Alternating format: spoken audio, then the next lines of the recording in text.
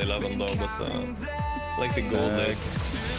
Oh, that's a one-shot. Comes to the support here. Going on, might be looking... No. As much damage to her either, so... Yeah, she's a tank now. Yeah, that seems like a dead Isu. Engage going on to mid lane though. Look at this as... yeah, Lanomania being godlikes here. That is probably... Flash away here from the Oren. They do have the Herald, they could 15 seconds. Kale is able to buy some time at least, but the first turret goes down instantly. Is this going to be Herald dance here? 5-12. Yeah, this looks a bit GG as yeah, Slice. Everybody goes in here. Rich Gang going to lose that game as Lanomania picks up the first game here of the series into this Tristana as Screwdy waiting here for Slice. Look at Cronin also moving from the mid lane here. Bot lane not going to move up. That is a fair going through onto Slice. Probably going to force that flash. Oh, he gets it. Yeah, good flash from Slice. They also forced the flash in the bot lane. Dangerous has the flash on the Vladimir here. Good pull. Is it enough though? He has the Q now this time. It's going to go down maybe. Look at yeah, tries to survive here, but that seems to be a dead Banderas. Yeah, there's no way out for the Banderas here. Vladimir too weak early. Gets a reset here, flash Q from Patatis, but Saito still running at yeah, Patatis. It's gonna be fine, I think. This is a bit deeper. The Q heal from Thug as well here might be able to look for DW, getting that knock up onto Patatis. Saito going to get a bomb off. One more auto. Of looking. Yeah, it's so close. And then probably Lee Sin can just teleport mid and catch the wave now.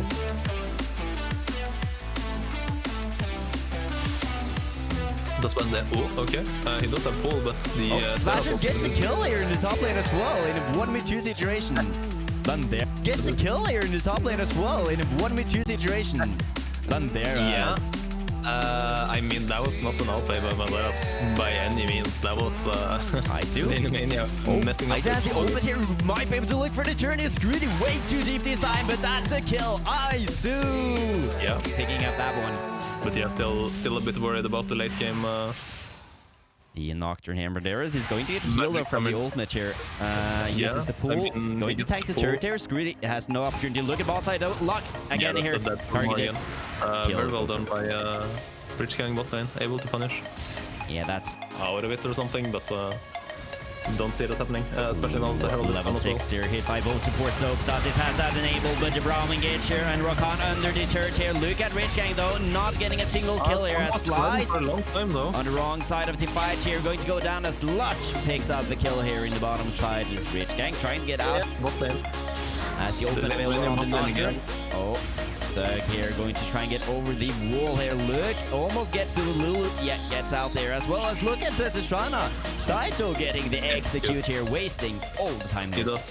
He has the shot and he has 0 kill for this. So has the flash here. Going to use that to get out. That's Thug. Thug has been picking his engages really well this game. Slice so going to punish this Lee Sin. Going to look for the kick to get disengaged here. Look at this. That's the kick away though. Banderas with a flash going to follow this Lee Sin. He doesn't have a ward. Ooh, he died. Anna jumping in her. Oh, the stopwatch here from Patatis though. As Tug gets out. But they're not staying to finish the Brawl. Oh, look at the shields here. Isn't that Saito. a free kill for Rakan Tristana? Getting that. So yeah, flash. Okay, thank you. Getting the kill there. I mean, Lee Sin has also not been able to do anything, and like he's obviously going to get out by this Vladimir.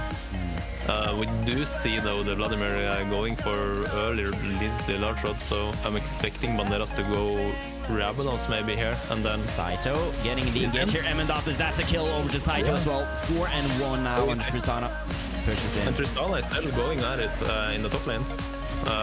If they actually get this turret, I mean Tristana is going to be so rich.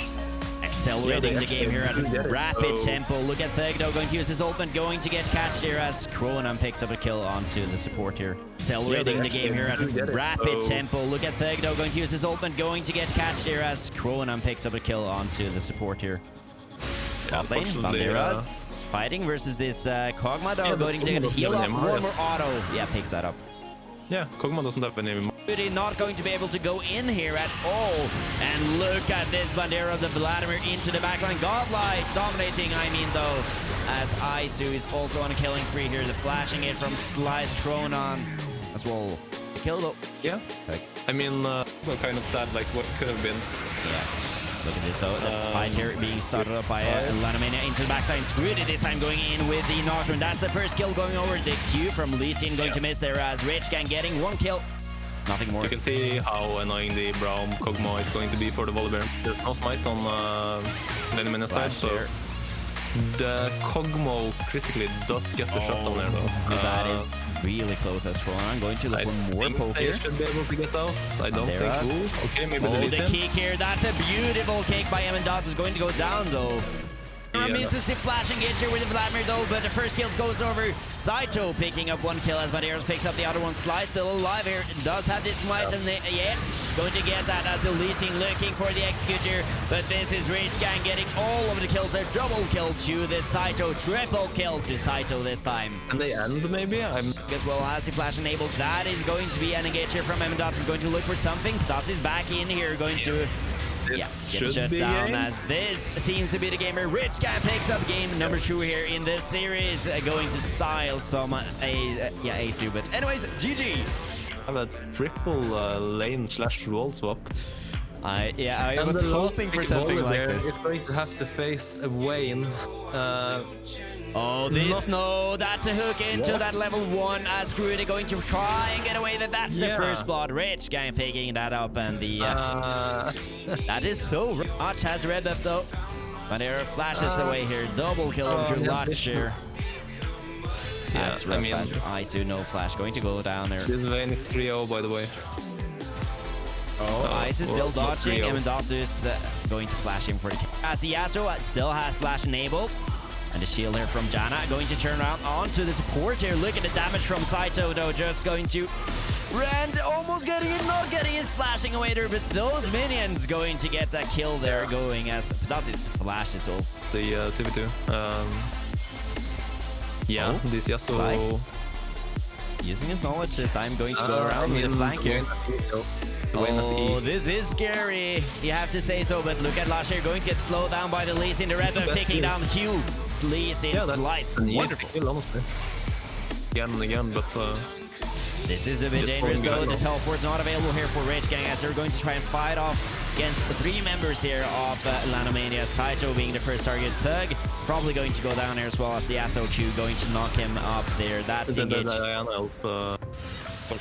Not knowing where the enemy jungler is and getting punished for it. But look at this though. Slice here coming towards the Drake here, going to try and find that smite. Not getting it as Hippodot is going to be the target here, getting the kill onto that one, slowing down Krona being the next target in that. Q hits, and that's a double kill going through for Slice. Even though they're even in gold, it doesn't look too great right now. Slicer just going in. Bandera's still level 6 here up against Lach this time. No flash available. Yeah, the flash is available here, but that's a kill. Going to get the support here. Thug being a cheeky support player, and that might be the dive as well onto Chronon in this 1v2, 1v3 in the bot lane here. Krona. This seems to be dangerous. Thug starting to tank here. The turret going to try and run out. Lantern getting that and also getting out with the kill here. 1v3 in the bot lane here. Krona. This seems to be dangerous. Thug starting to tank here. The turret going to try and run out. Lantern getting that and also getting out with the kill here. Look at top lane. Really trying to fight a Banderas in the wave though. This might be a minion difference. One more auto. Banderas gets that. When they're running into them and giving away kill after kill, and now suddenly there's Banderas being exposed there and flashed on. 3 levels down, by the way. And the E there from Lach going to save him. What are you doing? That is painful. Using both summoners. Yeah. I mean, I'm gonna sound like a broken record soon, but you know, scaling and stuff. And look at Slice though, getting catcher onto Lach this time with no flash on the Vayne. That is way too much damage. Lach not having the best top lane performance this game. Turret goes over to yeah. Lee Sin's still super strong, obviously, running around with the shutdown now, so... Oh, but Saito, that's a bit dangerous, being exhausted under the turret here, just trying to get away, uses the flash though. Rona not getting onto anyone, and 1v2 here. Saito.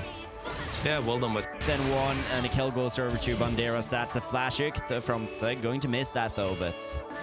Still, yeah. Look at mid lane. Ice as well getting the opened off onto Scrooty. A lot of damage. One more.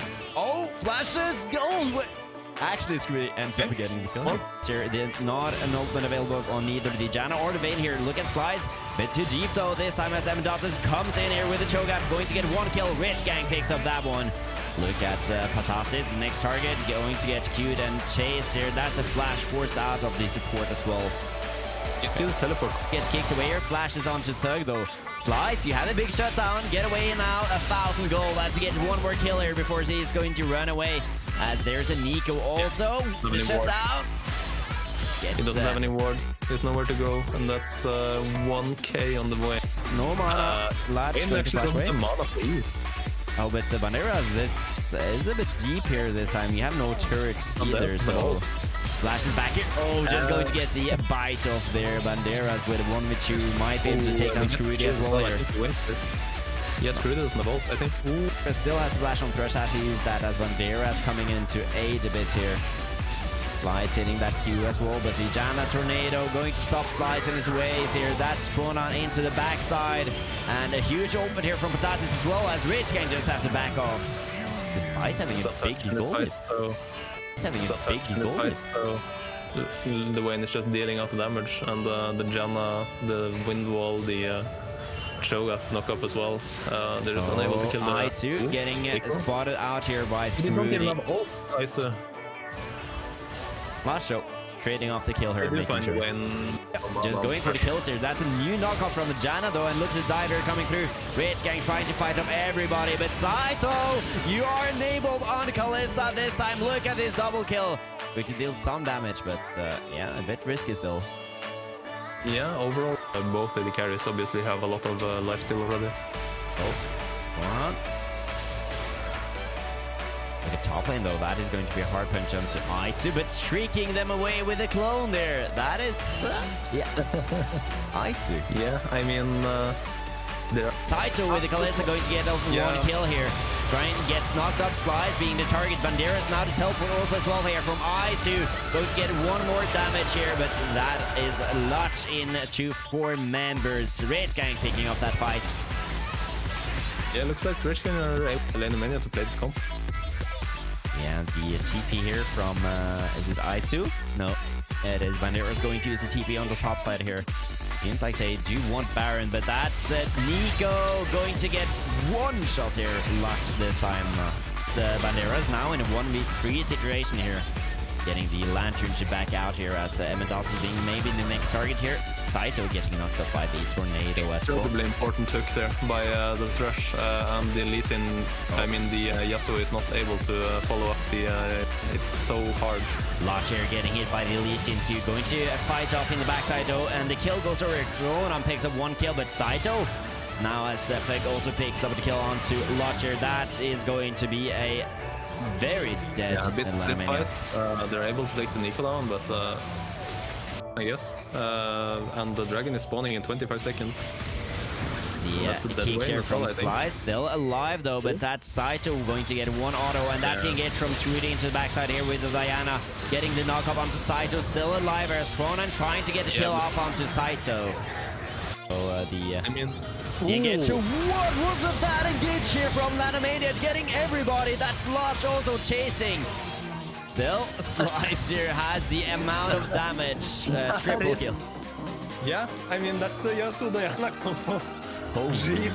And there's into the pit. Scrooty looking to get catch here. Kalista, Saito still surviving, trying to get a Janna this time in the fight. And the knockups come through here. They're going to look for the AD carry. Saito still alive though. And uses the GA here to survive it. Lanomania this time winning the fight from Baron. That means actually Baron is going to go over. But like, that's another kill, and that's gonna be full ace, and they don't get the soul, they don't get the Baron. Oh, look at Ice again here judging. What a beautiful judge here by Ice. There's the wave here. Oh, but he predicts the... actually, never mind Ice with the play there. Going to get out though. That is good look for Saito. Not going to get a knock up though. That is huge actually, as Aizu gets 3 members here with the ultimate, and that's Evane getting catch out there. Beautiful hook by Thug though.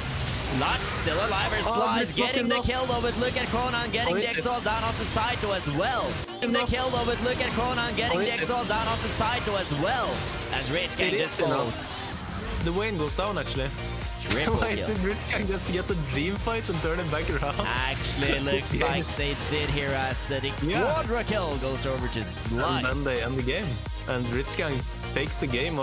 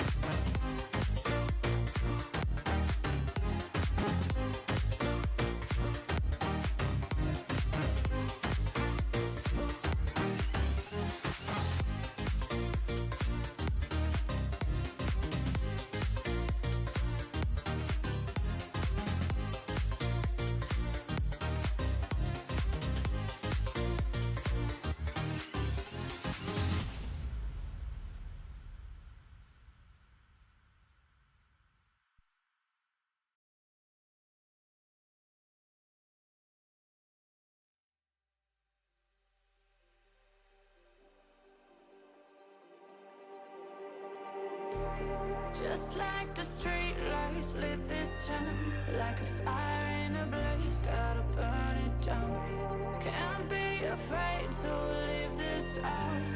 We got this far, don't know how. I see danger in your eyes. They know we'll burn down the night. Coming just like the sunrise. You know that we're gonna let it away. Tonight, we're gonna let it away. Tonight, we're gonna let it away. Just like the sunrise, we're gonna let it away.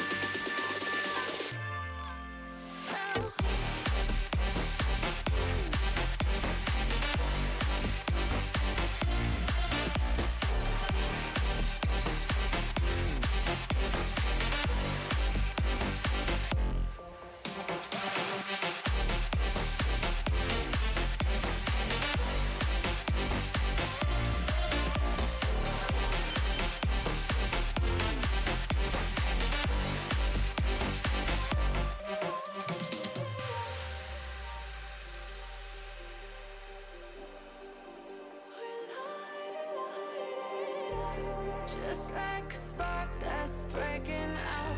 Can't make a stop, can't turn back now. We know that there's no room for doubt. No, we can't turn back now. I see danger in your eyes. They know we'll burn down the night. Coming just like the sunrise. You know that we're gonna let it away. Tonight, we're gonna let it away. Tonight, we're gonna let it away. Just like the sunrise, we're gonna let it away.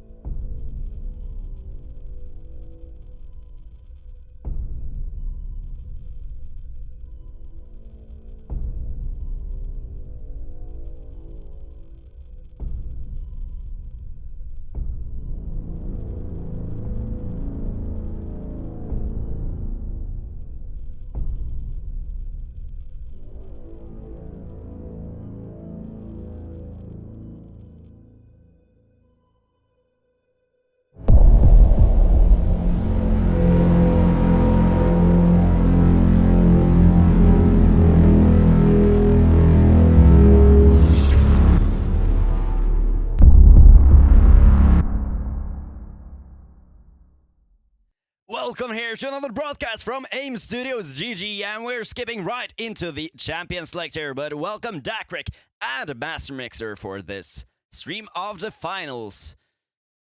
Hello, welcome. Hello.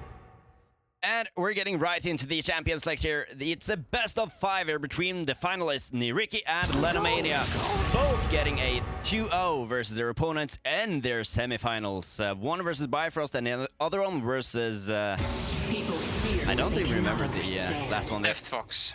Fox, yes. And getting into the champion select, look at the bands here. Dacreq, Mastermixer.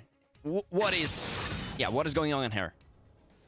Yeah, I mean, we've seen it throughout the tournament, right, on this patch. Xin very common first pick. If not, then like giving Xin on red side feels pretty bad. So Lanomania and Scrudy obviously wanna pick it if they can. Yeah. And with that, yeah, the Xin going to be locked in here. What should we expect as the counter pick here on the... Oh, never mind. They're actually gonna pick Seraphine, okay. At least I get the flex here between the Seraphine, but I do believe it's most likely gonna go towards the bot lane here. And it seems like... played a few games, Seraphine mid. Well, yeah, he actually has. He's actually played it more than a few games, actually, when I realized now. Yeah. He actually picks it up very often, yeah. Yeah, exactly. You wouldn't think that was the kind of champion for base, and when you look at his champion pool, etc. But it's something that has been working fairly well for Nyyrikki throughout this tournament. Yeah, and we have seen both these teams play before in this tournament, though we didn't cast the semi-finals here, but both these teams played amazingly, and I think also, wasn't it? Yeah, Rich Gang who took down the Lanomania team here, but Nyyrikki not giving up a game versus Rich Gang, but then again, Yeah, so these teams have already played, obviously, and Lanomania won at least. I don't remember if it was 2-0 or 2-1, but Lanomania obviously undefeated throughout the group stage. Yeah. And what about this locking here, though, with the Braum Ashe here into the bot lane? Dacreq, what is going on here? I mean, they just want to lock the Braum early, I guess. It's nice versus Aphelios, but blinding Braum here, like, you're obviously going to open yourself up to a Rakan counter pick, and Nyyrikki just instantly locks it in. But that also does mean that this Seraphine is going to go into the mid lane for sure. I think the Braum E still stops the Seraphine ult, and like it doesn't extend past Braum lane, I do believe. Yeah, I think that's also why they're picking the bomb here. It is to stop the Seraphine, and it's such a crucial ult that can just turn fights. And if you can stop that from happening, I think that's kind of the reason why they're going Braum. Yeah. Yeah, so a lot of this game will be on the shoulders of Sign side here, which is actually a step in. It's a substitute here for their original support, who is out due to sickness today. So, I mean, we did experience... Hello? You there? Hello? Hello. Hello? I think my computer is... Oh, you're lagging a bit, yeah, I think. Oh, no. That is terrible. Hello? Yeah. No, anyways, so... I think you're lagging a bit. Still? No. Better now. Better now. Oh, yeah. Yeah, now I can hear you, yeah. Okay, anyways, I was just going to say that we saw that Tug, one game... Flipper, wait, sorry. Flipper Nuno, hello. Oh. Okay. Oh, goodness. Okay. What is going on there? here? As well. Yeah, Xerath, very common pick for Cronin here mid lane. And they've also played a lot of Ornn in top lane for Lanomania, but the Nuno pick is very interesting. I mean, it's Flipper, so obviously he can always pull it out if he wants to. I don't think he pulled it out a single time in the group stage. I didn't watch their semifinal, but yeah, that's actually really exciting. You don't often get to see it in competitive, but looking at Lanomania's comp, I don't think they mind too much, as long as they can keep like control over Nunu and like the standard Nunu ganks from crab speed, and then you use the snowball, etc. Like they already have a Braum, they have an Ashe. Ashe 2 items is gonna shred this Nunu. Yeah, I feel it's a bit hard for them to get onto the Lanomania team. Obviously they have the Seraphine ult and the Rakan ult, but they're very reliant on good execution here. The thing about Nuno as well is that he's very good at like perma ganking, as at least you can see that in solo queue games. But in the current draft here, he doesn't really have any easy lanes either to gank. So I'm not sure how easily they're gonna be able to execute that.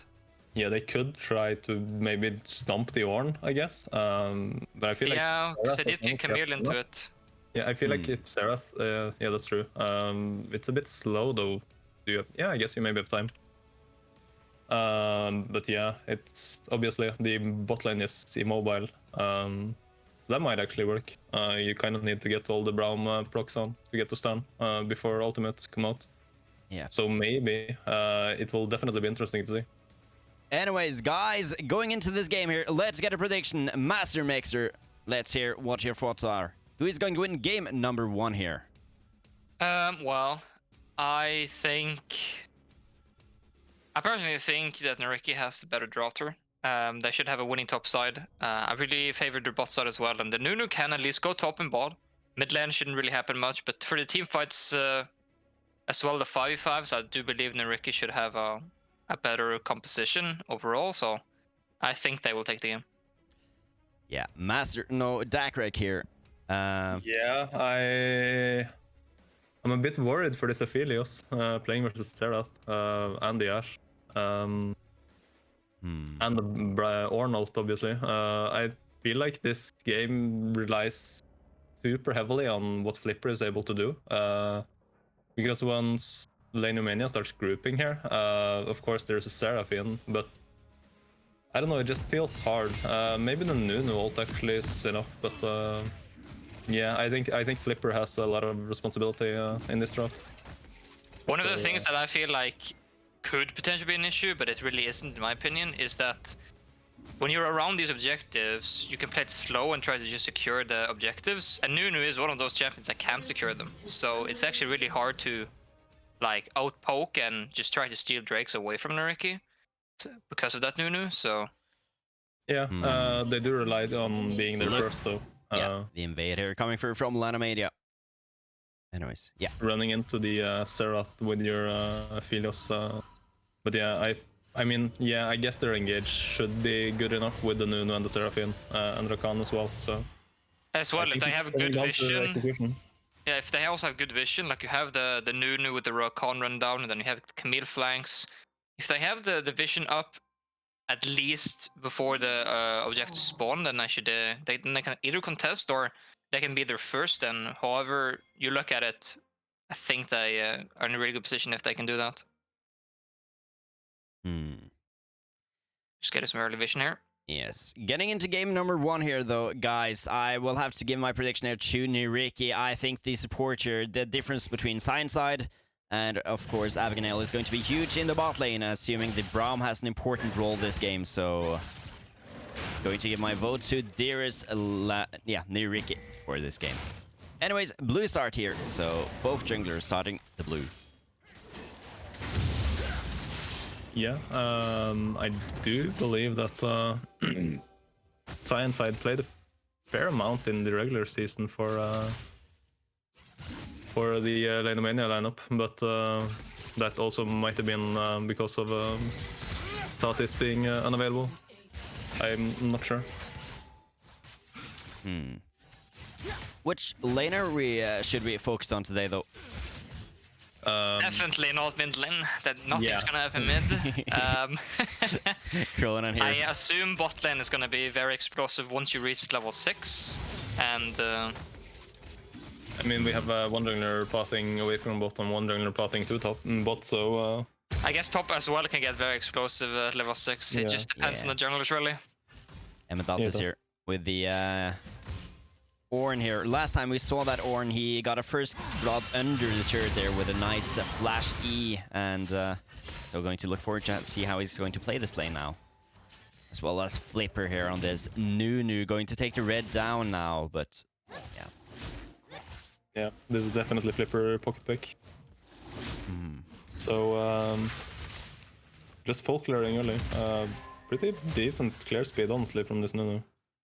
I think he did get a leash though, didn't he? Yes, he did get a leash in the bot lane there. Yeah, takes a bit long to clear the small Krugs, I guess, but he's just farming, chilling. But that does mean he wants to spend some early attention in the mid and top lane. Common Nunu tactic is just taking the crab and then standing on it, because the move speed gives your snowball. Look at the bot lane here, though. Nyyrikki. Yeah. The deep here, that's a flashing game from Science side, getting both the passives down here. Abigail going to go in and getting the knock up onto, but that's the passive going away though from Braum. That's a knockback again from this Grudy. Jin Zhao here, one more auto, but under the shirt, Science side is actually going to go down there. Top lane. Oh, Emmedatus. Oh, unfortunate Scrudy. Doesn't flash the Rakan knock up, so the Braum passive wears off. Braum even flashed for that early, so that is very a bit unfortunate. miscommunication maybe. Braum going a bit early. The regang top though. Yeah, Classic Nunu style. Flipper. Now there's no This flash. time no flash on the Ornn here. Look at this engage of Flipper. That's a second kill over to Nyyrikki. Patulska picking that up. It's a this is Nunu play. This is also really wonderful, because now you can also see that there's no flashes from Lanomania's bot side. So if Nunu now wants to start playing bot lane as well, he can. And Rakan still has that flash if he needs to get engaged for Flipper. So a lot of option for Flipper here, and the game for Nyyrikki is going exactly the way they want it, because they're the ones who's in the driver's seat, and they're the ones who need to do something this game. Yeah, it's so disastrous for Lanomania. Going for the play bot, using both bot laners flashes, 2 immobile champions as well, and at the same time Nunu is able to get a kill on the other side, so they invest so much and they lose both sides. It's really rough, and you can see now the Nunu is pathing towards the bot lane, wanting to punish the flashless Ashen Braum. Yeah, this lane actually going to stay under the shirt here for Lanomania. Nyyrikki should just try to look for Drake this early now. Because... well, let's see if they do it You then. can see Screwdy as well. Feels like Nunu might just, you know, do another full clear into top. So Screwdy is trying to cover his horn, but Flipper mixing it up. Yeah, it's just gonna go for the dragon. Early dragon, early mountain dragon for their team. As we said here, going to get that Drake. yeah, they know Latch is also backing here. So they have full control of the bot lane. Cronin doesn't really have mid shoved as well, so there's not much that Lanomania can do here. Cronin though, just trying to get some poke here. Yeah, just dragging it out to make sure that he can't steal it. Oh, Screwdy is here though. Does have a flash on Jin Zhao. Look at this. Going to go for the stealer. That's Flipper picking that Drake up as it goes over to Nyyrikki. Chasing a bit deep now though. Lanomania getting the root here. That's a flash ulti from Waze and also getting the kill there down as Cronin has a flash away. No flash this time. Going to go down and that's 2 more kills and a Drake picked up here for Nyyrikki. And I get a flash there from Screwdy. Yeah. That felt like a bit of desperation, unless Flipper has already used his Q, which, like, why would he, when he knows there's a possibility that Screwdy can get in and try to steal, so, like, you're probably not gonna outsmite the Nunu. Nunu's gonna have to mistime his own smite with his Q, and probably not gonna happen when Flipper is piloting the Nunu. Also the Seraphine able to come down with the ultimate, just, yeah, everything going Nyyrikki's way earlier. Yeah, the only way he would be able to steal that is... oh, top lane. Look at top. Yeah, top lane here. Protoska in a bit of trouble, going to ult away from Emendathus, but that's a deadly Ornn here. One more auto is going to make it, though. Look at this, the snipe here from Emendathus picking that up. Getting something back in return at least. Yeah, bit strange. Protoska getting the early tension, getting the early kill. And he has flash as well. Yeah. Which really shouldn't die there. I think he just misplays a bit. There's not even the spellbook ignite on the Ornn here. He's running grasp, so just overestimating how much he's able to tank, I guess. At least there's something going right here for Lanomania this game. Emendathus again on the Ornn, as we saw last time too, playing that champion really well here in the top lane. Going to be interesting to see how he plays it into the late game as well, though. But look in mid lane, a CS difference here between... Yeah, it's about 15, 13 CS between Wazen and Cronin.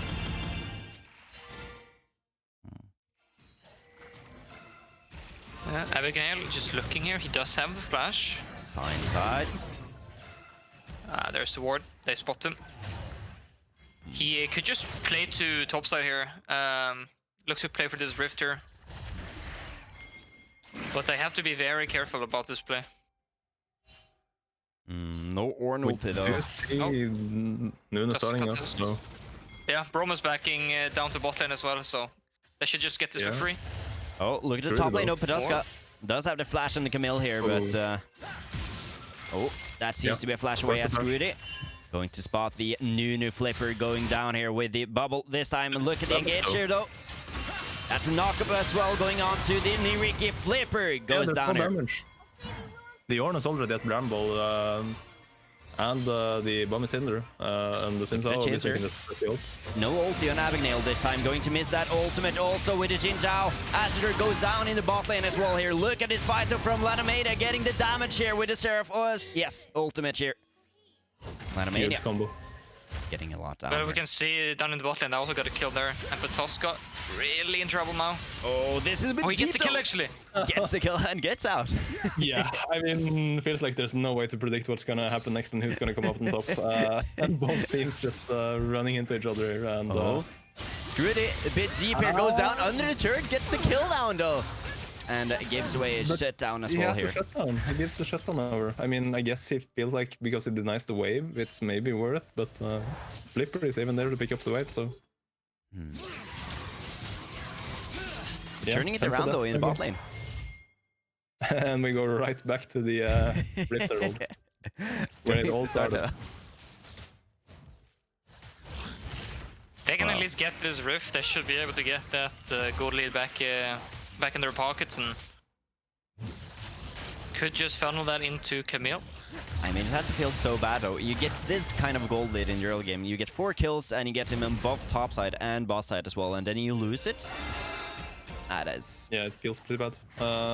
Especially Sinsao getting basically back into the game, I feel like. Sinsao not the fastest player, and since he's able to pick up these kills, he's gonna be relevant for a while still, obviously.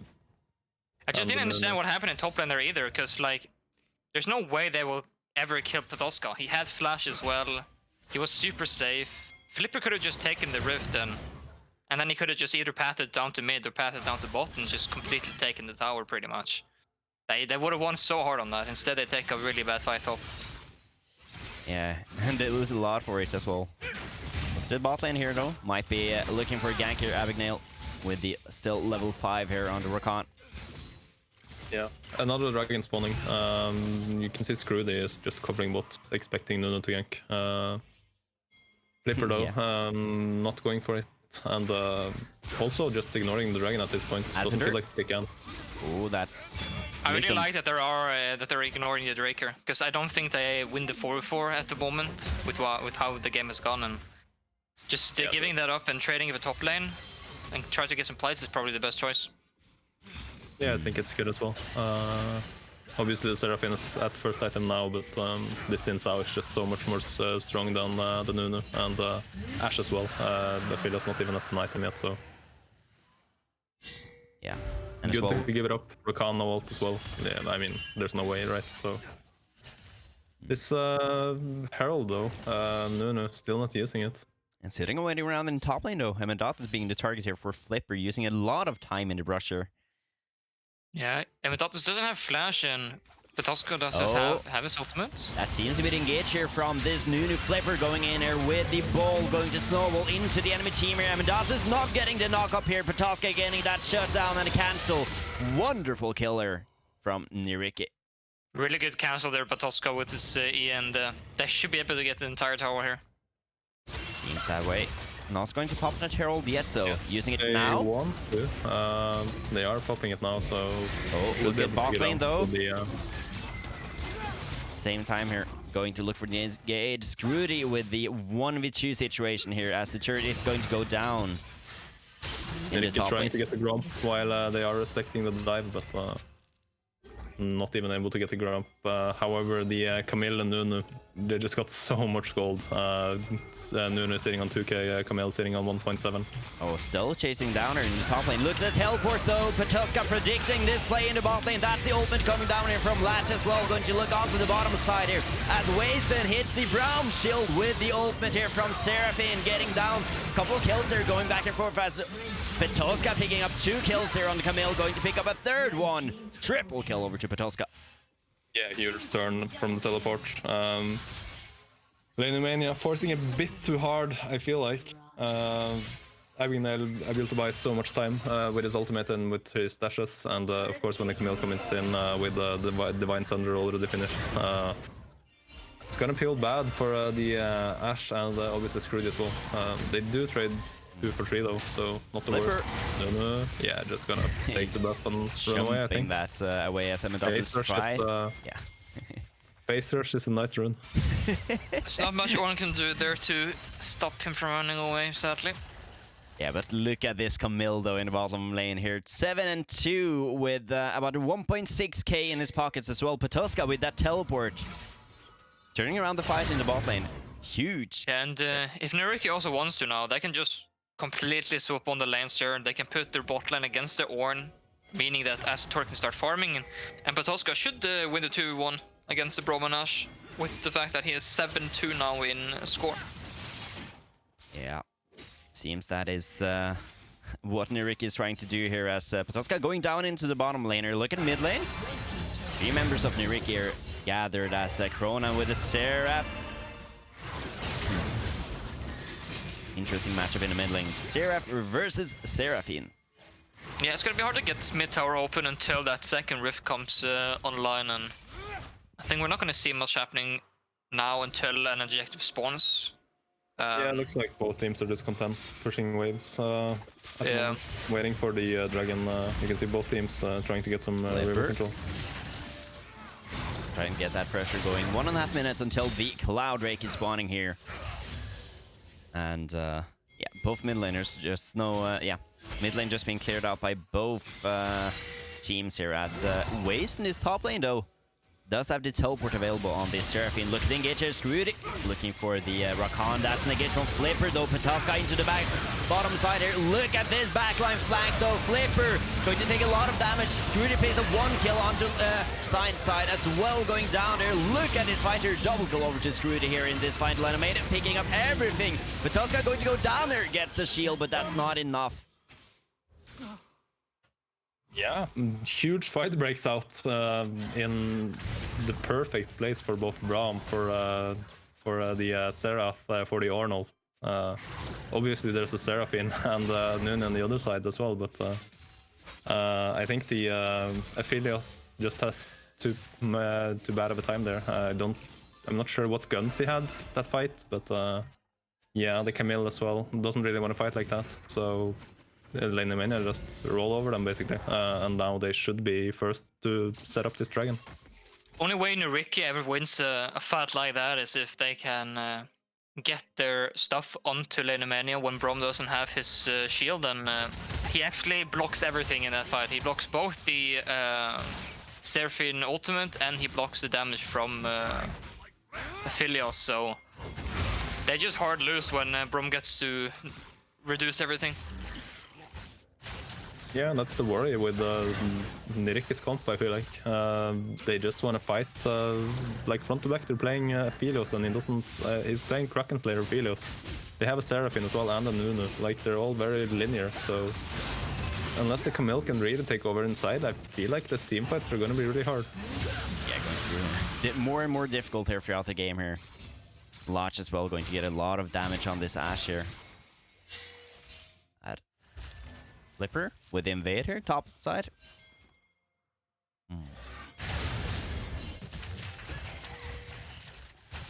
Look at the score, though.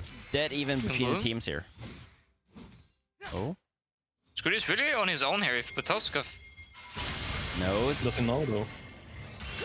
Does have a bit of control here. Look at the Flipper as well. How close one is, so. Scared to go for it. Ashe had 2 items already, actually. Going for the Rage Blade second as well. Yeah, Latcher. That is a bit of a scary Ashe here, as 3 members though of Nyyrikki trying to push down this mid lane turret, as Kronan getting some free time also in the top lane here. There is a Nunu there, going to use... Yeah, this is post lane phase Nunu. Oh, just there's the Ashe arrow though, trying to get something down here. That's the Braum ultimate as well. There's no Braum shield anymore. That's the engage also from Screwed. That's it. 3v4 and the Seraph ultimate comes down here. Look at Lanomania trying to get something down, and the Seraph ultimate deals a lot of damage here, but yeah, still. Yeah, but they're not able to do anything there. The Aphelios, like, he can only hit the Xin Zhao, but Xin Zhao is 5 seconds in vulnerability versus ranged, so yeah, it's just rough. Yeah. And then again, yeah, Lanomania here trying to punish. Though the mid lane turret got opened here as Nyyrikki pushed down with the Herald, and Kronan going to punish in the top side though. That is as the bottom laner. Pataska has TP if they want to take this fight. Close. Nah, doesn't want to commit for it. Yeah, I think this is basically what we're gonna see a lot of this game now. The teams sort of grouping some people inside, some people in mid, and then look at the flank here though. No ultimates available here from Lanomania, going to look for something. Behind them. Oh, Orin coming from the bottom side here. That's the Orin, that's the Braum shield. Oh, that's a 5-man Amendatus Orin ultimate going to almost hit, and look at the engage here though from Screwed into the backside here, as Flipper also gets knocked down, as Kronan picks up 2 kills with a Seraph, going to flash in there, getting the Q down onto Azatur. That's the Ashe arrow as well, just coming off cooldown as they chase down Nyyrikki. Triple kill to Kronan here. Avganel going to be the next target, might be going down here, as that's the sniper, so quadra kill there for Kronan this time on the Seraph. Yeah. Kronan having fun playing versus these champions. Nobody can reach him really, so unless the Camille dive bumps into the backline, or if he gets hit by maybe a Seraphine ult, the Seraph is gonna be untouched.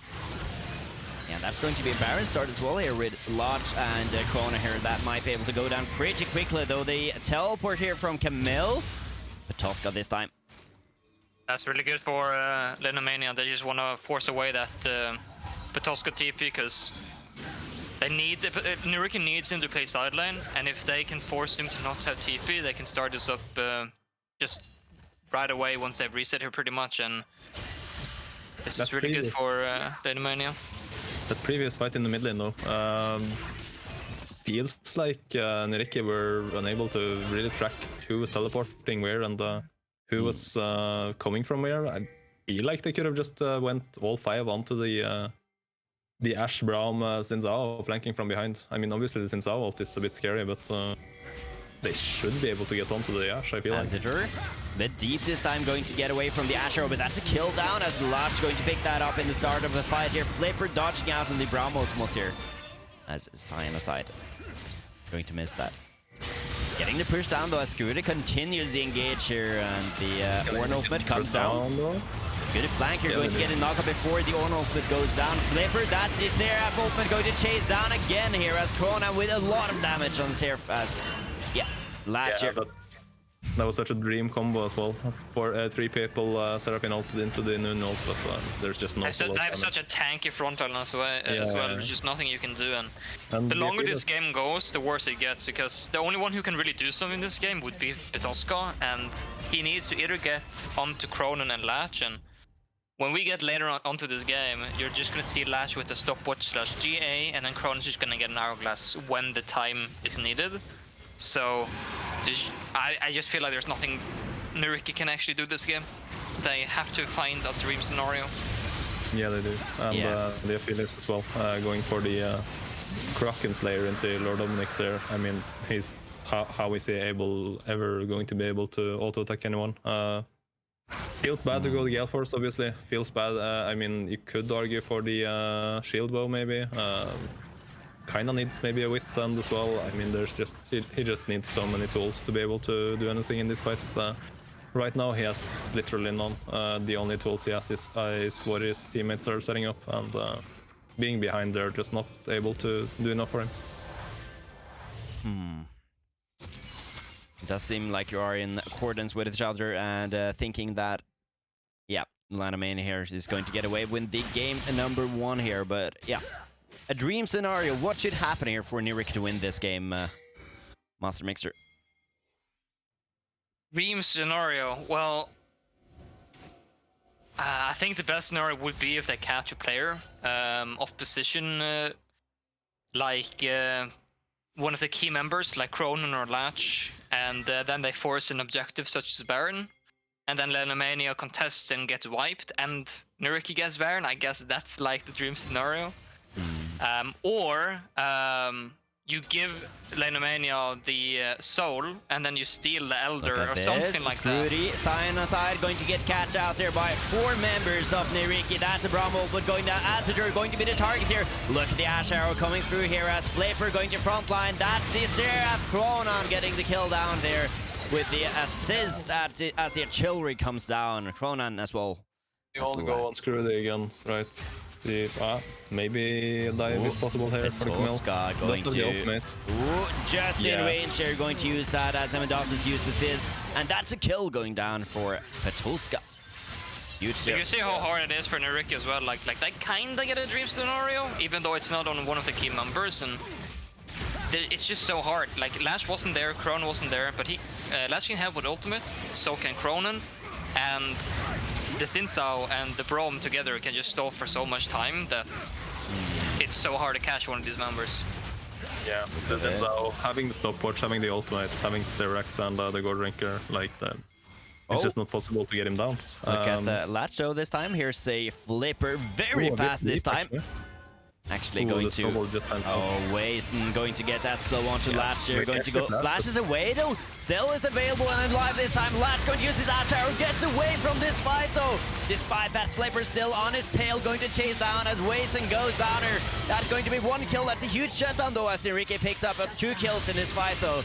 But look at Screwdy, he's here. Members of Lanomania is dead. Oh, that's happening. Also coming with the Rakan ultimate, going to char everybody as Petosca still alive here on this Camille. Going to look for Screwdy. Sinusoid getting back into this fight though. Flipper going to be the target here. 10 and 4, this Petoska trying to get something back here, but I think that's useless as the open comes down here. Gets a lot of damage. Double kill here for Squid. You can just see the healing from Scurry as well there. Like, he can survive so long, it's just staying the entire fight. And even though they get the key members, there's just no damage left on Nyyrikki's side except for Petoska. And yeah, he just can't do the work on his own. Yeah, I was initially super surprised that Latch actually throws the flash there. Felt like he would just go down, but he bought so much time actually, and his team was able to teleport in and come helping out. But they do go down, and they use basically both of the important flashes on both Ashe and the Xerath. So if Nyyrikki is able to punish those flashes members within, I mean, it's like 3 minutes left maybe. So there is the good thing for Lanomania though is that there is no big objectives except for. I mean, the Drake doesn't really matter either for Lanomania if they lose it, and those flashes are... You're not gonna... There's no important objective, really. So they can play it slow and just try to have the Ore and the Xin Zhao around. Because even though they don't have flashes, if there's no one... if they're all grouped, then it's so hard to do anything anyway. Yeah. So they should just need to play slow now. Despite that, with the Baron buff. Nyyrikki, they got off all of the Baron buffs almost with the fight there. Oh, he kills! Azudur just goes down there. Kronham with the snipes though on this Seraph here. He's playing Aphelios versus Seraph, and he does not have the Wits End. Like, that's gonna happen. He doesn't even have the shield bow. No. It's not very playable for the Aphelios. Oh, look at Flipper though, going to run down in the mid lane here. That's not the right lane here, Flipper. Bot lane going to be the focus here of Lanomania as Petoska continues to push in the top side though, but this might be a game-ending push here from Lanomania. 9 seconds on Azudur. Alfredo now realizes he needs some MR sitting on his crystal. Look at this though, that's the ultimate here from Emmendoff is going to flank and keep Petoska away from the fight here. Abigail goes into the front line here with Rakan. Going to look for something as Petoska into the back line here. That's a huge Nunu ultimate there, going to go down. Flipper gets a slow and a shutdown there. That's a double kill. And almost a clean ace here as the teleport comes through though. They only have one teleport. If Petoska teleport was up, they definitely could have ended, but do they have time actually? Did Lanomania just really throw it there? Oh, look at this. They just run through mid lane here. They just ignore mid lane. Yeah, they just end. They have time. Oh, look at this Wazer with a huge wave. Are going to push down. Really? No, wait, actually though. Oh, Wazer, he continues to push here. Really? That's a feel bad moment. I mean, actually, Wazen here continues to push. Petoska coming in there. And that seems to be game number 1, guys, as Lanomania gets a bit too cocky there. Nyyrikki picking that up, turning the game around here. Well played, GG. And the game goes over to Nyyrikki. I guess that is the dream scenario. Wipe the enemy team. Yeah, just pray that Skrud is randomly tanking turret and they're all lining up for the perfect Seraphine ult into the perfect Nunu ult. I don't think the Aphelios was even alive there to do anything, so yeah. I don't know. A bit of shame we can't see the damage charts because... I think Aphelios did like literally nothing except for I think he was still like dead or... So that was basically only the Seraphine, which does deal a decent amount of damage here, obviously, but and the Camille then probably, and Nunu as well. I mean, with this Empire standing in front of everyone. Wow, yeah. Well, they got a win though. That is. Yeah, we keep the prediction correct. Let's go. Yeah, wonderful. That's game 1. Thankfully for Lanomania, this is the best of 5. They get one of those if they really need it. So yeah, short break, I guess, into the second game. Yeah, let's take a break here before the second game, guys. And with that, enjoy the highlights as we're back in 5 minutes time with game number 2 here.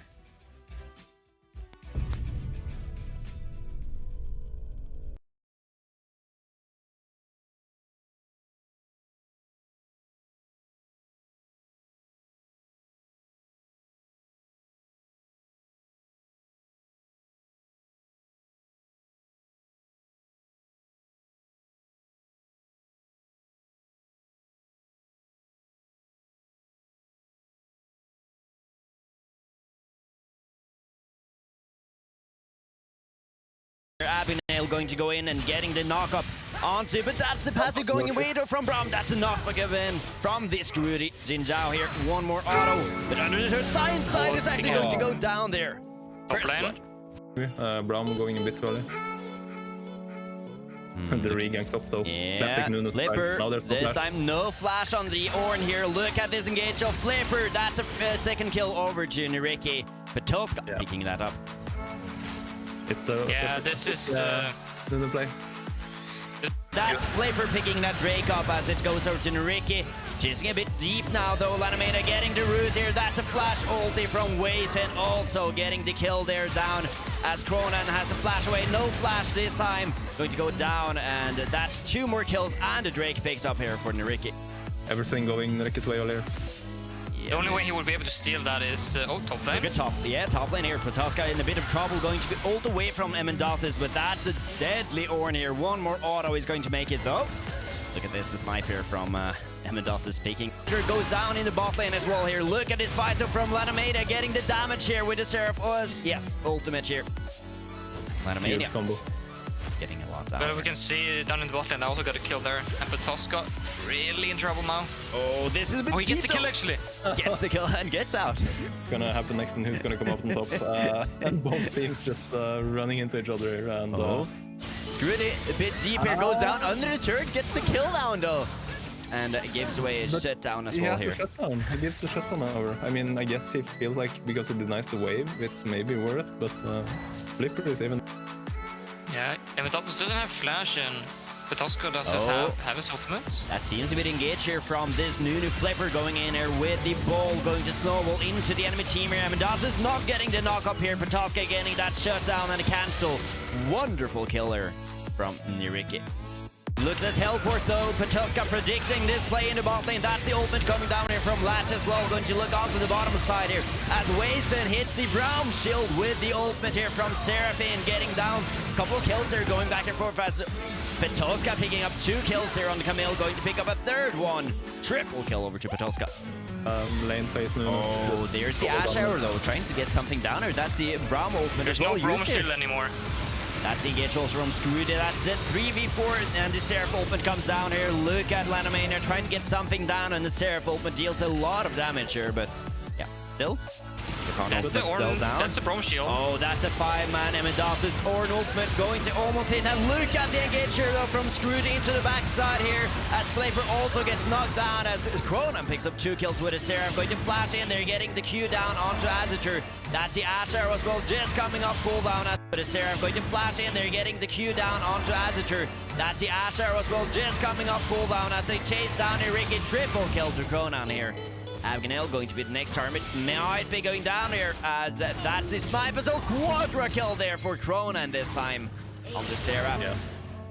Kronan having Braum Xin Zhao flanking from behind. I mean, obviously the Xin Zhao ult is a bit scary, but they should be able to get onto the Ash, I feel like.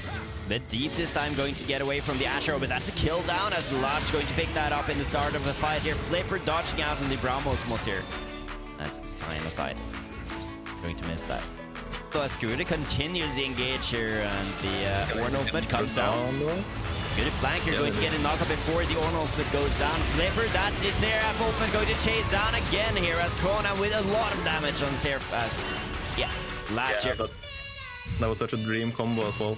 And aside, going to get catch out there by 4 members of Nyyrikki. That's a Braum ultimate going down. Azatur going to be the target here. Look at the Ash Arrow coming through here as Flipper going to frontline. That's the Seraph. Kronan getting the kill down there with the assist as the artillery comes down. Kronan as well. The on go on Screwly again. The on go on Screwly again. Right. Maybe a dive is possible here for the Camille. Going to the ultimate. Just in range here, going to use that as Emendathis uses his, and that's a kill going down for Patulska. Huge kill. You can see how hard it is for Nyyrikki as well. Like they kinda get a Dreamstone open. Going to char everybody as Patulska still alive here on this Camille. Going to look for Screwdy. Sign aside, getting back into this fight though. Flipper going to be the target here. 10 and 4, this Patulska trying to get something back here, but I think that's useless as the open comes down here. Gets a lot of damage.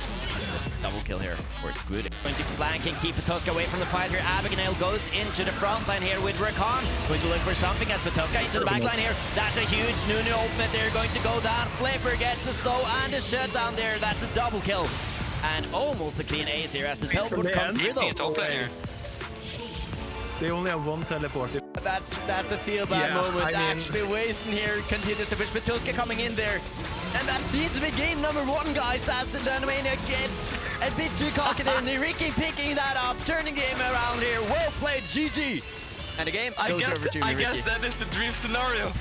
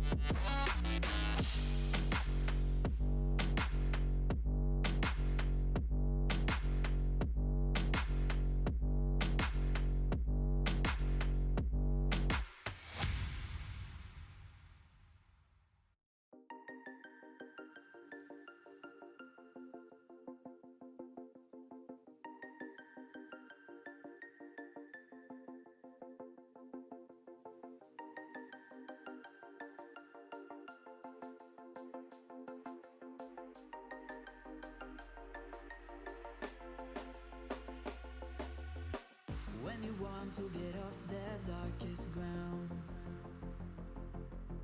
but gravity pulls you straight down. Earth from a bird's eye view. You should grow feathers and see this too. When you want to get off the darkest ground, but gravity pulls you straight down.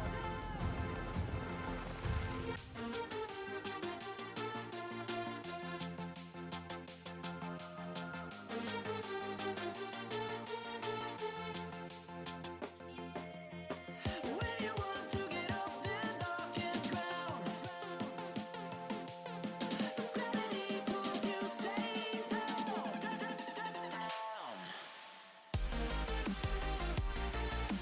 Clear sky.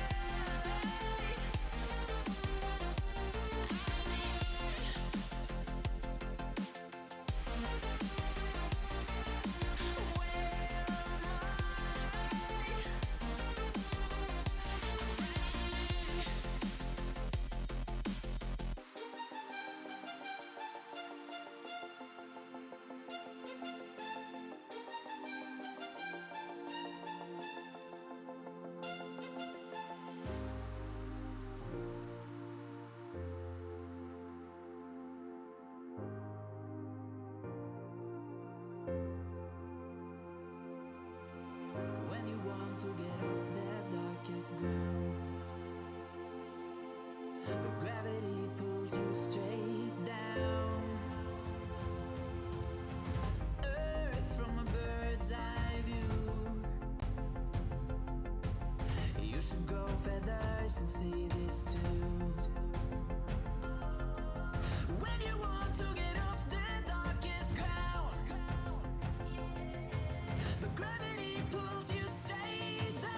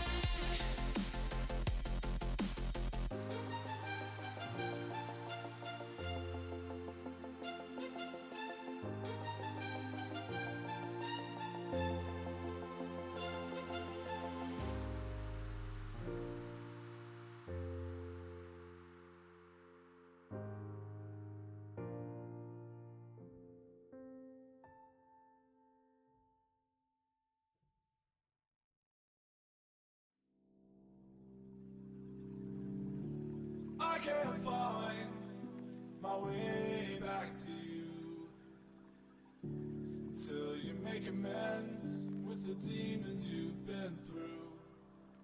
And I can't regret leaving you alone until you find your way back home.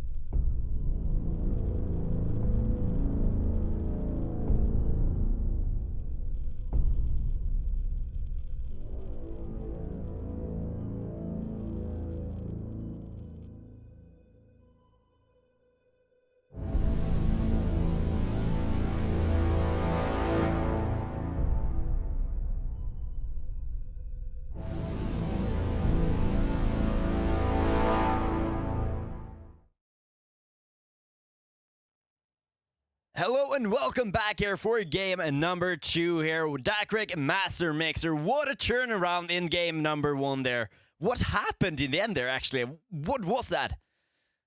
Dacreq. Oh. Yeah. Yeah, Dacreq, you can take it. Yeah, I mean, Lanomania just... Yes, they just felt the game was over, and they just all funneled into the Nunu Xin Zhao tanking turret, and I think 4-man Seraphine ult as well, with the Union top. They just all got wiped. CC'd and yeah, they just got wiped. Yeah, They all just inted, to say the least. Yeah, they did. Kind of. Well, we are getting into the champion select here of game number 2. Just stand by, and we should be ready to go into the champion select here. Again, the same size for the team here, but different bans though this time. Jarvan and Lulu going to be banned out, or did we even see them last time? There was... They were banned last time as well, yeah. Oh, okay, well. Anyways, getting into game number 2. Well, I mean, I guess we're just gonna see Xin Zhao again here, really. Probably, Because I don't think Lanomania wants to change anything up, because they had such a solid draft. They just threw the game away themselves, and I guess they're just gonna opt towards the same. I do not think we're gonna see another Nunu game. I feel like he wasn't able to do enough. I mean, even with that dream start of his, yeah, he just couldn't really do anything with it, so... Yeah, I feel like the 2 last picks from Lanomania made it super hard, and also the Braum already being there.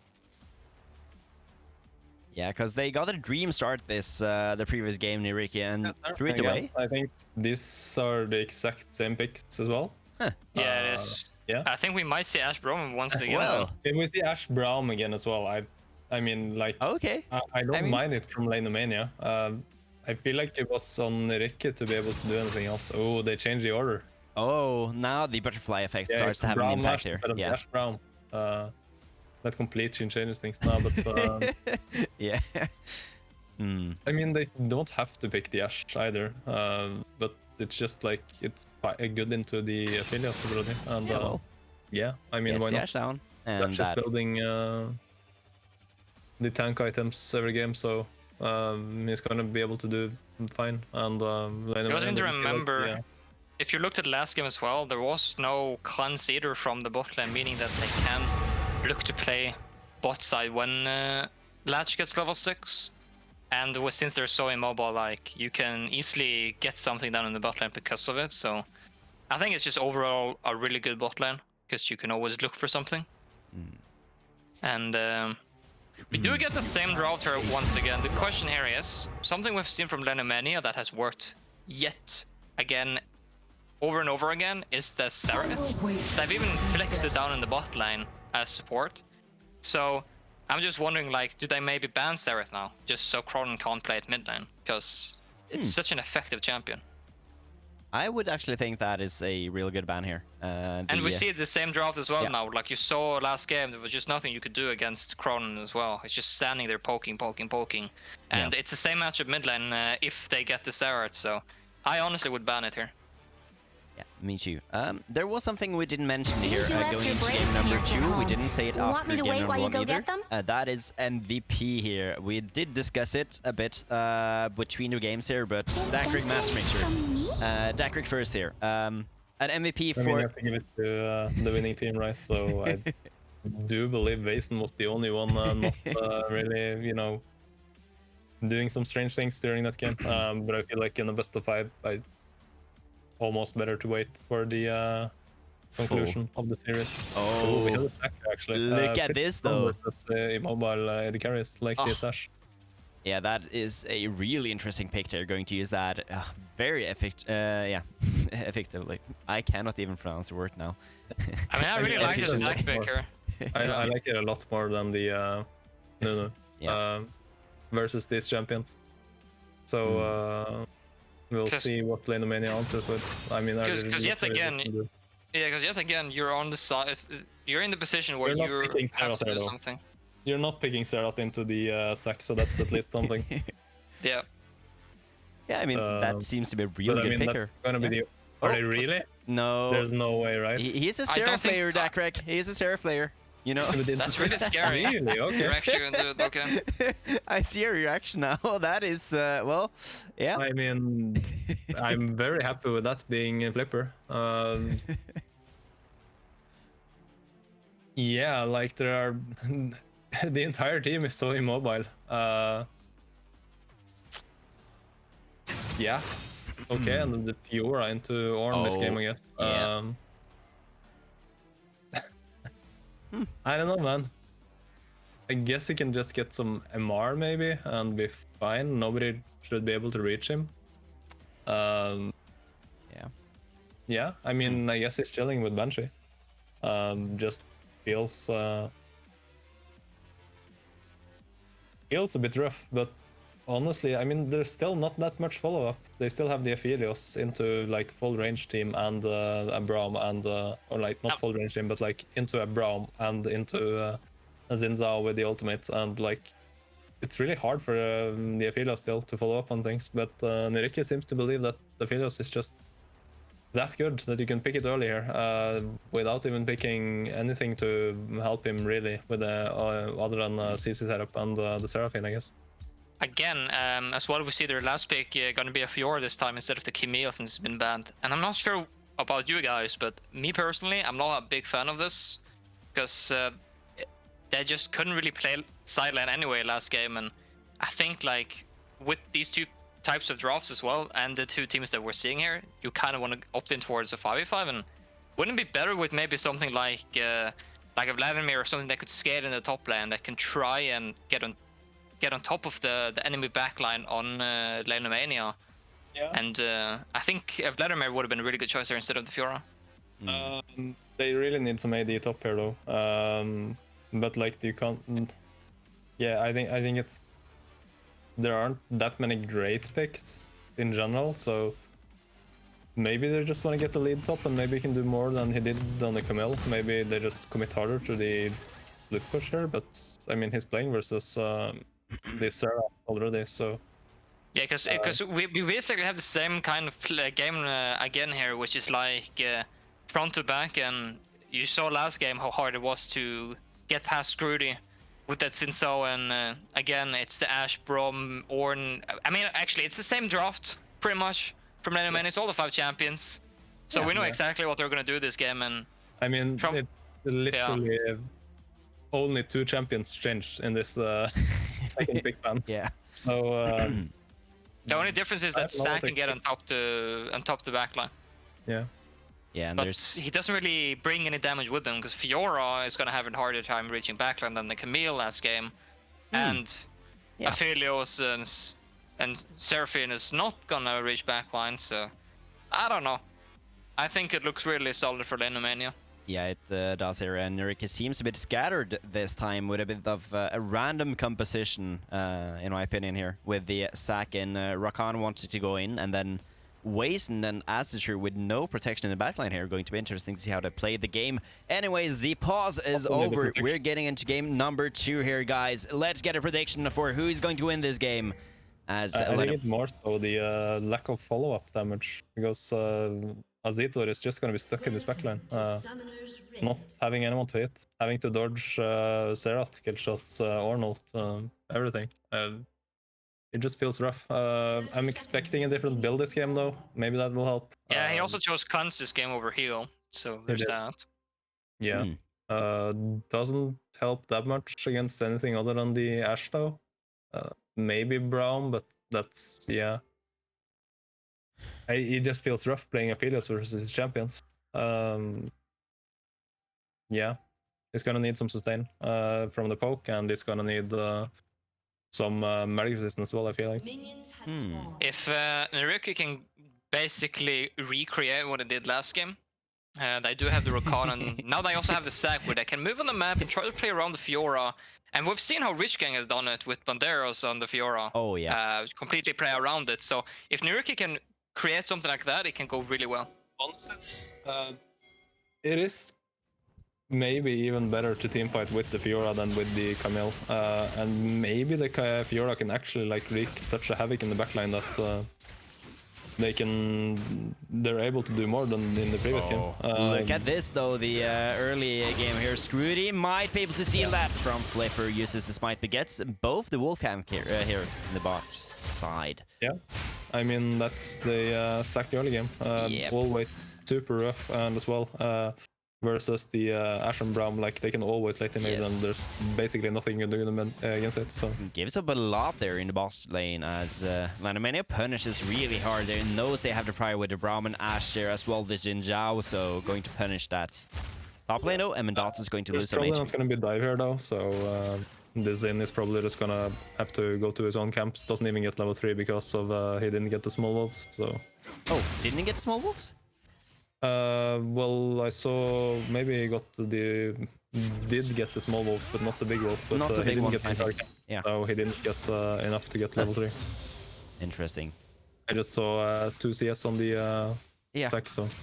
Yeah, and if I'm not wrong, you need to get both the big one and the small one to get level 3. Yeah. Sack though, taking a calculated risk, I guess, and it's probably gonna pay off. He's gonna get smite, so should be able to get the drop and then get out. This is dangerous though. Look at this HP from Flipper. And Scrooty gets the execute here on the camp. Still has the flash available here on Jin Zhao. So if he gets that camp, then well, he doesn't get level 3, I think, maybe. No, he does, of course he does. Because he did the Raptors on the way. But yeah. Poor Flipper. But also gotten a huge chunk of HP back there and could have sustained much better in the jungle. Yeah. But now Scrooty should just be able to take Scuttle into red. You can just press E and jump out, so then it's fine. And now he's gonna lose both crabs as well, probably. I mean, I think Scrooty could just go into red buff here. He should have that information that there's just nothing Flipper really can do here. He can go into red and then into bottle, but I guess he doesn't want to do that. I think it's safer just because of the mid prio and the Fiora could be coming from base just to secure both scuttles. Yeah, look at this though. I mean, look at Scrooty. He's moving a little bit back and forth here. It's a bit unsure what he wants to do. Kind of sucks because his mid lane didn't have prio and Cronon really wants to base. Bot lane doesn't have prio either, so he loses his scuttle here. Greedy Cronon here, so get it. So Sack is going to be behind. Unless they're gonna hand it over. Yeah, they're actually handing over to Sack. They're Scrooty is checking the red now. Jungler. Well played here from Nyyrikki. I'm going to give that over as Scrooty sitting and waiting around the Raptor camp this time on this Jin Zhao. He knows the respawn time because he knew Flipper did it before. Look at this though. Flipper here coming. Flipper east wall maybe. He doesn't though. He's being cautious and he's gonna get none of the small ones apart from one, so kind of rough. Off lane, having him. Getting an engage down there as gets the canceler as well. Yeah, Scrooty being annoying in the early game, but so far, I mean, it's only 2 camps lead really. Not too impactful, but obviously Lanomania are playing with Mafax basically and knows where the stack is at all times, so they can play as aggressive as they want basically. Yeah. Hmm. Pretty decent CS lead in top laner from Petoska. Tosca? Yeah. Again here, getting that early There is game the down. wave, but that's not 15 CS, so... And as well for mid lane this time. Krone is actually even this time, and he's not behind CS like last game. So the game is looking much more cleaner for Lanomania. That's a flash engage. Screwed It's away. the flash there, actually. Ooh. I mean, honestly, I don't think Wazen minds that too much. I feel like the flash on Zinzao is way more impactful than on the Seraphim. Going to be hard though, as Wazen and Cronin going to hit level 6 here soon on these mid laner, and yeah, starting I don't think I like that trade from Grudy. Almost feels like he just he got a bit bored that he didn't get a bigger advantage from the early game than he did, so it was almost like a tilt play. I mean, he probably feels it's worth, but I don't really see. Having the flash for the knockup on Zinzao is so impactful. Look at the top lane. I think though, overall it's okay. You don't really lose too much on it, and they could just play for the Dacreq anytime soon. And locking down the Ornn is going to be a bit harder this time, though. In the top lane as well for Nyyrikki. Yeah. The wave is pushed a bit up, though, but Flipper heading towards the bottom side here, going to leave that gank in the top lane open. As Lanomania's bot lane, though, pushing in here, getting some prio and also some vision around the Drake here might be an objective. Yeah, they have prio bot and mid. So they could have just instantly started Dragon here, honestly. Yeah, you can see Screwdy as well was heading towards his Krug camps. They actually end up going for the blue buff instead. Obviously, nice to deny it from Wazen, even though Wazen is sitting on his spellbook clarity right now. Yeah. Well, and does even go for the second camp. I think maybe Flipper went on the ward or something. Because yeah, right now Flipper... I feel like they have so much control, and look at the vision as well for Lanomania. It doesn't really matter if Flipper comes, I think, and they're not really afraid of it, so... Yeah. Screwdy is just gonna take those camps and just start Drake right away. He doesn't really care that much, and top lane, in the bot lane. Using the ultimate there. Yeah, it feels like this is where we start to see the roots of the early game. Yeah, and he didn't mention it's actually taking over so much control in the bot side. Yeah, but if Flipper starts at least Rift here, he could trade. It's gonna be so slow though. Yeah, I'm a bit scared of. If Fiora pushes and maybe helps. Brown just starts moving right now. Sure, you have the Fiora prio, but Fiora is half HP. I don't know. I guess the dragon is too slow for Lanomania, so he's gonna get away with it. Pretty important, honestly. Yeah, and look at the mid laners well here. Wazen going to be the target as a Cyanide, and Screwdy heading towards the mid lane this time. Also, like actually, now they want to defend the Herald, but it's just too late. Flipper actually getting that through as well. And the bot lane, look at the engager as Abagnale goes in with the Recon open. That's the engager from Azure as well. Under the turret, Azure and Abagnale getting that first blood in bottom lane. Yeah, almost 9 minutes first blood here compared to the previous game. Maybe the previous game was just warm. Maybe. Look at this though. Getting the invade here. Screwed it. Going to pick up that red from Flipper once again here with the invades in the top side. Oh, Abagnale needs to dodge this. Rakan. Oh, okay. He gets out. But this is really huge for Nyyrikki at least, because they track the Brom there and they get the kill onto Latch. And Flipper does have the Rift this time. He can look to come play boss side now and look for that tower. As well, there's no summoners on Latch, so they could potentially do something there. Yeah. Gonna be interesting though if Azetor is adapting his build. I feel like because he's not going for the shield bow as the Ashe is doing. So it's either gonna be Galeforce or the Kraken Slayer. Feel like it should be going maybe just for the Galeforce for the extra dash versus everything here, but we'll see. Yeah, I don't think able to get much from the Kraken last game. Yeah, it doesn't really get that much value from the Kraken anyway, because you can't really damage these players. So it's better to dodge the abilities from Lanomania and to just dash in and exactly. with the ultimate. Look at the top lane though. This time, Amendato is getting the prio here versus the Fiora. And getting also the push here onto the turret, going to reset and push that wave, forcing the teleport as well here from Petulska. Yeah, there's very low mana. Oh, that's a big wave here. Ignite taking down from Amendato is going to look for the kill versus Petulska. That's an ultimate, dodging that though. Bot lane, here's the engage with Recon open, and that's in the follow from Wasten as well here. 2 kills over to Nyyrikki in the bottom side here. Yeah, you can see that.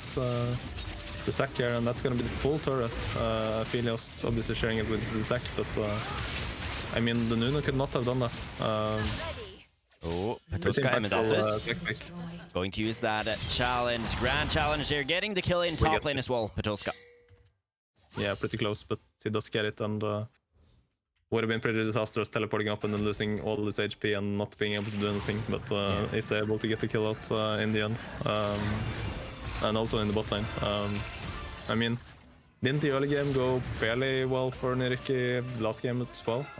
It did, because Lanomania completely gave it to them, but then they gave it back right away. And yeah, but I feel like in this scenario, there wasn't really much they could do when the Ashe already had no flash and the Zac is jumping in there. Like, obviously, the Xin Zhao has been controlling the enemy jungle and getting a CS lead early, but Zac here using the Herald and getting the jump on both Ashe and the Braum just way more impactful, feels like. Even though Scroody has been really trying to find these angles, but unable. Yeah, has been trying hard this game and has gotten himself a big CS lead in the jungle, but yeah, that doesn't seem like it's enough this time, as Nyyrikki getting the kills here in both top lane and bottom lane once again this time. Yeah, and even though they tried to flipper completely during the 10 first minutes, he's actually been able to do more than Scroody, except for farm. So, I don't know. Yeah. Looks like a hard game if they don't really get anything here, and because the only thing they have going for themselves right now is that one Drake, but Nyyrikki is in a position where they can start contesting Drakes now. So yeah, the last game though, Scroody was kind of dependent on Nyyrikki actually giving him good fights. There aren't that much setup here. I mean, they have the Ashe Arrow now and the Braum ult, but can't really do much mid here. You see him try to flash in mid earlier and do something, but doesn't really do much. Same in the top lane. Like, you can't really do much, so it's gonna have to be bot lane, but... Double cleanse right now, though, for both Seraphine and Aphelios. Yeah, so, like, Scroody just honestly have to bank on Nyyrikki making a mistake like the previous game to be able to do much here. And so far, they have not done it.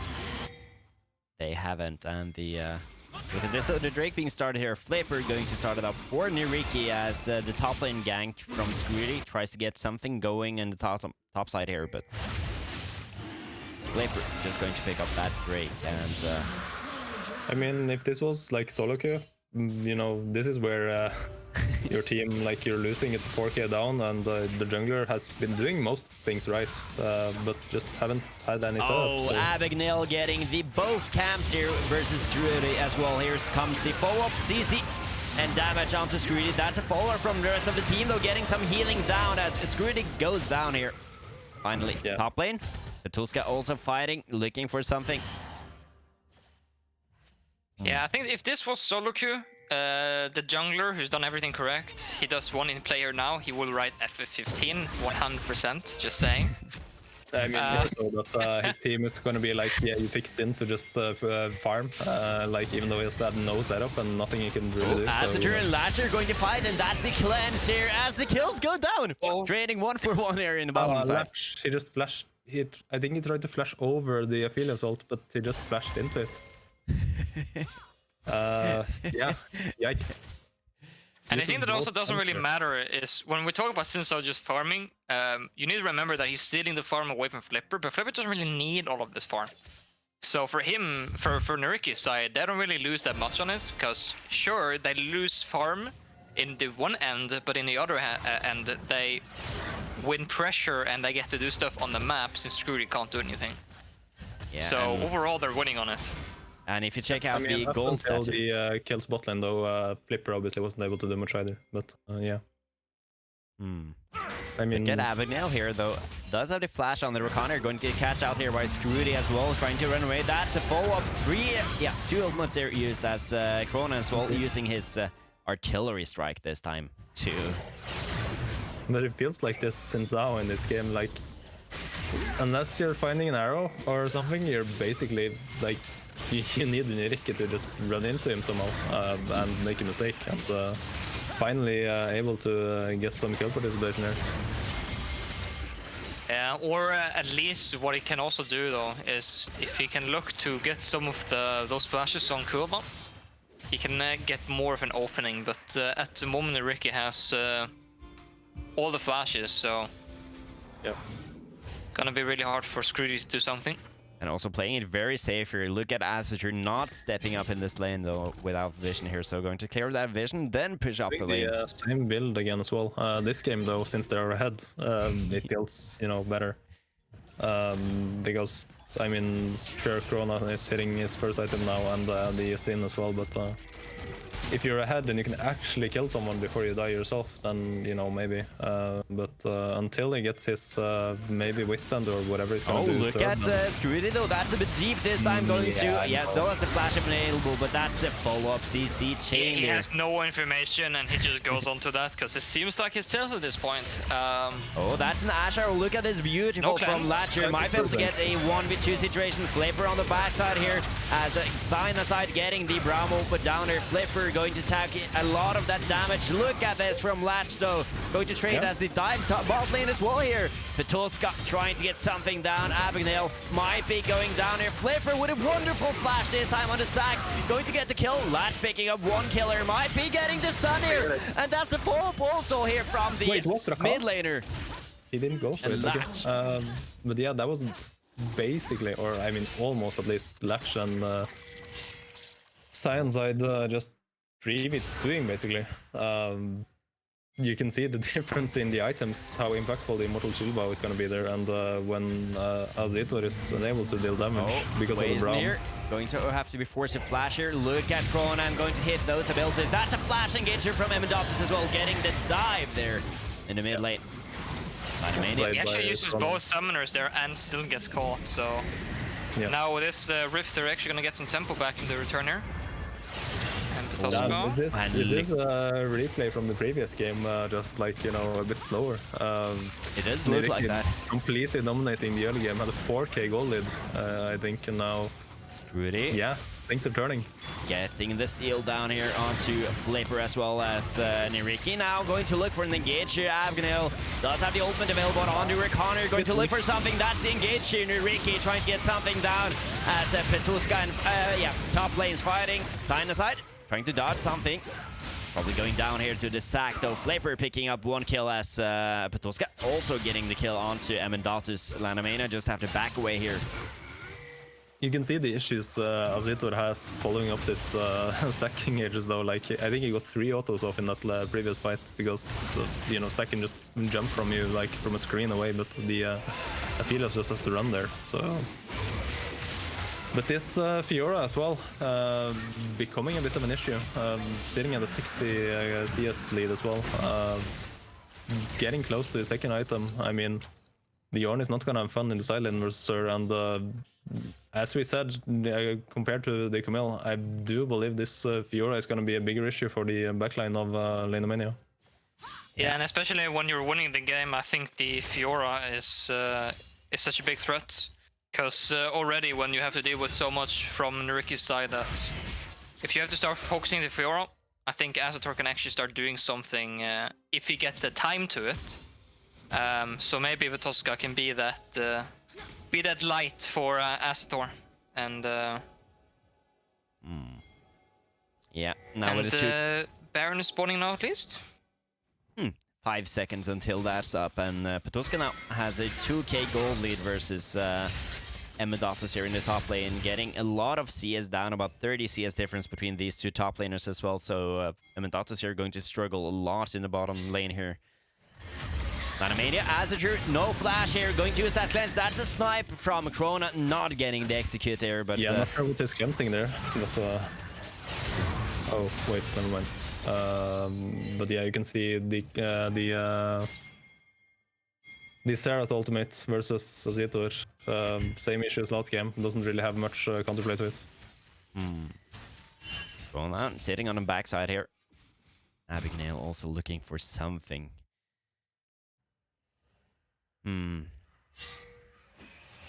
3k difference though between the teams here.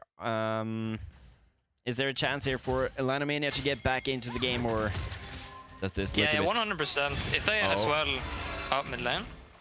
Oh, but this might be, yeah. Screwedy. Baiting a bit harder, maybe. Really wants to... Oh, uses the Reconnaissance, so I'm a bit scared.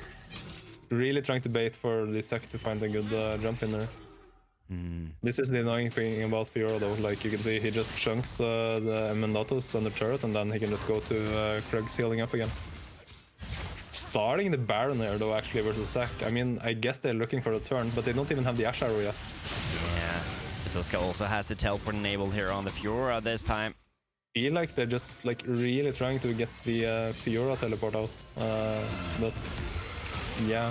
Look at Flipper going to look for the engage onto Latcher this time onto the back side here. Look at Flipper. Screwdy also going on to Abigail. Has no Recon, but this time that's the Ash Arrow. Latch going to pick up the first kill of the fight here, and as well the Fury going to fight in the bottom side here, getting the kill down. Petoska picking that up under the turret as Flipper goes back in here. Latch still alive here. That's a shutdown also onto Azure as Lanomania picks up the kills here.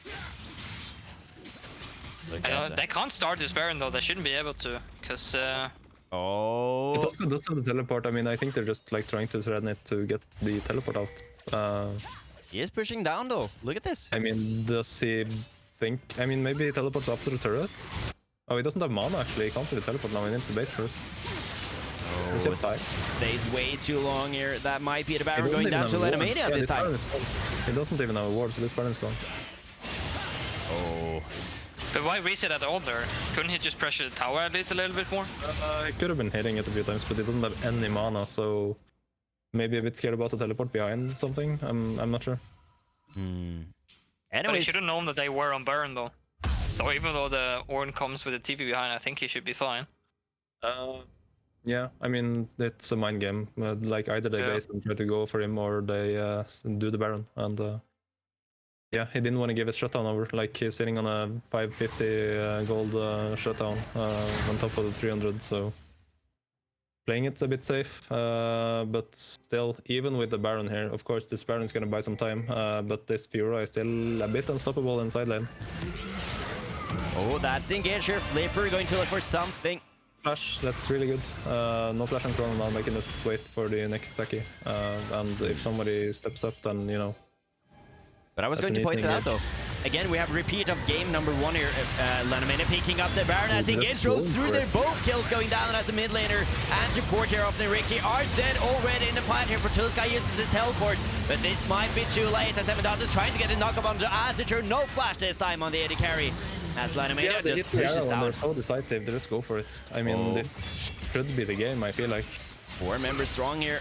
This time, Petoska has the flash and ultimate available. How is he ever going to be able to auto-attack any of these champions? Ooh, there's no ult from Lanomania, or maybe Petoska can execute a player real fast? 2 seconds, 1 second on Abigail this time. It might be a bit deep this time to finish the game. Look at Emendatus trying to get the front line going. Petoska. He does have Seraphine ult as well, actually. That is 4 members stronger from Nyyrikki. There's TP behind if he wants to go for it. Ooh, that's scary though. It's really risky, but I mean, I could see it, but then again, yeah, they're just gonna go for the blue buff and Ocean Dragon on the way out, I think. Wason picking up the stopwatch now. Yeah. And Petoska as well, picking up the Hull Breaker. That's the item. actually going to try to commit harder to being unstoppable in side lane. And then he's gonna just have to pray for the rest of his team to not get caught out by an arrow or an Ornalt or I guess the Seraph ultimate. Might be time to get something like a Mikhail's this time on Abigail. That Ash Arrow has been very difficult to play around for Nyyrikki this time. On the bright note, the next fight is the one that's really gonna matter this game. That's gonna cause the game most likely, and we see from Nyyrikki two stopwatches right now.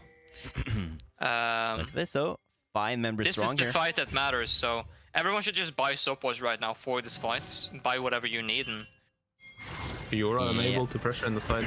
Just have to base. They have the arrow. They have the Zinzao and Ornalt. Oh, look at this though, Lanomania. They are going to look for the end here. The turret is going to be the focus firstly, and that is the Huracan. Abigail into the backside here, going to get the charm onto 2-member as they goes down. And immediately here, Petulska into the backline, going to use this spell immune here. The parry from the Fiora as they're not able to get into the fighter at all. Though as Scrudy tries to get some damage onto Azir. That's... Oh, Petulska still alive here, trying to get some damage down. Look at Latcher fighting off. And Wazen being the only member from Nyyrikki alive here. That's Lanomania picking up the triple kill onto Latcher. And probably going to end the game here. That was a huge Seraphim ult. But I just want to point out, if you look at that fight right there, just look how useless that Aphelios is. Imagine if he had Gale Force. Like, what's the point of having a Kraken do more damage if you can't basic attack anyway? You don't deal damage then. It's better to just... the Infinity Edge third. He doesn't have... He doesn't have the shield bow, he doesn't have the wits, and like he maybe like Scrudy is feeling generous and like lets him auto him a few times or something. I don't know. It's just way too hard for these Aphelios to be able to do anything in these fights. Like you saw as well last fight there, if he has a Gale Force, he has something to step forward, he could potentially just kill Crone and Latch there on his own. But there's just nothing he can do, and I don't know. It's just that pick is just not working for Nyyrikki whatsoever, and I think they need to stop picking that now. Yeah, that I yeah, feel they're is... only... Wait, never mind. It still feels like Lanomania won the first game after everything that happened. But I guess we're at 1-1 now. So yeah, we're back at the best of 3 format. Yeah, back at best of 3 format here, as we're going to take a short break until game number 3 here. So enjoy the highlights from game number 1. Guys, we'll be back in 5 minutes time. See ya.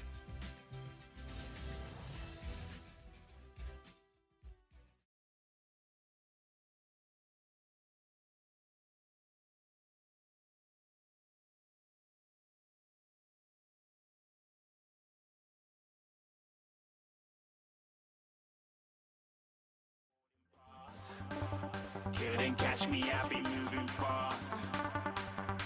Call me a shooting star. Let them know who you are. Flying up in a bar. Wish on a star.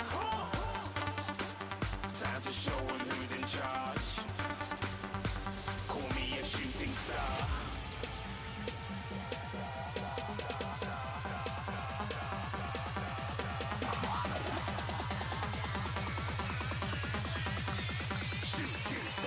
Even get to bronze.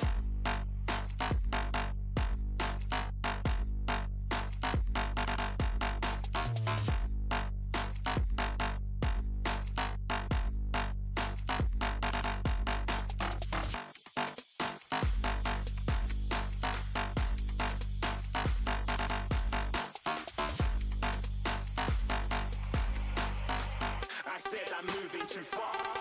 Get to bronze.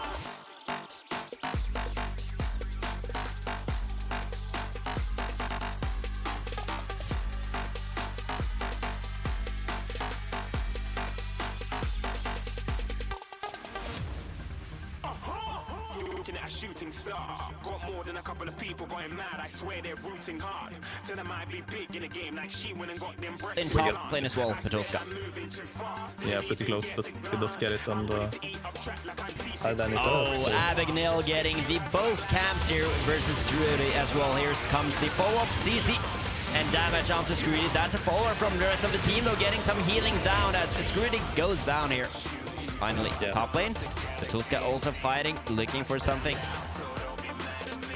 now, he will write FF15 100%. Just saying.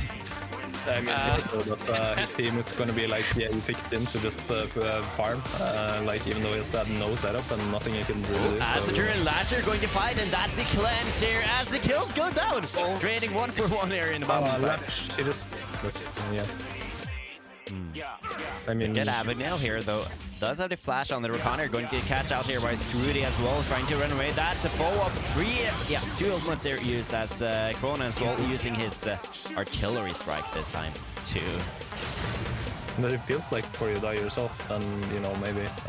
But until he gets his maybe withstand or whatever he's going to do. Look at Scrooty though, that's a bit deep this time, going to, still has the flash available, but that's a follow-up CC chain. He has no information and he just goes on to that because it seems like his tip. As well here, Petulska trying to get something down. Abigail might be going down here. Flipper with a wonderful flash this time on the sack, going to get the kill. Latch picking up one killer, might be getting the stun here, and that's a pull also here from the mid laner.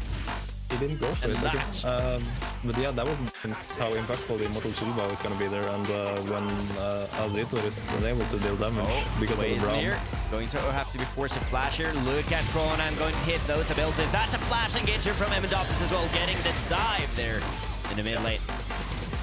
He actually uses both summoners there and still gets... Also going on to Abigail, has no Recon ult, but this time that's the Ash Arrow. Latch going to pick up the first kill of the fight here, and as well the Fury going to fight in the bottom side here, getting the kill down. Petulska picking that up under the turret as Flipper goes back in here. Latch still alive here, that's a shutdown also onto Azure. And picking up the Baron, I think it rolls through there. Both kills going down as a mid laner, and support here of Nyyrikki are dead already in the fight here. Petulska uses his teleport, but this might be too late as Emendopsis is trying to get a knock-up onto Azure. No flash this time on the AD carry as Lanomania just pushes down. They're so decisive, they just go for it. I mean, this should be the game. The parry from the Fiora. Azure not able to get into the fighter at all, though as Scrooty tries to get some damage onto Azure. That's...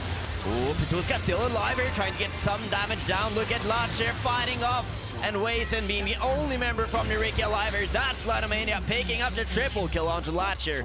That was a huge Seraphine ult. But I just want to point out, if you look at that fight right there, just look how useless that Aphelios is. Imagine if he had Gale Force. Like, what's the point of having a Kraken deal more damage if you can't basic attack anyway? You don't deal damage then. It's better to just...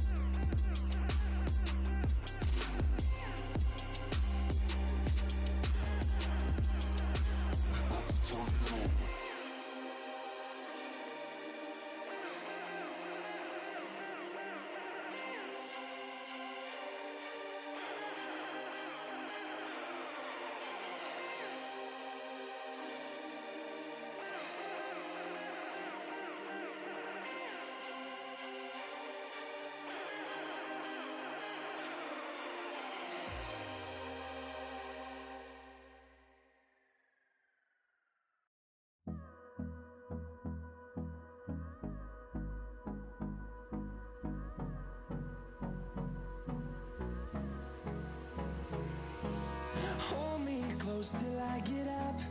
Time is barely on our side. I don't wanna waste what's left. The storms we chase are leading us, and love is all we'll ever trust. Yeah, no, I don't wanna waste what's left. And on we'll go, through the wastelands, through the highways, till my shadow turns to sun rays. And on we'll go, through the wastelands, through the highways. And on we'll go.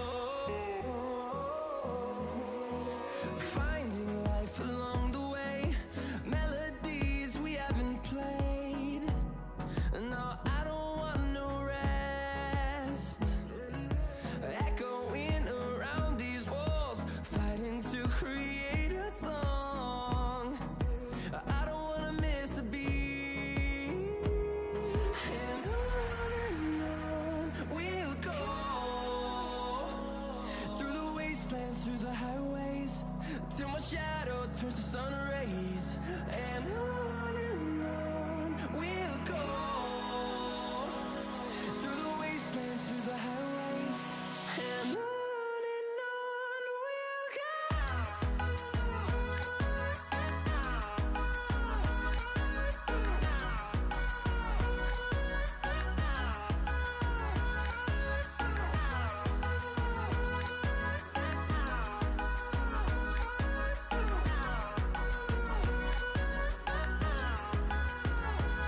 And we'll grow in number, fueled by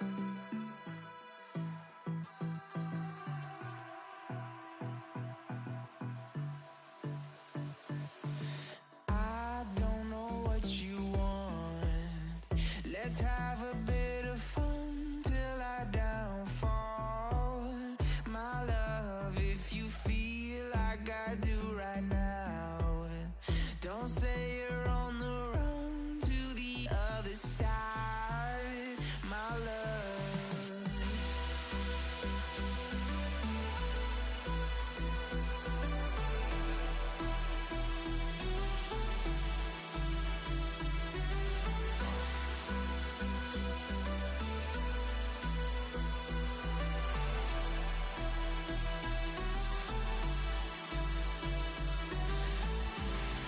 You say you wanna try, but you never do. Sugar, there's a reason why we lose. You say you wanna cry, but you never do. Sugar, there's a reason why we lose.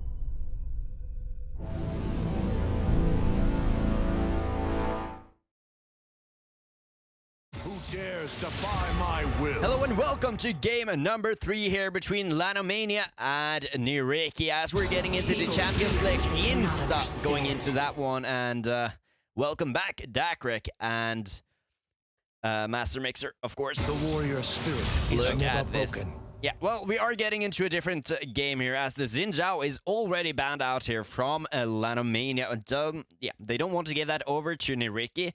And on the other side, of course, we have the Lulu, LeBlanc, and Syndra banned out here from Nyyrikki. The Ash first pick. Huh. Okay. Hey.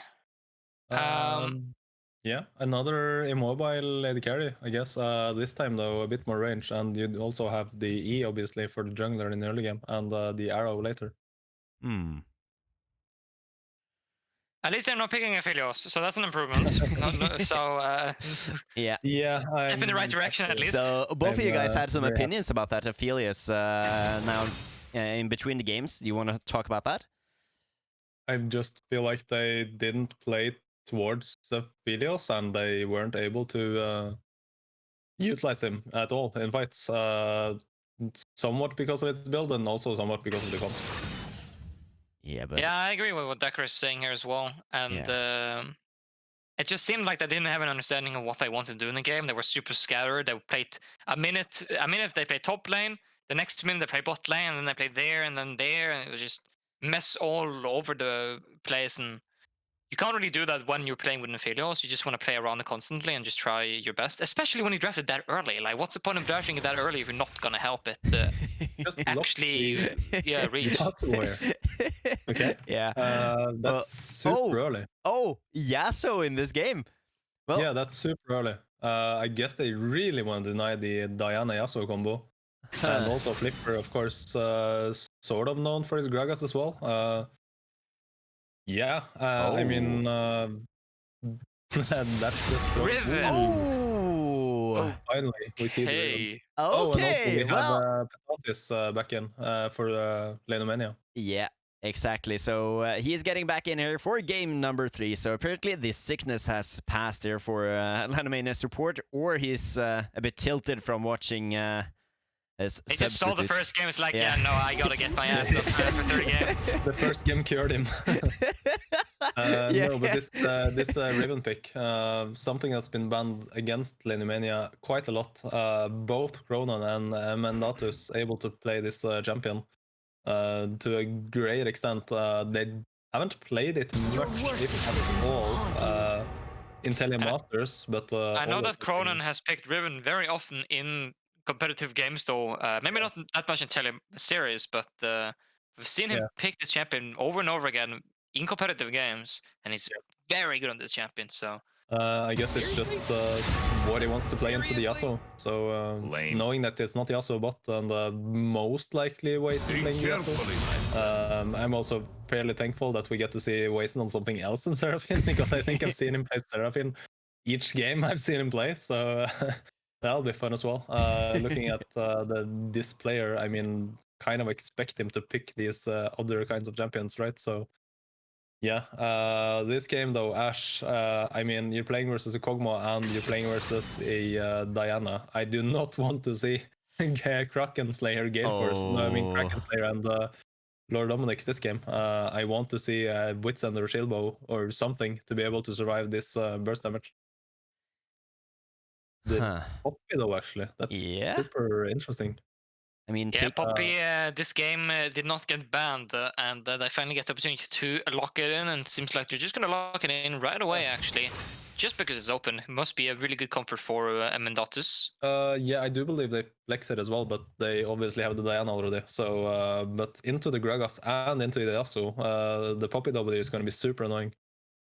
And if they pick the Thresh as well, that's going to be another dash you can just easily W or even just flash and W to cancel. That Poppy is going to be so useful in this game, actually. So, and yeah, well, the team comes starting to get locked in here. So it's actually as well. Yeah. I'm so thankful we get a different game than the first two, because we see both basically like two identical games. And something we've actually seen very much through past teleseries and telemasters is that most teams have. They're flexing the Poppy support, so they counterpick the Kale here.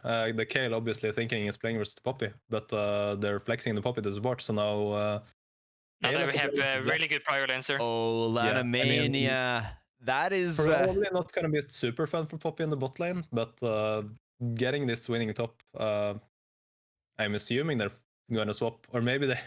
Lanomania has a tendency to sometimes just swap players instead of champions. So I mean, Potatis is back in the game though. Oh, so 24 seconds. Look at this. Potatis maybe going to take. Might just be Potatis playing top lane.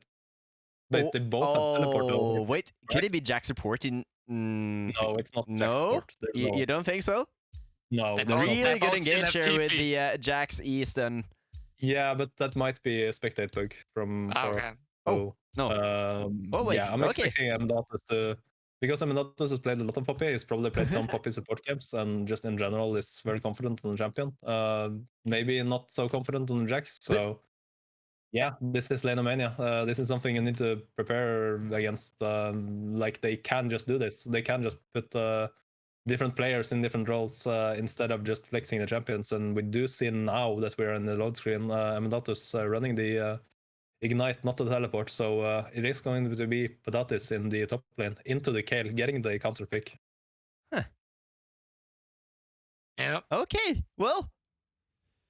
Yeah, this is. I'm a lot more excited for this game than the second game after the first one. Let me tell you that. That is very understandable. I also think something we've seen very much through Steers and Telemasters is that red side has been very favored, but in this series, both these teams favored blue side over red, and Nyyrikki, for the first time, they get to choose blue side here, and.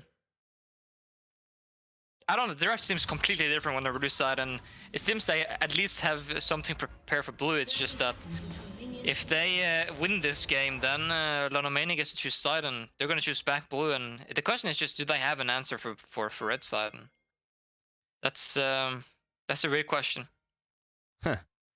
Yeah, this is going to be a very fun game here, indeed. It's going to be a really important game, because if Nyyrikki wins this, sure, Lanomania can choose blue and then win, and then Nyyrikki can choose blue again. But if Nyyrikki loses this, then they have to win at least a game on red side. The thing is, if they win this game, they don't have to win red. So it's such a crucial game if they don't have anything compared to or like prepared for red side. And Potatis, though, going to play the Jax here in the top lane. Looking forward to seeing how we play that. I'm a bit surprised, though, because I didn't think Emendatus played bad in any way these games on the orange. Not So because they're playing bad or something, it's because they're just more comfortable on the champions. I think every game they picked Yumi, they have been swapping players. Like, I don't think Potatis has played a single game with Yumi, for instance. Yeah, we've also seen Cronin when they picked Zereth sometimes down in the bot lane support. Yeah. So you've seen Cronin as well being swapped down there. And then we've also had Latch in top lane when he played Vayne, for example. So there's a lot of flexibility between the players in Lanomania. And look at this, the prior here from Nyyrikki's bot lane, Asatur and Abigail on this Thresh Ash combo into the Poppy. Having a lot of prio. That is... Oh, the flash engage here! Emendatus getting that engage onto Asatur. That's first blood! Emendatus, though, with this Poppy. Yeah, securing that. You get the stun, and then Poppy deals insane amount of damage, and it's obviously also CC, so it's that simple. Emendatus knowing his limits better than what the Nyyrikki bot lane does. Ooh, that is... Yeah, and Asator, he's just standing to the wall there as well when he's poking the latch. So, like He's probably maybe played one game against Poppy support before, so you know. Obviously super it's gonna be like something super obvious when he looks back at it, and but yeah, I mean, maybe just not thinking about it. That is going to be a painful death to watch. Look at mid lane though, Wazen. Exhaust ticking down there, but Cronin still has a flash on the Riven this time. I mean, every lane right now is going in Lanomania's favor, and as well, Diana, just being Diana, is clearing faster than the Gragas. Gragas doesn't grab her though. Abigail. Ooh, Emendatus is taking a lot of damage. Just a minion there. Oh, look Gragas, at this. Yeah, Gragas Flipper gets the camp here. And a pry from bot lane. Nyyrikki moving up towards the river here. That's it, flashing. It's Flipper. No flash this time on the Poppy Asatur. That is going to be a flashing and waste. Rudy as Wasten follows with his flash this time on the Aso. Yeah. Ooh, it's pretty. Lanomania. The TP behind coming from Cronin. Oh, Flipper, you have to run from this. As they engage onto bot lane as well here. Look at Abigail this time. Emendatus a bit too deep this time. Might be able to go down. Abigail. Look at that mid wave. Oh, well. Wazen is completely out of this game. Thankfully gets the kill, I guess, but he's gonna be super far down in experience. Cronin is holding this freeze, gonna deny maybe even the cannon as well, so Wazen's still stuck at level 3, at least until he gets back into lane. Will deny the cannon as well, that's pretty big. Trying to get that. Asatur and Abigail, though, trying to get some trading off in the bot lane here. So, Latch. and Scooty moving top here. Looking for the comp to Potatis. This might be a turnaround, though. Look at the Diana here. Scooty coming towards the top side this time to look for the gank as Potatis. Wave is really big, though. Oh, Flipper. No flash on the Gragas here. Going to go into the wave again, as you said, Dacreq. That's a lot of damage. Kill goes down here as Petuska going to pick up a kill here. And two kills over. That's disastrous, though, for Lanomania. Potatis had already used the C, long cooldown early, and now Petuska gets a free kill and a free assist, and like... Yeah, Potatis didn't really have the mana either there, but what Lanomania could have done there is, say the Scrooty was in the area, he could have just tried to hold the wave at least, and then Scrooty could have helped him do that. Because that would have forced Petuska to TP back in and push that wave out again. With Dacreq, you did mention this Wazen being out of the game. Look at Emendatus trying to punish, getting the stun down onto the Yasuo. Wazen under the turret this time.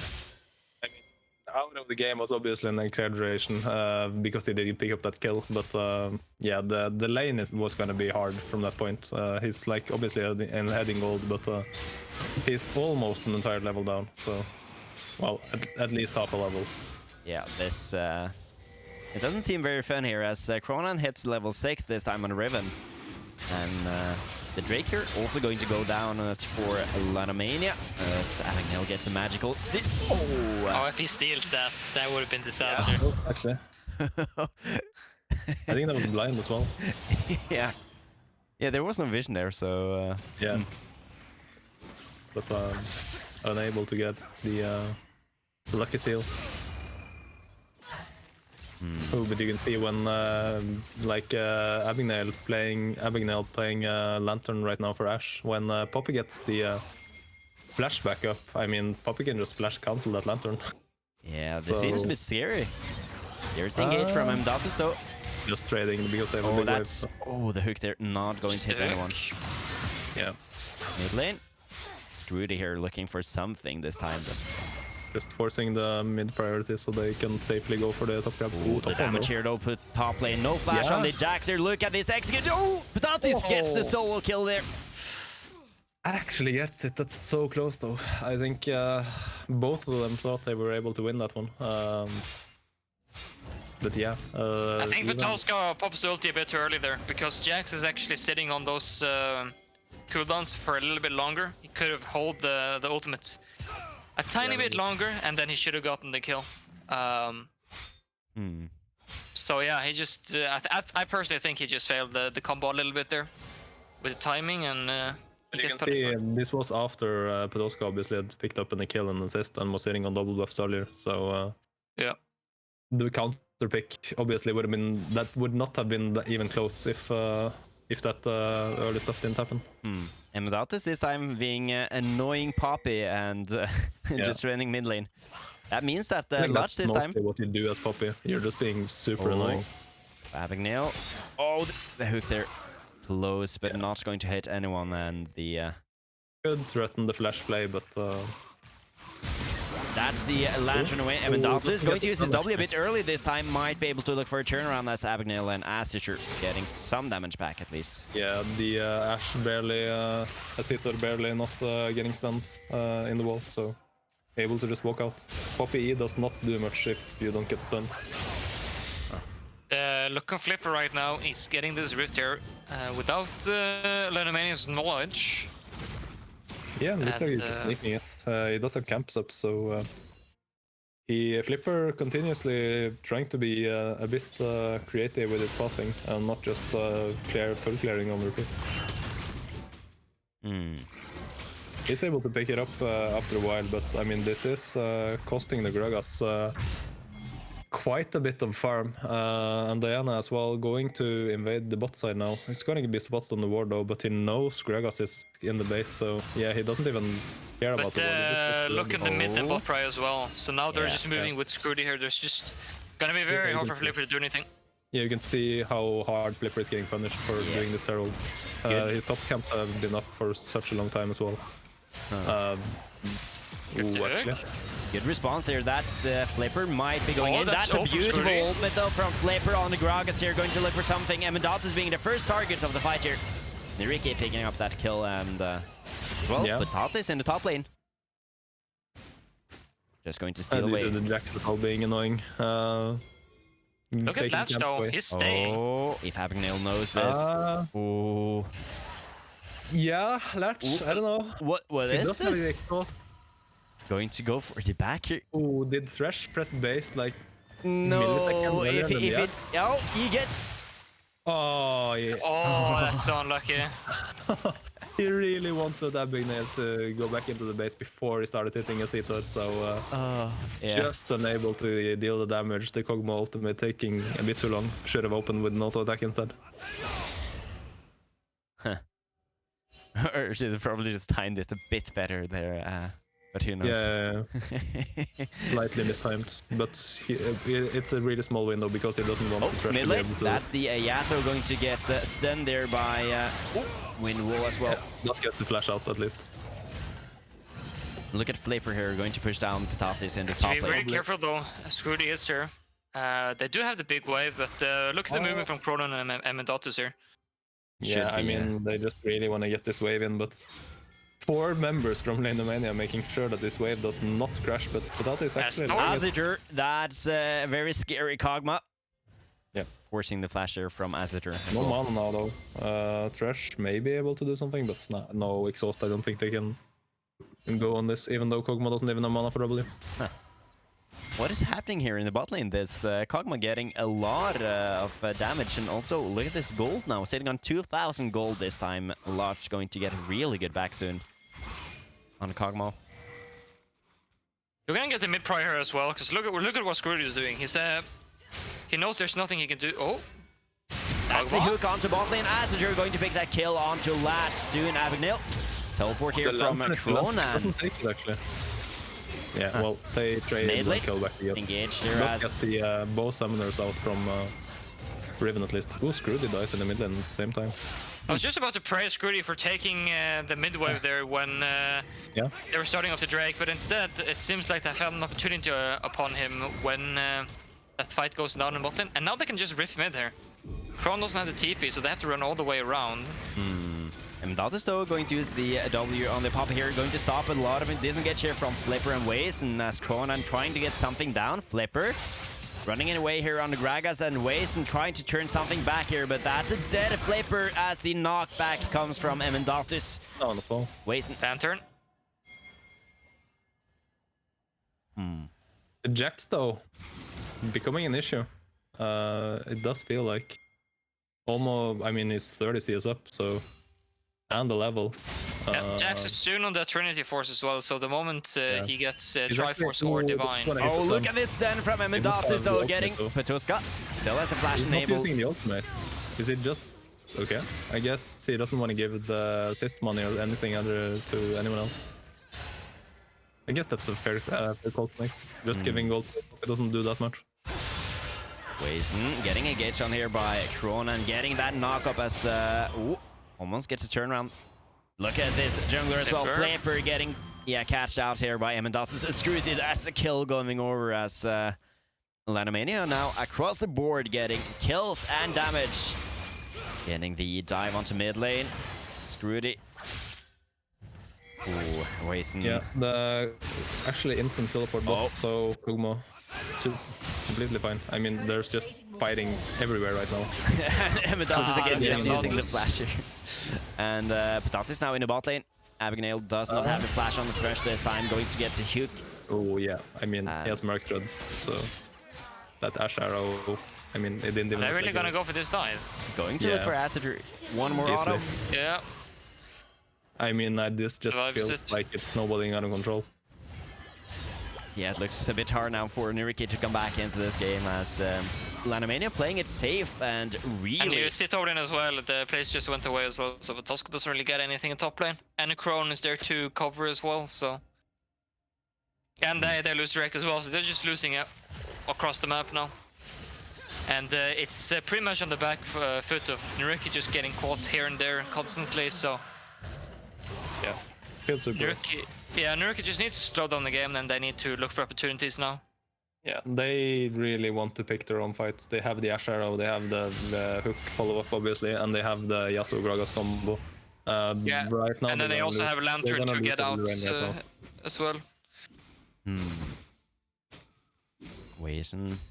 Emendatus not knowing that Wazen is on vacation from the mid lane here.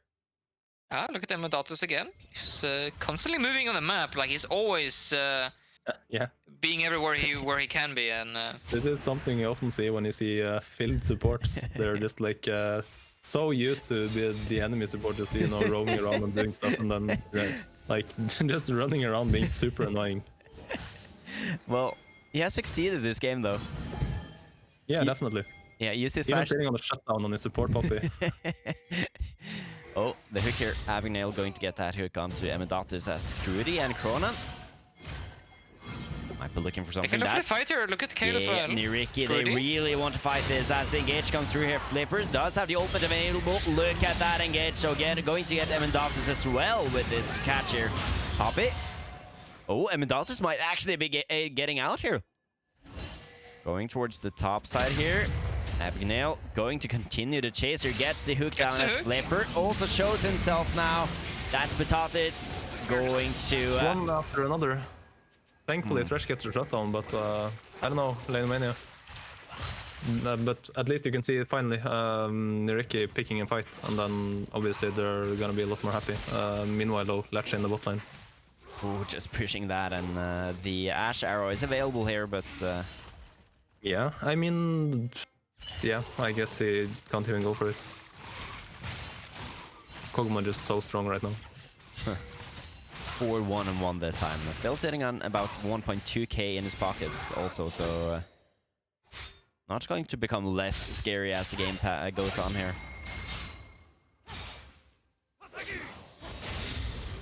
You see the build Screwed is going for here though. Going for the I don't even remember what that item is called. He's building out of the Leer thing, I think, Leeching Leer.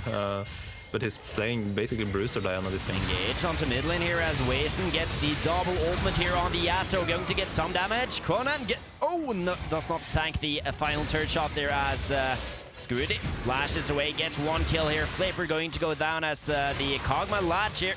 Trying to get something Acid here, way out of position. Abigail also going to go down, it seems like, as Cronan has the flank available here. Kog'Maw Latch can just tank this up. Abigail still under the turret, though, gets a play away here. Emendatus is going to tank that. That's the ultimate also from Petulska, saving his support this time as Emendatus going to get punished for that. They do get a kill back, thankfully, but I don't know, it feels like every time Lanomania gets the opportunity to take a fight on their terms, they're just destroying Nyyrikki right now. Just diving mid lane, diving bot lane. Meanwhile, Screwed is fighting at, 1v2 or something in the jungle. And getting out. You can see the Tabis as well, and being super tanky with this build. It just seems like Nyyrikki is just never ready for what Lanomania is doing, because they're diving both mid and bot lane simultaneously, and no one from Nyyrikki is either mid or bot to prevent that from happening, and it just lets Lanomania do whatever they want and without getting punished. And yeah, Nyyrikki is just falling further and further behind. Soon 7k goal lead. Yeah, will Lanomania find a way to throw this one back as well? I mean, looking at the comps though, they don't really have that, wombo combo with Seraphine and with the Nunu and stuff. I mean, they have the Yasuo Gragas, I guess, and they have maybe the K-Lolt on top of the Yasuo, but I don't know. If Lanomania stacks is 5 and you get Gragas, Yasuo ult on 5 players, you can still int it. It's still possible. Yeah, but and then if like Kale presses ult on Yasuo right before he jumps in for the extra damage on top, I don't know. I mean, it feels this game Lanomania should be able to just win fights in general if they play it correctly. Yeah, I think it's a very hard game to throw, but it's definitely possible. I've seen games being thrown harder. When I watch this series, I just get flashbacks to Rich Gang and Bifrost. Oh. You stop watching the arrow. Flipper no going to miss that engage. That's the ultimate. The Yasuo ult not coming through from Waze, and as the engage not wanting to go for that Emendatus. A lot of damage. Cronan getting a flank here. Flipper going to go down as Patatis gets that kill. Azure going to be the next target. Waze trying to disengage here. That's a hook also from Abigail. But Lanomania just picking up some kills here. And thirds. Yeah, a bit unfortunate. Flipper mistiming the either. And then in the end goes down for it, I guess. That could have been a really good fight for Nyyrikki, but they're just mis-executing a bit. And then Lanomania as well, just tunneling down. And that's the flash on both Wason and Dash as well. So yeah, and Wason and Flipper not being on the same page now, just or not wanting to go for that engage with the Gragas ultimate. Really good turn though from Screwdy at least. He gets that the Yan ultimate onto, was it 3 or 4 members, and it allows the Lanomania squad to flip the fight around then. As well we saw, but Tosca didn't TP in there when they committed to the fight, which is a bit weird if you ask me. Because if you're gonna commit for the fight there, you should at least commit with the TP kill as well. And just a bit mis-executed, it feels like. No flash on Screwdy. I guess Flipper doesn't really want to ult. Maybe they yeah, it seems like they thought it was just a free kill, and then it wasn't. They mis-executed a bit. And now it's gonna be harder because now Lanomania is gonna be almost about 2 items on almost every member. They're super close on everyone. 2 items on both, everyone except for Cronon, at least right now. But maybe is it in the... he has the gold in pocket. No, not quite, but... Yeah, I mean, Nyyrikki still sitting on their shield bows, and yeah, Gragas getting closer to his hourglass, I guess, but not gonna have the same impact right now as Scroody and Latch Patatis. Not going to do that. And look at the goal differences from CS as well here. 170 to 210, 100 to 190, 150 to 190, and 40 CS. Look at the jungle, though. Yeah, that is a rough difference, actually.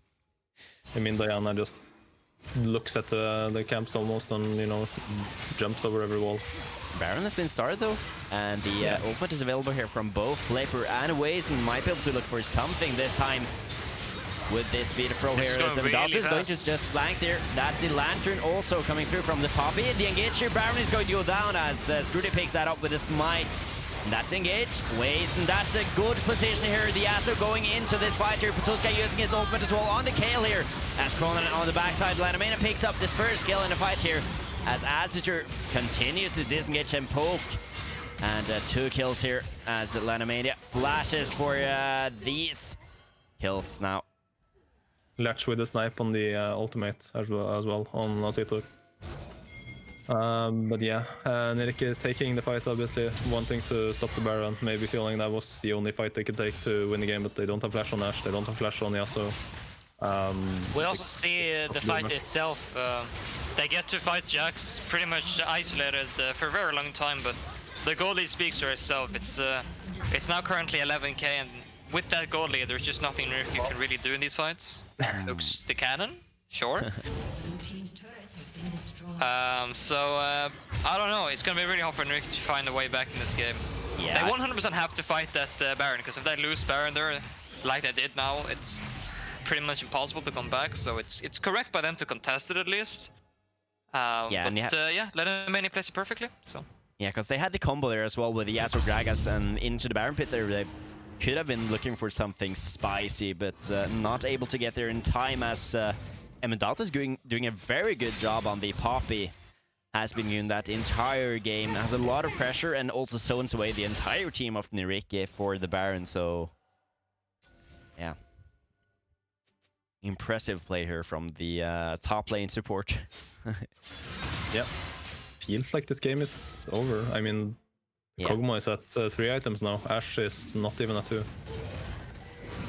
I don't know. It just feels super impossible almost for Nyyrikki to even kill one member at this point. I mean, Scroody doesn't have his hourglass yet, but the Jax is super tanky. Has the E, has the Sterak's, the stopwatch on Riven, double tanky items on Kog'Maw. Yeah. The Poppy, obviously. Oh, Emendata is just going to get the catch there. Oh, that's a full team from Nyyrikki going to hope for that Poppy. I'm not sure if the threshold was needed, but you know, good measure, and they do get the pick at least on Emendatus, and he doesn't have the teleport to come back. The dragon is spawning soon though, and I don't think Nyyrikki is able to contest. I mean, sure, they get this pick, but I mean, they buy maybe a minute extra, I guess, but I don't think they can gain anything else from it. Seems a bit hard, and trying to get something back here, Flipper, as all of his jungle is being taken by Lanomania. Invading all across the board now. Yeah, this is gonna be the uncontested Inferno Soul for Lanomania. Was about to say Patatis' only job right now is not getting caught out while his team is doing the dragon and is just placing, so...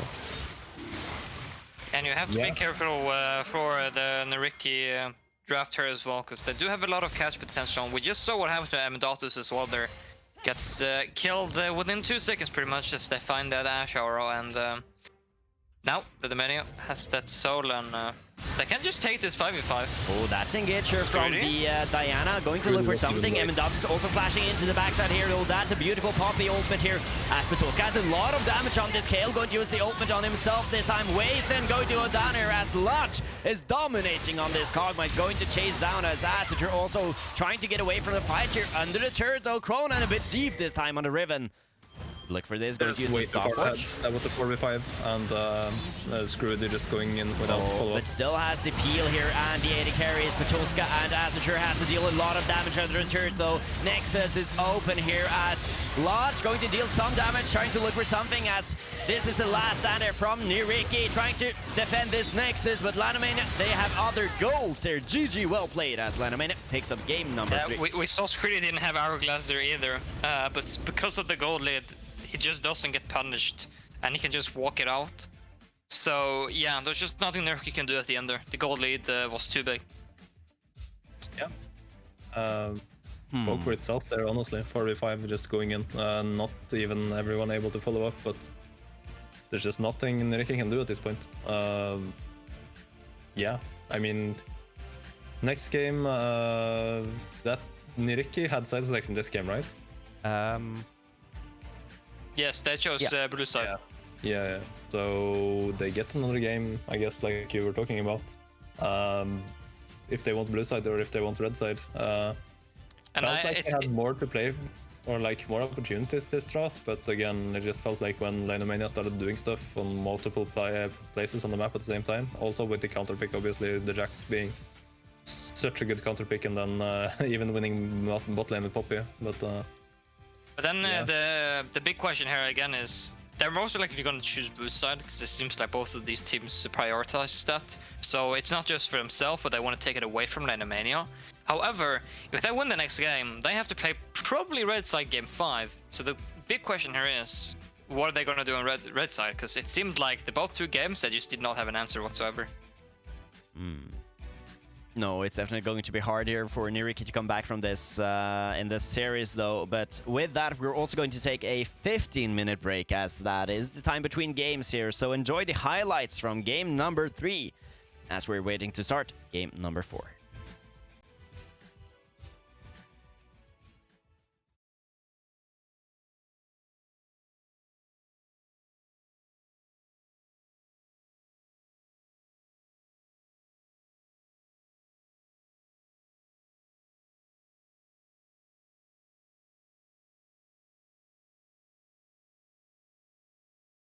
At this, the prior here from Nyyrikki's bot lane, Asature and Abigail on this Thresh Ash combo into the Poppy, having a lot of prio. That is, the flash engage here. Emendatus getting that engage onto Asature. That's first blood. Emendatus though with this Poppy. In there. Oh, look at this. Yeah, Gragas Flipper gets the camp here. And the prio from bot lane. Nyyrikki moving up towards the river here. That's it, flashing is Flipper. No flash this time on the Poppy. Asature. That is going to be a flashing and waste. Rudy as Wasten follows with his flash this time on the Asso. Diana here, Screwdy coming towards the top side this time to look for the gank as Patatis. wave is really big though. Oh, Flipper. No flash on the Gragas here. Going to go into the wave again, as you said, Dacreq. That's a lot of damage. Kill goes down here as Patuska going to pick up a kill here. And 2 kills. That's disastrous. Yeah. Lynn. Screwdy here looking for something this time. Just forcing the mid priority so they can safely go for the top lane. The damage here though, top lane. No flash on the Jax here. Look at this execute. Oh, Patatis gets the solo kill there. Top camp have been up for such a long time as well. Good response here. That's Flipper might be going in. That's a beautiful ultimate though from Flipper on the Gragas here, going to look for something. Emendatus being the first target of the fight here. Nyyrikki picking up that kill. He knows there's nothing he can do. Oh. That's a hook onto bot lane. Asature going to pick that kill onto Latch soon. Abigail. Teleport here from Krona. Yeah, well, they trade the kill back here. Engaged here as the Bo5 out from W on the Poppy here, going to stop a lot of it. Disengage here from Flipper and Waze, and as Kronan trying to get something down. Flipper running in away here on the Gragas and Waze and trying to turn something back here, but that's a dead Flipper as the knockback comes from Emendatus. Waze Lantern. Yeah, Jax is soon on the Trinity Force as well, so the moment he gets Triforce or Divine. Oh, look at this then from Emendatus though, getting Patuska. Still has the flash enabled. Using the ultimate. Is it just... Okay, I guess he doesn't want to give the assist money or anything other to anyone else. And Patatis now in the bot lane. Abigail does not have a flash on the Thresh this time, going to get the Oh yeah, I mean, he has marked it, so that Ash arrow, I mean, it didn't even... They're really gonna go for this now, yeah? Going to look for Acidur. One more auto. Yeah. I mean, I did... As well with this catch here. Pop it. Oh, and Mendatus might actually be getting out here. Going towards the top side here. Happy Nail going to continue to chase her. Gets the hook down as Flipper. Also shows himself now. That's Potatis going to... One after another. Yes, Cronin has the flank available here. Last can just tank this up. Having Nail still under the turret, though gets to play away here. Emendatus is going to tank that. That's the ultimate also from Petulska, saving his support this time as Emendatus going to get punished for that.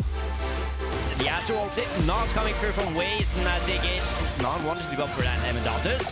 A lot of damage. Cronin getting a flank here. Flipper going to go down as Potatis gets that kill. Asher going to be the next target. Waze and trying to disengage here. That's the hook also from Abigail. But position here, the Yasuo going into this fight here. Petulska using his ultimate as well on the Kale here. As Cronin on the backside, Lanomania picks up the first kill in the fight here. As Aziger continues to disengage and poke. And 2 kills here as Lanomania flashes for these kills now. The Jax is super tanky, has the E, has the Sterax, the stopwatch on Riven, double tanky items on Kog'Maw. Yeah. The Poppy, obviously. Oh, Emendatus just going to get the catch there. Oh, that's a full team from Nyyrikki going to hope for that Poppy. I'm not sure if the... Anna going to look for something. Emendatus also flashing into the backside here. Oh, that's a beautiful Poppy ultimate here. As Petulska has a lot of damage on this Kale. Going to use the ultimate on himself this time. Wazen going to go down here as Lodge is dominating on this Cogmite. Going to chase down as Aster also trying to get away from the fight here. Under the turret though. Cronin a bit deep this time on the ring. Aster has to deal a lot of damage under the turret though. Nexus is open here as Lodge going to deal some damage. Trying to look for something as this is the last stander from Nyyrikki trying to defend this Nexus, but Lanomania, they have other goals here. GG, well played as Lanomania picks up game number 3. We saw Screedy didn't have Hourglass there either. I could show you how. I could show you how to fight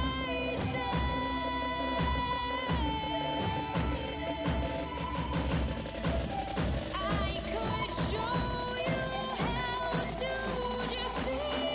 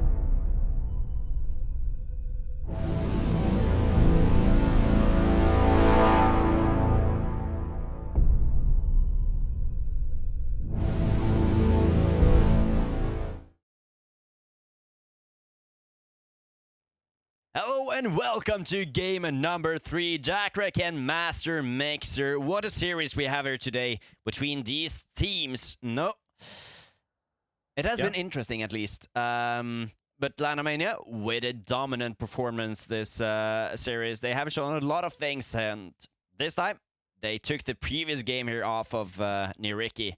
And heading into game number 4 here, Lanomania has chosen red side. No, Nyyrikki has chosen blue side for the game number 4 here. Do you have anything to say about that? Dacreq. Yeah, sure, Dacreq, you can mean. Go ahead. So basically what we've seen is that we've seen the blue side has been the favorite side. And from Nyyrikki's side, at least from last game, we saw a pretty good mixture in the draft from both sides. Was much better for Nyyrikki. They had a lot of more opportunities compared to game 1 and 2. So from the draft's perspective, it's pretty obvious that they would go blue side, and it's at least we're probably going to get a pretty overall good draft again here. At least a better one from game 1 and 2. So yeah, I don't know. I expect the Sin Sao and the bans to come through. They're pretty much the same. But maybe the second bans can be a different, because they didn't remove the Poppy, which has been banned both of the first 2 games. So I think the second bans needs to be different, but all the 3 first bans are probably going to be the same. Yeah, and we are just getting into the champion select here for game number 4 here, as there was a bit of some, at least discussions from the admin as to the legality here of this the casters for Lanomania. Apparently, they have been here all game, all series. Are you certain? But yeah, some issues that got worked out, and we're heading into game number 4 here in the champion select. Jarvan and You want to talk more about that, or because I didn't really understand what you... Oh, no, so basically the casters, I believe they are the members of Lanomania, the casters. And apparently they have been here all series. I didn't see them. I think I saw Svictor. I mean, aren't they showing the match? Huh? Yeah, they are. Yeah, they are. But I guess like there are issues because they might be able to communicate with the members of Lanomania when they are streaming. I mean, yeah, but that's gonna be like basically every game being casted right now, and I mean Bifrost as well casted every game from their own point of, or like every game. Yeah. So I mean, it's basically just reliant on trust. So. Wow, okay, we see the Seraphine Seraphine first. pick. Okay, and the Wow. I mean, just Better than Ash. Still Yeah, but- progressed each game. Progress from Nyyrikki. yeah, but they're putting Wasteland back on the Seraphine. I mean, feels like that's just they've given up on everything else, and you know, Seraphine is just like what they can maybe make work. And then the Trundle into Trundle is Diana. finally open, by the way. yeah, It's actually been, that has been banned, right? Yeah. What has? Trundle. Trundle has been banned all 3 games. Sure. So it's one of the first games that it's open here. So Oh, is this the turnaround here for Nyyrikki getting the Trundle then?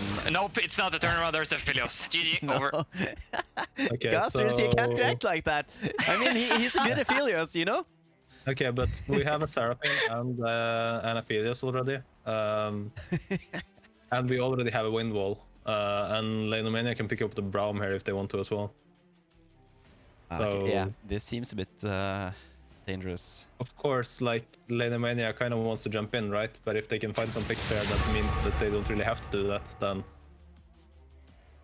Yeah, like the Serath, I guess. I mean, they could flex the... They could flex Serath in bot lane, maybe, if they want to. And they could... Yeah, they can just flex the Serath bot lane, honestly, if they want to.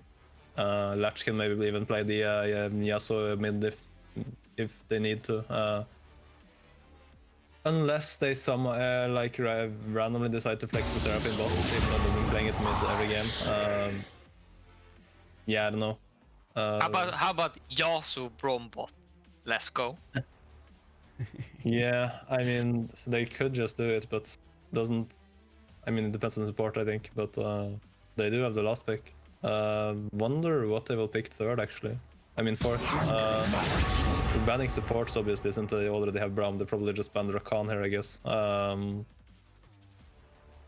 But yeah, I'm curious what they will... Because I don't think you want Ornn when they already have Trundle. And Lanomania has been just supporting the Ornn, like, almost every game, so...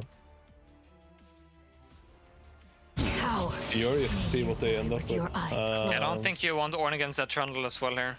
Yeah, exactly. That's So that's why I'm wondering what, or yeah, that's what I'm wondering then. Then what? Because that's been the fallback almost every game.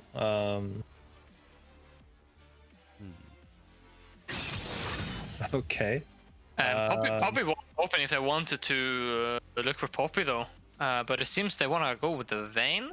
Yeah, I think So, Poppy is super bad versus these champions. Huh. Yeah. But the Vayne here, though, is You very don't really vulnerable want, in this. Poppy into Trundle and into Aphelios. I mean, you don't want Poppy into either of these champions. Huh.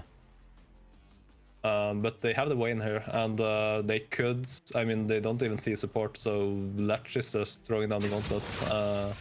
And that is the Rakan again. I mean, I guess Latch is probably fine here, but... This is Lanomania, so we don't even know if Latch is going to be playing bot lane here. No. I think it depends on this top lane here from Nyyrikki. I guess we... If they're gonna flex her or not. I mean, we are hoping for the game 5 here, aren't we? So that's Nyyrikki at least. Really? Dacreq, you're Okay. looking. They're It just gonna says put Vayne everything. top here. Won't they just put Vayne top and then, like... Oh, but like Vayne into Trundle Darius though. That, you know? Is that great though? Can't you just go Ghost Darius and run down the Vayne in top lane? I mean... Maybe? Can't you just go Ghost Vayne? I mean, I guess. Oh, but look at this. Oh, going to lock in the Lee I don't Sin know. though. That is... We have a Lee Sin. Unless it's that like gonna be Lee Lee Sin Sin mid top lane or then? something. You could send the Yasuo bot lane here. If you really want to have the Vayne in the top lane. It doesn't seem like they want that though. They just pick Lee Sin into Darius, I Oh, guess? that seems like a bit of an in-play though, right? I don't see why Lee Sin would be like your last pick here. Yeah, I don't understand that either. Maybe it's just something Mendatus is gonna feel safe. So playing into one thing Darius. that I know at least is that one of the Darius players I know, he personally hates this matchup, and he honestly hates Riven so much, and it's one of the champions that he disgust when he plays Darius, and he's the Darius main. He plays only Darius, hates Riven, and they have Crown on the team that plays Riven. So maybe they could have gone for maybe a Riven top lane instead of the Lee Sin. Yeah.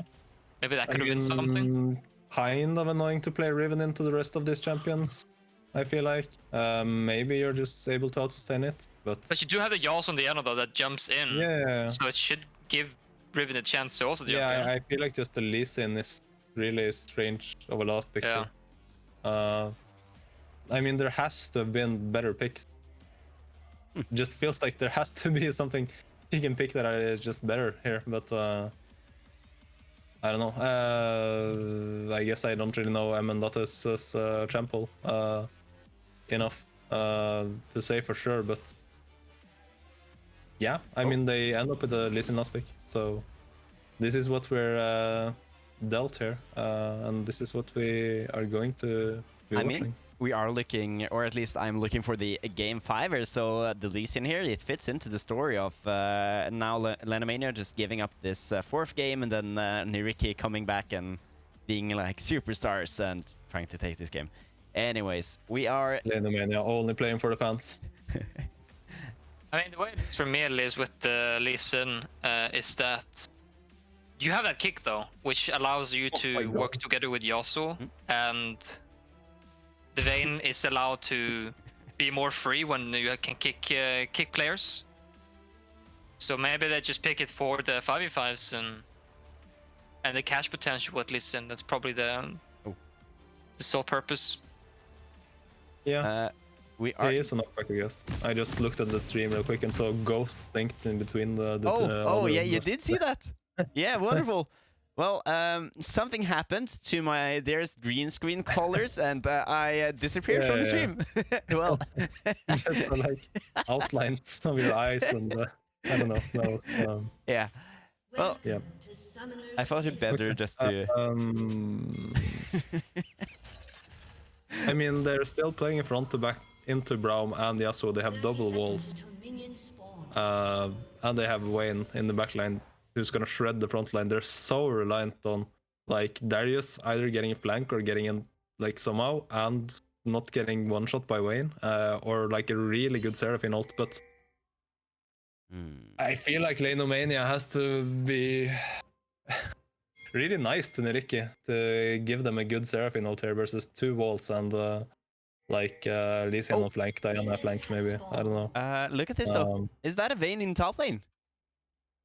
It is a Vayne in the top lane. So going to wait. Yeah, it's going to be the Yasuo bot lane, like we were talking about. Aha! So you see, they are actually makes a bit more sense than I guess. But yeah, this is like I said, Lanomania. They can do these things. They're literally swapping 3 roles now in the final of Telia Master. 3 role swaps. Not a lot of teams are comfortable doing even one, so you know, really exciting. Yeah, that is going the Lee Sin to be... obviously is going to be completely fine in this mid lane, just surviving and sustaining up versus Seraphine. The thing that I found so interesting was I think they didn't pick Riven for Crone in the top lane because Amendatus couldn't play mid lane, but for some reason he's playing mid lane this game, so it's just even weirder now to me that they didn't pick Riven. Yeah, they probably could have just picked Riven as well, but I don't know. Maybe they just wanted something more safe, and as you said, the kick versus the Darius is going to be super annoying. And also they get more playmaking, I guess, with Lee Sin rubbing and maybe kicking the Aphelios the other way. Oh, look at the trades mid and top lane. Oh yeah, Nyyrikki is struggling a bit here. Lane, early ward from Latch though. So it's going to be completely fine here. Oh, getting the wonderful pillar there. Flaper trying to get something, and Lodge going to get hooked there, and that might be the first blood going down there. Trundle picking it up. Flaper. Yeah, really greedy, not flashing there. Oh yeah, Lodge there. That is too greedy. Yeah, he got caught a bit off guard, I think, by Petoska getting level 2. But he has the ward there as well. Yeah, I mean, he just steps too close. Trundle gets too much move speed from his W, and then a really well played pillar. Probably just has to insta-flash it because Darius is gonna hit too. How is the wave? The wave is really doomed for Vayne as well. Vayne just like, nah, Lee Sin, go fix this please. I'm going mid. Okay, yeah, this is a proper Going to solo queue. lose a lot though. It's gonna be pretty far down in experience.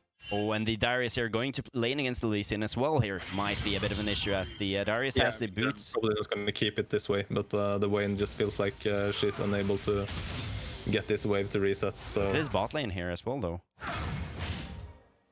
yeah, obviously not fun for the Yasuo Braum early game, but they're not even that far down in CS. They're only 4 down, so. The good thing for Lee Sin is that he can deny the order from Darius, because he has War Jump and he has Kick to kick away Darius. The only issue is Darius is gonna have Perm Prio most likely against Lee Sin. Actually, oh, they're swapping again. They're not gonna keep these lanes. Yeah. Wayne just really needed somebody to fix that wave. See Cronan in the bot lane now, jumping around, looking for some tornadoes, maybe. This wave though, slow pushing into Nyyrikki, and Flipper running down there. Ganking Flipper. Cronan, that might be a bit deep this time. Abigail already in the position here. That's the Diana coming in. The flash away from Cronan. Going to look for something. No flash on the Yasuo though. This time trying to get away with the dash there. That's a kill going over to Nyyrikki as well. Screwed is here. But Nyyrikki. It's a really good pillar from Flipper there. Completely denies them there, and Cronan as well doesn't have flash there. Perfect pillar, and yeah, they just get that free kill there. Yeah, well played by Flipper. I mean, he's skipping so many camps to do this, so you know he is giving something for it, but it's working out, so it's obviously going to be worth it. Oh, Petoska does have the flash and the ghost there. Shouldn't go down I here. don't think you're able to kill this Darius. Oh, and again, Nyyrikki though. Looks like they are turning around the tables this time as they are getting kills and using time from Lanomania's players here. Yeah, I guess we also get to see why they banned the Trundle, because we can see the effects that Flipper has in this game, and it's only been 5 minutes as well, so great stuff from him. At the same time though, you see Diana is just completely fine free farming while the Trundle is doing stuff. And his lanes aren't that far down, so you know obviously the bot lane is pretty disastrous now, but everywhere else is fine, and the Diana is farming. Oh yeah, sure. Yeah, but as you said, the bot lane here going to be a bit difficult now for Cronan as the level 5 Assager. Oh, top lane though, again Flipper here does have the flash. That's engage onto Lodge this time, going to go for the kill here. Look at the damage from Darius. Petoska picking that up in the top lane. Using double summoners there to 100% secure it. No way Latch can ever outplay that, so gets the kill. The wave again. That is a Trundle going to go for the jump. Trundle is level 5 though. Yeah, Diana, I mean, does Trundle have MR? I mean, that This in has Prio as well, could have been scary. The Trundle, the level 5 versus level 6, and the Conquer on Diana, but the Darius obviously in position to maybe follow up. And now you see the bottom pressure here going through as the Nyyrikki bot lane here. Azador and Abigail going to get some damage and pressure off onto this Braum Yasuo combo. Yeah, 2 of the lane swaps honestly not panning out just the way Lanomania wanted. Oh, the catcher. Not early. No, yeah. Yeah, 2 of the lanes here. Both the Wayne and the Yasuo getting punished. Flipper just abusing autofill in 3 rolls. Oh, take a look at this though as the Drake has been started up here. Just got 6 as well here. Lanomania, they know it is going to happen here, and Flipper is on his position here. Does have a flash on the Trundle, could go into the pit. They're looking for the steal, and that is going to go over to the Trundle here, going to jump that as the Diana go in with the engage here. Wonderful engage here, and ultimate from Seraphine Waze and getting so much damage down. Nyyrikki getting everything they want here, and more as the double kill goes over to Wazen. Yeah, I don't know why you wanna flip the game over an Ocean Dragon when you're already behind, and your Yasuo doesn't even have level 6 yet. Because you saw that ultimate from Screwed as well there. If Yasuo was level 6 here, I think they could easily have turned that and maybe won it. But yeah, it's really weird that they chose to start this at this particular moment, because Lee Sin is well at level 6, and when Seraphine's level 6, it's just so much better, especially because Lee Sin's kick is simply just because to either kick away the Darius or to kick into Yasuo ult. And yeah, there was just no Yasuo ult, so... They got a 3-man Diana ult and they got a 4-man kick from Lee Sin, I think. Or yeah, I think it was 4-man kick. But look at Flipper finds Rudy on the Diana here, going to look for the kill onto this, going to flash away. I mean, Datus. Yeah, I mean, reminds me a bit of Rich Gang versus Lanomania. Having a bit of fun, maybe. I don't know. Yeah, it does look like that, but Nyyrikki, they want to win the game here. And now with a 201 Seraphine in mid lane as well, maybe not the scariest champion, but... Spick Seraphine coming in clutch here.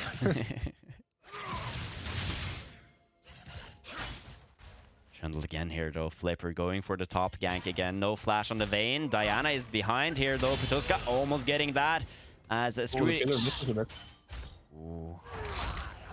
Good disengage from Flipper there, acknowledging that he can't really take that fight after the pillar misses a bit. Look at bot lane though, that's a double knockup from Abigail. Not having the level 6 on the Rakan available. The good thing for Nyyrikki this game is that the Philios is going to be much more valuable compared to the other games we've seen him. Because Lanomania actually wants to try and run into you, and that's exactly very good for the Philios. Even though there's a Braum on the enemy side, you can at least have an enemy to hit this time, because there's no Sinsa. Oh, the engage here, Abigail. Oh, look at the damage going through there. Trollnut using the wind wall, very good here, but that is not enough as Emendatus trying to roll into the bot lane. As the Jury gets attacked there by the Lee Sin Q and going to be... good ult. Wonderful ult there as Emendatus trying to get away here. Diana, close by. Flipper has no flash though on the Diana. That's a bit deep and going to use the pillar wonderfully there as Flipper on the Trundle this time. Having a much bigger impact. Yeah, I feel us having the perfect guns for that fight. The red and the white one. While Abigail gets knocked up and... yeah, just the wind wall not doing enough.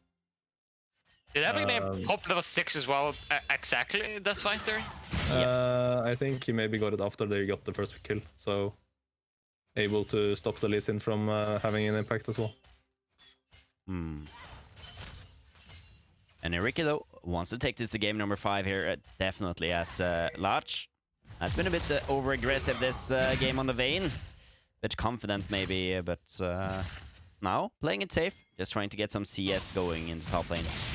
Yeah, I think Petolska's just waiting for Stride Breaker, because the moment he gets a hold of that, he can potentially just run down Latch. Yeah, should definitely help. Also has the early tabbies, obviously. Petolska does have a flash on the Dairy here. Yeah, Scrooty shows himself in the top lane.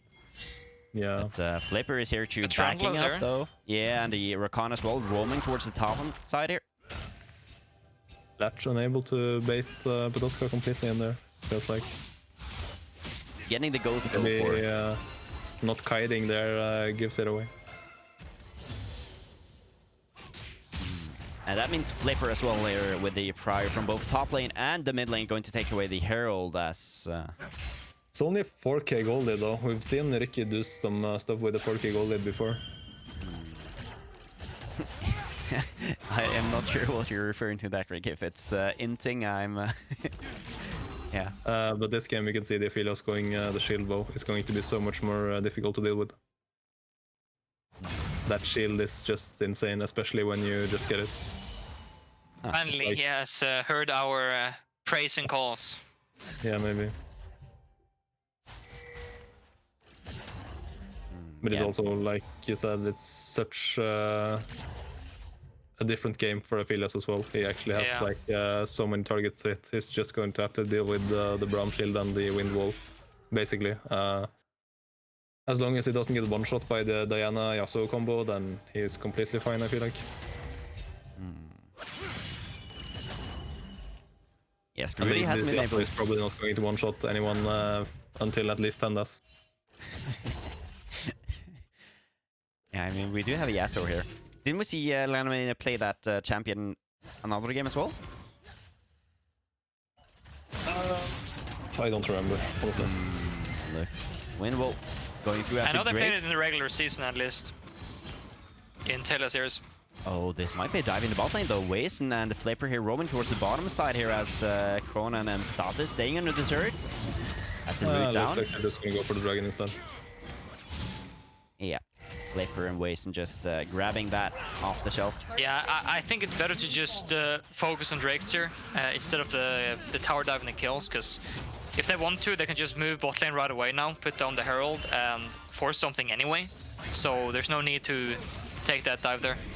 Yeah, they're following your Pulse Mastermixer, going for that bot lane turret as Azure is probably going to get some gold there at least.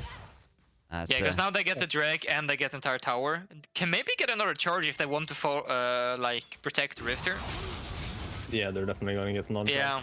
Oh. So this is really good macro from Nyyrikki, and they're gonna get so much out of it. In return, Lanomania will try to do something top lane, but you can't really do anything. Because look at the Abigail as well now, he's moving on the map. Actually, it looks like they know that Screwed is in their top side as well, so... And the swap here, it seems Abigail going to get some vision in the top side, just to secure his top laner a bit of time. Or? Yeah, I think Nyyrikki has full understanding that Lanomania has to be top side there. They have to try to do a cross-map play. So Abigail instantly rotates top lane as he's done bot lane to prevent Screwdy and Amendatus from doing anything at all in top lane. So, yeah, Nyyrikki just gets everything they want and doesn't have to give anything in return, so now they're in a really good position. Yeah, not sure if I like the Diana build this game compared to the other one. Feel like they should lose the extended fights, especially now that the Vayne is this far behind. Of course, you farm a bit faster, but feels like you kind of just wants to be able to do your combo with Yasuo Diana, maybe get some one-shots, but instead he's going for the build to play extended fights, which I don't think you win versus the Darius Trundle. Look at the amount of pressure though, that's the engage onto Lodge, going to flash away, but I think that might actually get away with that splash though, as the turret goes down here. I think they'll use both summoners there as well. Is it fighting in the bot lane? Potulska going to fight on Screwdy as that Darius is going to flash away a bit late though. Yeah, that was not even close. I guess that this build is really good at winning 1v1 versus Darius. Look at this Nyyrikki though, trying to look for something in the top lane, and Amendatus has the flank available here. Might look for something, misses the Q though, and going to show himself with that Q as well. Ultimate on Seraphine there. I don't think they can do much. And Nyyrikki picks up 2 more turrets, so getting the gold going now and snowballing their lead slightly at least in this game. 5.5k. They're still doing it. All Nyyrikki really needs to do now is open up mid lane as well, and then they can start to suffocate Lanomania from vision. And from there on, they can pretty much get every objective. They can start stealing the enemy jungle camps. Have full control over the silence and yeah, that was just the spellbook. Just the spellbook. Can I ask what timestamp you're on? I'm on 1647.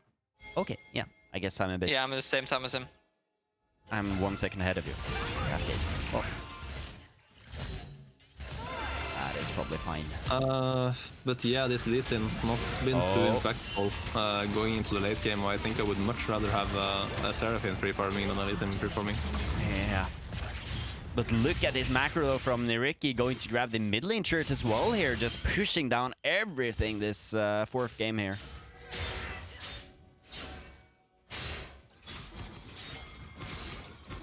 Yeah, I'm not sure how Lanomania is supposed to win a fight now. I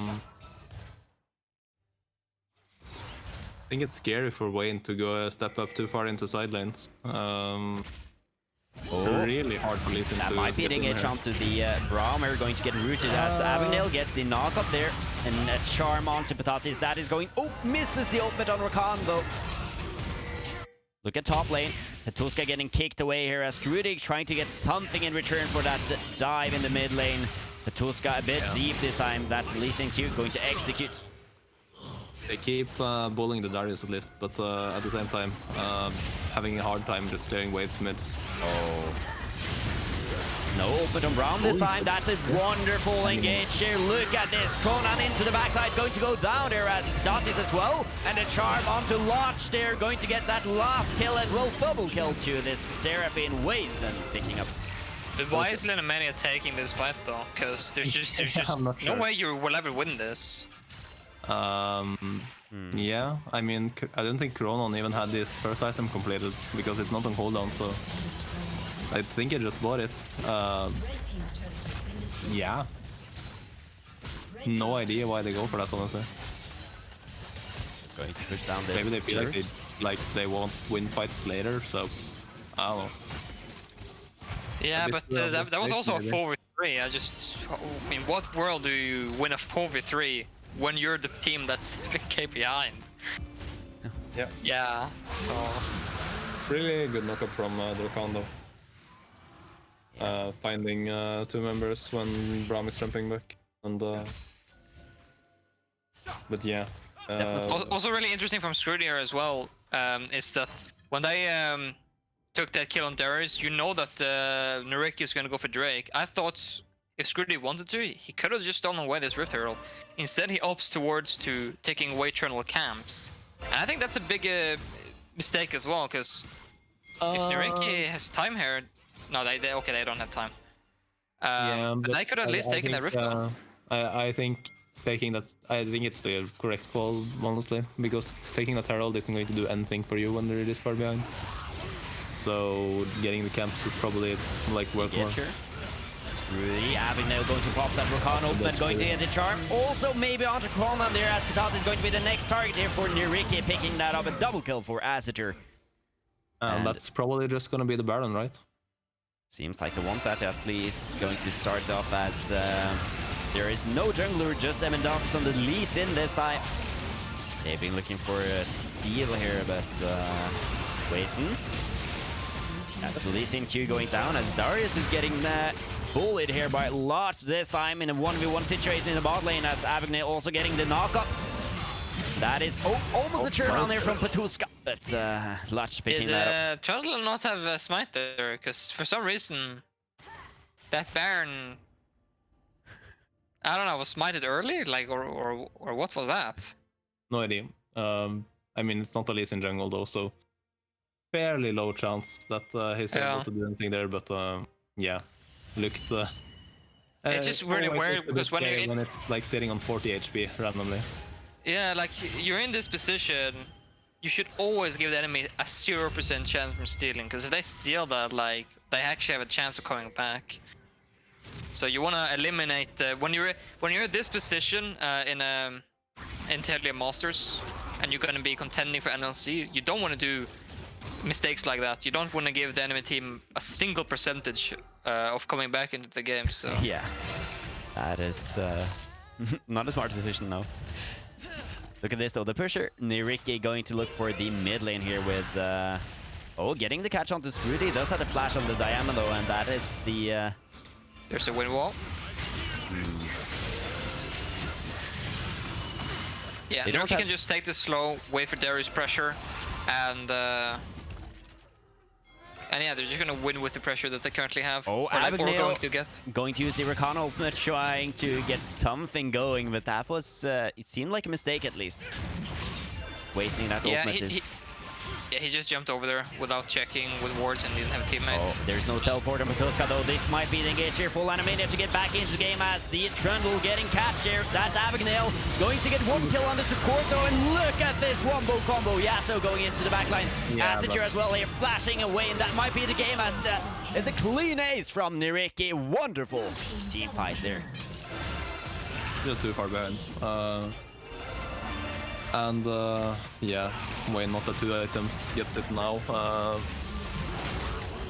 Going for one last ditch effort before Nyyrikki gets the Mountain Soul, so I guess that makes sense. But yeah, we're going to a game 5. Didn't feel like it after the first 3 games, but we are heading into the game 5.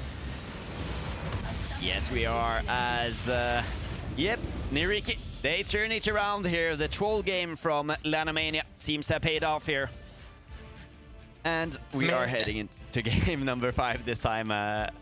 I mean, what a game there actually from Nyyrikki, and it looks so different this time when they get the lead and they actually hold it. They don't give it away with free gold and random engages. They keep it, they push it, and also a lot of the players, the Asature and as well Abigail this time, showing a lot more skill in this game, holding on to their summoners, also playing it really good when it comes to dives in bot lane.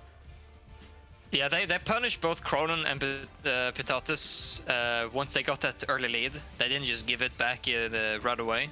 They constantly kept it the entire game. They didn't die a single time. The only one who died from Nyyrikki was actually Darius 3 times because he was being bullied. I don't know, like they just played really well. Besides, Trundle was finally open this game and they get to pick it. So I guess Lanomania has to keep banning that because that seems to be an issue. And for game 5, the big question is Nyyrikki going to be able to win on red side? Because they're going to be put on red side. Yeah, that is going to be very interesting. Yeah. Also, this game being a completely different situations for the Aphelios, he's actually able to do so much in this game, you can see. He got fed in, I believe, the second game as well, but unable to do anything. But you can see in this game, does so much more. And you can see why this champion is so strong. Yeah, a totally different game here. That's the invites getting ready for game number 5, or that means we're going to listen to Silver Scrapes here between the games. And with that, we are going to take a at least a 5-minute break here. It might be a bit longer this time, so hold on as we are going to show some replays from game number 4 this time.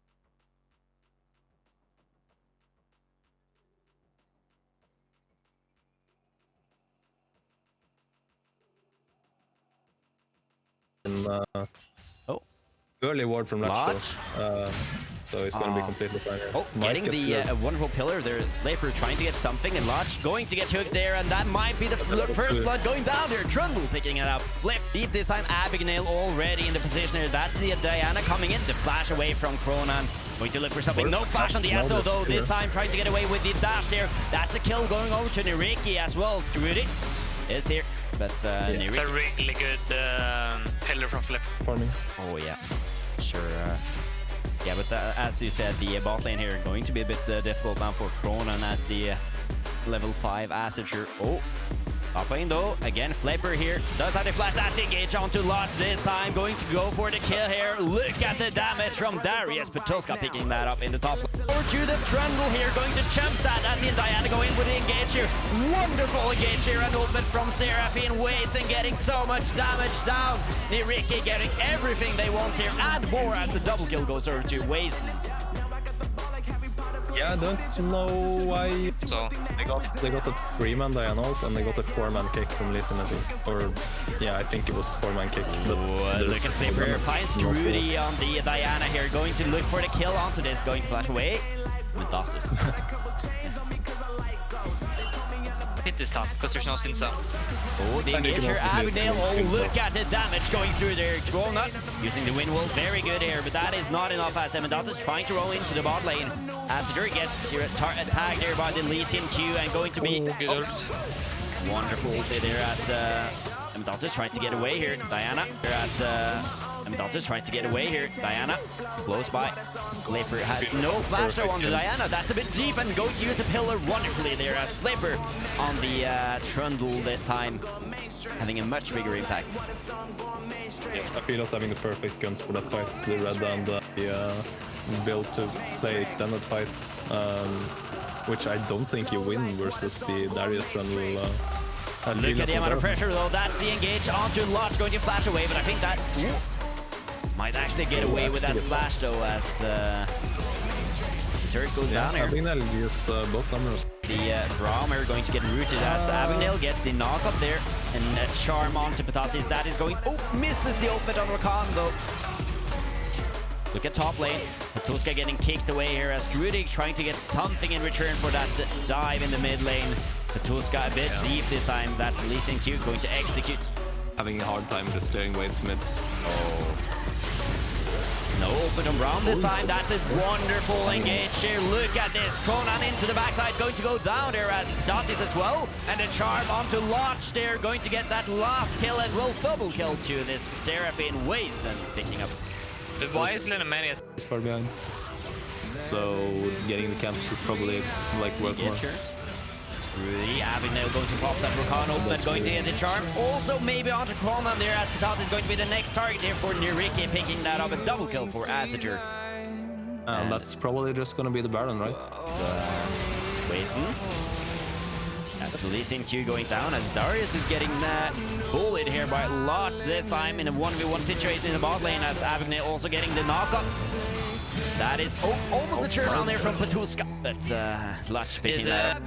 There's no teleport on Patuska though. This might be the engage here for Lanomania to get back into the game as the Trundle getting catched here. That's Abigail going to get one kill on the support though, and look at this wombo combo. Yasuo going into the backline. Asager as well here, flashing away, and that might be the game as it's a clean ace from Nyyrikki. Wonderful.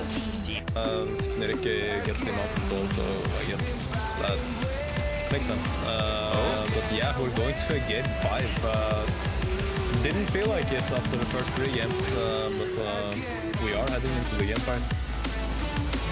Yes, we are, as yep, Nyyrikki.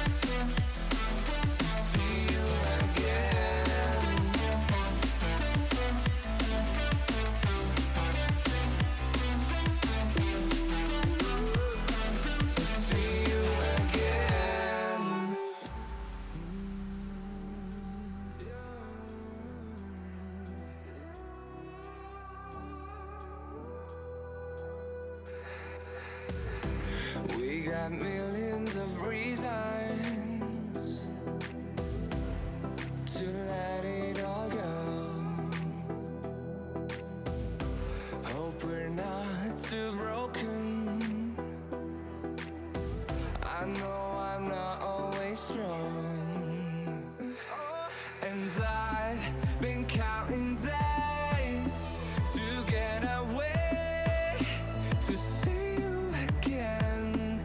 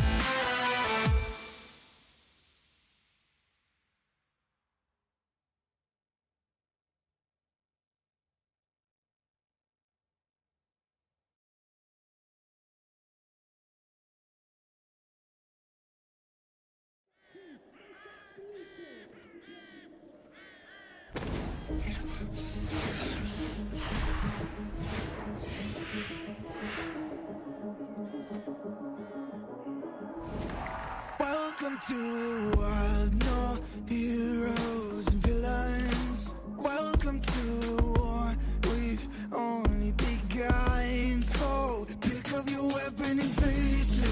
There's blood on the ground, go and take it. You get one shot to make it out alive. So higher and higher you chase it.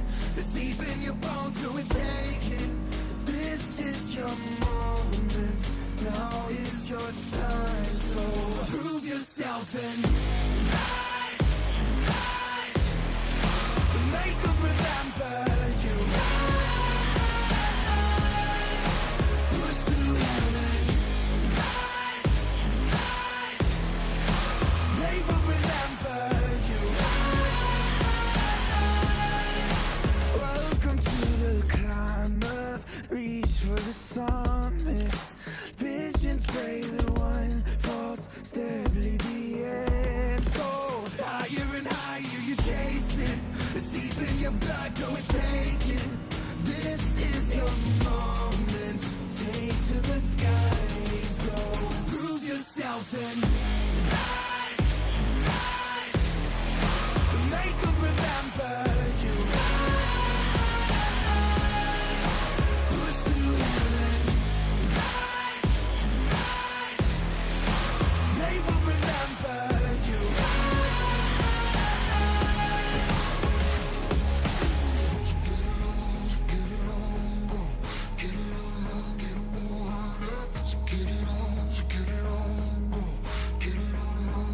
It is you fight among the dead, beneath the dirt. Or do you know yet? Or do you want it? And when the giants call to ask you what you're worth, do you know it? We don't die. Prove yourself and rise, rise. Make them remember you. Push through heaven. Rise, rise. They will remember you. Prove yourself and rise, rise. Pick up your weapon and face it. Rise. It's deep in your blood, go and take it. You can chase it.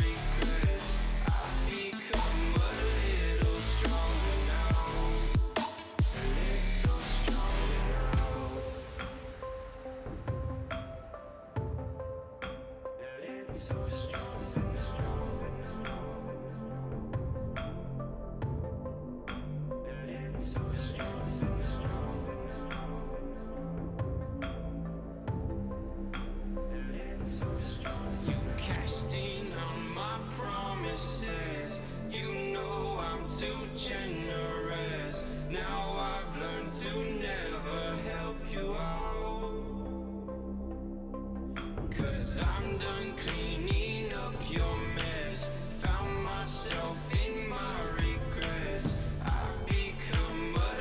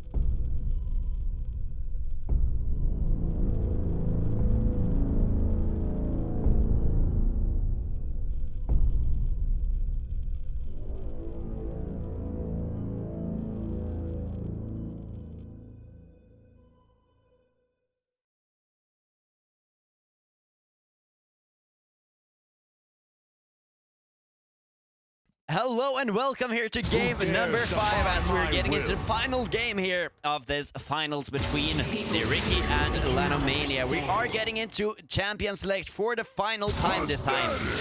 And yeah, the previous game, Nyyrikki just turned it all around and now things are looking a bit different. Anyways, getting into game number 5, the champion select here. And anything we can get from these bans. Dacreq. I mean, we're back on Trundle ban, like Mastermixer was talking about, so... yeah. Are we back to first pickings in Zao, I guess? Maybe? I hope they ban Zao and leave Yeah. one of the champions open. Because I would no. I would just give them LeBlanc, honestly. Because right now, this Zao has been giving you so much impact. Yeah. I mean, it's Yeah. gonna happen. Yeah. If they do... No, Seraphine is banned, actually. No, they can't do Seraphine and Philios, but they're probably just gonna go Philios again, right? Aren't they? Trying to get Or that. they're picking Oh, up now? Snakes is open. Oh, the Six, actually. yeah, Okay. that's the first time this series too. Oh, yeah, I guess they banned Trundle. Seraphine over Six. Oh, Well, that completely changes the draft because it's... so I much think easier to that draft is a Six. mistake from Lanomania, yeah. Oof. Because now they can just use that as a flex pick for both mid and bot lane here. And Leona. Do we maybe And- see Thresh now? I mean, Or is that a bit early to pick? could, but like they don't need to. I guess the Lulu is banned, but I'm expecting Latch to play something who can just go with and early, like the Kog'Maw or the Ashe. So seems about right. I think he's completely fine into the Six. Ooh, See him Actually, the Morgana insta-lock here as well. that is Not something we see often into Leona, but can be pretty impactful, obviously. Pretty good bot lane. If the Six goes bot lane, then Morgana's gonna be able to have a lot of impact at least. But Nyyrikki can still put the mid lane and look for a different AD carry. Yeah, exactly. So Yo. depending on what they want to do, I mean, Whoa, that's a Yon. Wason been playing only Oh. Seraphine, Okay. and then like the no more comfortable champions, I guess. So I mean, we're obviously expecting this to be Wason playing Yon. Yeah. And getting 2 bans there as well.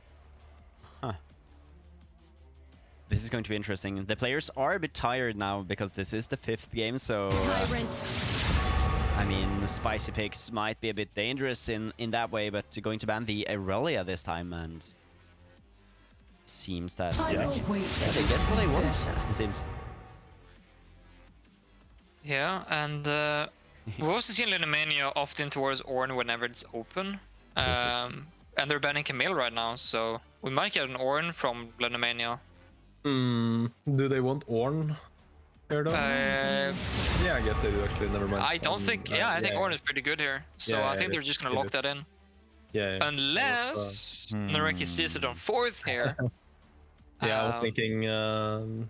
My brain was doing the wrong thing. I was thinking Lanomania was on red side, so Yeah. I wouldn't want to play Ornn versus Kog'Maw and Morgana probably. No. No. Not at all. But wait, Nyyrikki's champion this part. If they do, I think they just pick a jungler though. Nyyrikki should just pick a probably. jungler. But if they do pick the Ornn, I mean, they're gonna have to find some physical damage somewhere. And we're obviously expecting the Six to be bot lane here, so finding a good AD jungler into this team is gonna be hard, but they're gonna pick the Lee Sin maybe. Yeah. Probably still a flex, but I mean, what else? If you want AD jungle here, what else can you really go? The moment they lock in that Ornn here, which is most likely going to be the top lane champion for Lanomania, I don't think you want the Lee Sin top. So it's probably just going to be jungle the moment we see top from Lanomania. And I don't know. I kind of want to see all Poppy's open actually. Yeah, it's true. Oh. Poppy is open into both Lee Sin and Dion, so I mean that is fairly comfortable doing that. But I mean, Nyyrikki, they could just go for the Kayle again, I guess, if they want to. The red side here. Look at this though. Yeah. Oh, spicy. Feels like a bit of a strange pick, but into the Yone and into the Lee Sin, I mean, all you really want to do is just protect Latcher and enable him to be able to deal damage. So like you have the huge frontline here, you have the Lissandra with the safe CC, and you have the Morgana with the Black Shield on the combo. So the GP here though, the ultimate is obviously more magic damage, but if he can find good barrels in fights later on versus the Kog'Maw, that's going to be a huge issue for Latch and really hard to deal with. But I don't know. I think this is probably a very Lanomania comp. Like we've seen Sin every game almost. You know, we've seen Mendatus play Poppy, and we have Latch on the hyper carry with a Enchanter, or I mean, I guess Morgana is an Enchanter, sort of. You know, mage support, I guess at least. And we're also seeing Wason playing something else in Seraphine, so that's a win in and of itself. Well, with that, do you guys have a prediction for who's going to win this final game and this series and Telia Masters? Yeah. This is the best of 5 for winning Telia Masters. It's been such a weird series, honestly. I mean, Game 5 draft as well seems very weird from both teams. It's a lot of mixture here. Yeah, it's not something we're maybe used to, but I feel like this is a very Lanomania comp. So, I mean, they are still undefeated, I guess. They have dropped some games, obviously, but they haven't lost a single series in this entire tournament. Well, so, they have. A series? Yeah, it's a rich game. Oh, yeah, of course. Yeah. I mean, yeah, but... Yeah, I mean... That was also a very interesting series. We are actually going to get into the game now. Sure, that's true. Yeah. The final game here between Nyyrikki and Lanomania, going to Game 5 here, and the winner gets to be the champion of Telia Masters. Does it matter for them when they go into NLC promotions, or is it the same? I'm not sure. I think it doesn't matter. They changed the format from the first time to the second time, so I'm not really sure which one they're going with now. Because if you win, don't you just meet the 7th seed? Huh? If you win this matchup, don't you just meet the 7th seed of NLC? Because there are 2 groups, right? So there aren't any like lower seeds unless they played like a tiebreaker between the 2 last place. I don't remember if they have. I think they did that the first year, but I think the second year they just because then there was double elimination as well. I think the first year was literally 1 best of 5 and you're either out or in NLC. I could just make a loser bracket though. Yeah, I think that's what they did last year. But I don't remember how they did the seeding. I think there was a game between like the 2 last place in the different groups for seeding.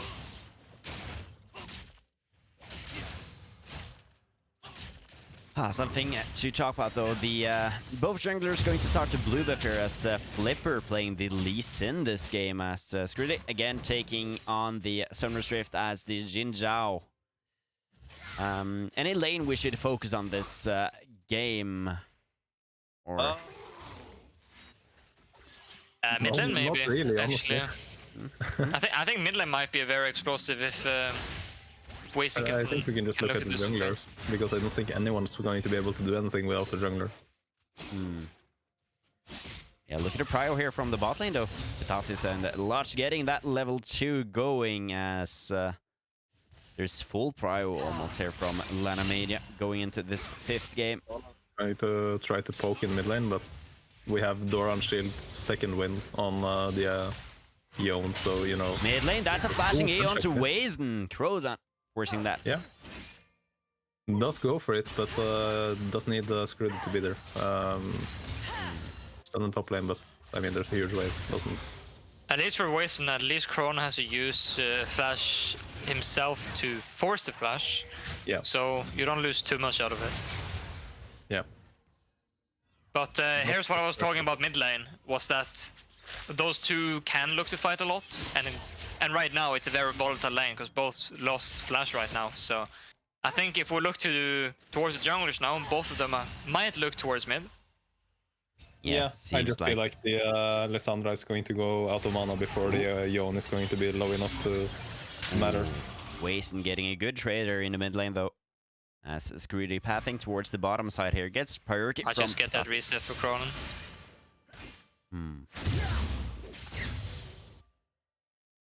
Good He to be- actually decides to stay and uses potions instead. I guess it's just gonna wait for the next wave as well, and then reset onto on cannon wave. I mean, Let's Wason talk does have to step up here, so it's kind of scary for him. Amendoth is Doesn't pushing really up in have the any top vision lane. on the Sinzao right now. But yeah, just look at what Waze can do though. He can do trades like that and play very careful. Blade going down in the bot lane though. Actually gets denied from the crab here. Oh, That's really good by Lanomania here, having that prior top. Yeah. And you see the they boss engage scuttle as onto well. bot lane. They're going to... Oh, the spell shield there from Patat is going to use the heal, but Ignite is taking down though. Patat is going to survive that. Almost the second kill here in this game. No, first kill. Yeah, wow. That is... Actually gets the Black Shield off there with the 6 damage and then the stun lands. Ooh. And now it does have the flash now on the Leona as well. Could go for something on Patatis, so has to be very careful this time on this Morgana. Yeah, that is the scary thing playing Morgana. If you do get caught out, it's going to be really punishing. Oh, that's a flash engage from Abigail, but not going to hit that though. The stun goes through, and that's a Lissandra coming through here. The 6 bomb going to save Abigail for now, but no flash on that Leona. That is going to be first blood going through there. Cronan picking that up. Yeah, that is so aggressive from the Leona. Did he think the Black Shield was still down maybe? I'm not sure. No, he would have known that was a long time. But yeah, but it's like, isn't it 24 seconds, 25 seconds or something? So it's a long cooldown, but I don't know. Just a bit over aggressive, it feels like. It makes no sense to go in there if you know he has Black Shield, so he must have mistimed it. Yeah. But it looked like he tried to get like the E flash there to like get surprise catch onto. Yeah, but he's still going to have time. Yeah, and he's between like the ECC and then before the Q land. So. And they also know that Cronin has teleport advantage from mid lane. Oh, Abigail going to look. Oh, did he get spotted out there? Obviously, Wason is really far up in farm now after that teleport bot, but Cronin getting the first blood for his team, I think he's happy with that. Yeah, and especially with the Leona, they're using her flash as well. Like how much EXP Cronin has missed, actually, that's insane. He's almost 2 levels down. Does catch this wave now, but Wason is like 2/3 to level 7, while Cronin does not even hit level 6 on that wave. Oh, that might be an engage onto bot lane though. Amendoth as well, overextending maybe a bit there in the top side. Let's take a look at the replay here from the first blood. You I could think just look for Dacreq here. Yeah, should be a pretty free Mountain Dragon for Sinzao. Takes a very long time, a painfully long time obviously for him, but should be a free Mountain Dragon.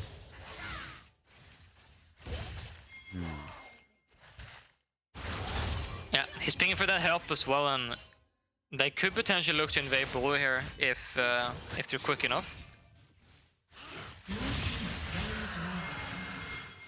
Seems like Screedy wants to go into the enemy jungle here.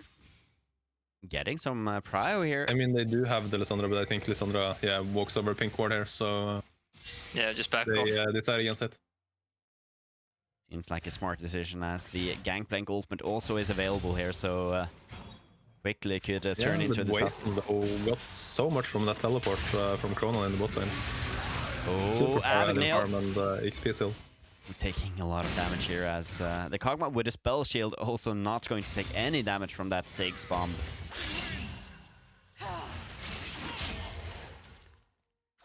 Oh, got this. Maybe there's no black shield. Going to use the Hag Slap. I mean, this feels a bit forced again. Obviously, there are no teleports, and they have the GP ult, but they also have the really information hard for that Abigail Flipper to is get in. bot side here.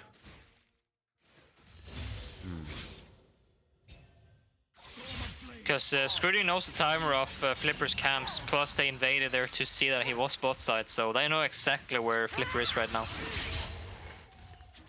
Despite though, this Lissandra trying to push up the wave, getting the push and also the reset as Scrudy.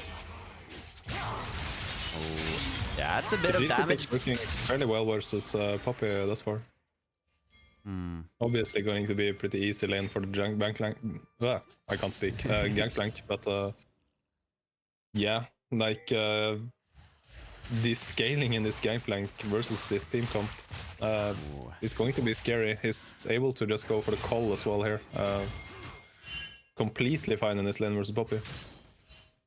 Very greedy, but still very useful on Gangplank this time. Going to be a very... Oh, mid lane.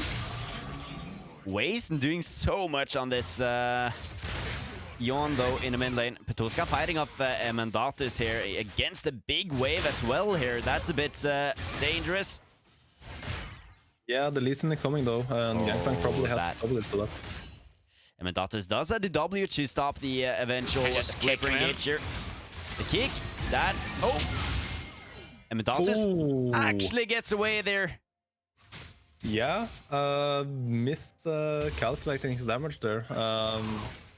Maybe does not know Poppy W giving more resistances if Poppy is low. It also seemed like he was on a timer there as the Poppy ultimate was charging and... But please look what he's doing with the timer though. Still at the flash though, so like he can flash the Poppy knockback if he thinks he's not going to be able to kill. True. Yeah, that would have been a free kill actually, so... Pretty sure Flipper could have just kicked him into the tower there almost, right? Oh, Abagnale gets rooted and locked up there as the Morgana going to look for this stun onto Abagnale. That's the ultimate here from Lotch as well, but not getting the kill here as Azador just gets the return damage in the bot lane. Yeah, I think the kick into turret would have been fine. I don't think Gangplank is in danger of dying there.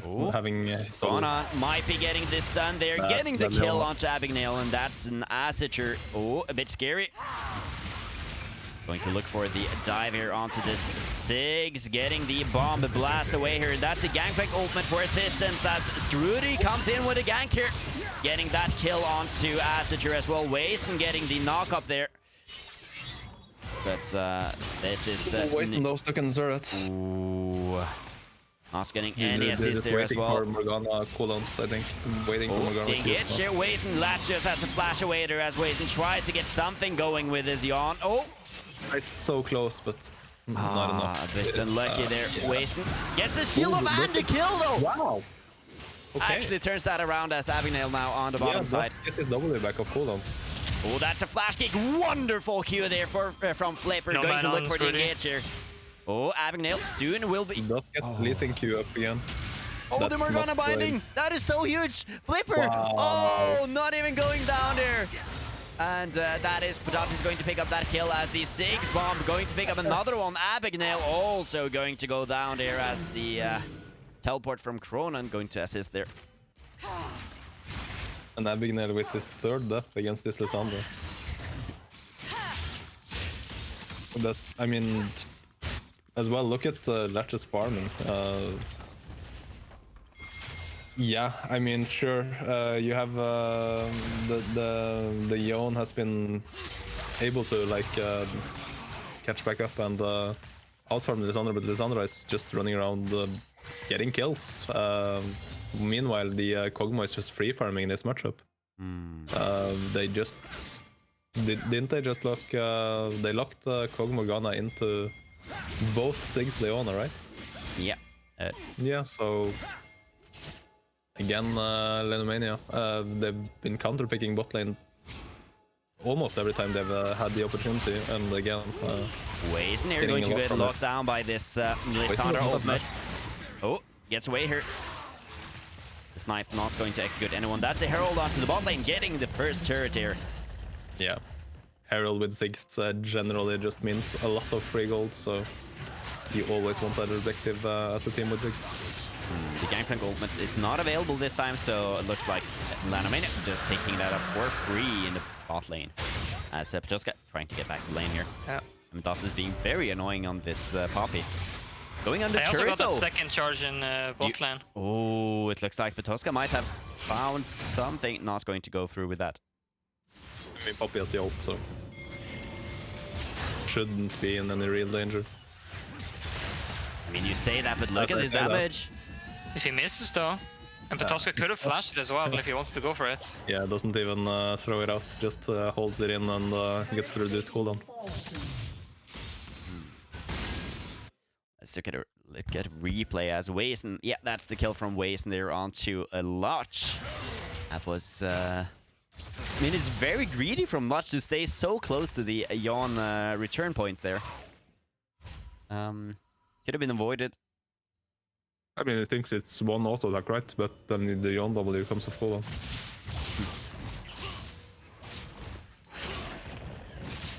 Wazen though, doing a good job this game on this Yawn. Going to be interesting to see how this matchup is going to pan out as the Lissandra mounts. Under Gangplank actually. Obviously good for lane, but I don't think Divine Sunder, like the actual proc, works on his barrels. Fighting in the top lane here. Fronan getting in here. Trying to get something. That's a leasing kick under the turret of Flipper. Getting rooted and grounded by the Poppy here. Emidatus going to pick up one kill as the Petoska 1v2 in the top lane here. That's a bit dangerous. The stun does not go through as Emidatus going to tank that. And that is Additor going to pick up something else as Petoska picking up one more kill. Yeah, look, Wazen as well pinging mid, wanting to go for his Kog'Maw. Watch, that's a bit greedy, even though the Morgana is coming. Patatis trying to back up his... Yeah, but level 11 Wazen. He doesn't have an item yet. Splash though. Abigail going to get this done onto the support here. Lodge not going to use the Black Shield this time. Wazen now finally gets engaged onto Lodge that. And look at Abigail, not going to survive that. Yeah. Obviously the Wits on this... incredibly useful versus the Sigs, but doesn't do too much versus the Yawn. Does have the magic damage on every other auto, I think, but yeah, unable to survive. At least Nyyrikki is getting back in this game now, because they finally gotten the goal lead even now. And they have a very good scaling champions on the GP and in the Sigs, so... Yeah. Yeah, I guess they can start contesting Drakes now very soon. Yeah, just look at this I think it's Petoska. gonna be hard for Kog'Maw until he gets maybe Randuin's Omen. And the Lissandra is eventually going to fall like super hard off. Does not scale that well, this champion, especially compared to the Yawn on the other side. So it's going to be a battle later on versus it's going to be like Kog'Maw versus the Wazen, I think.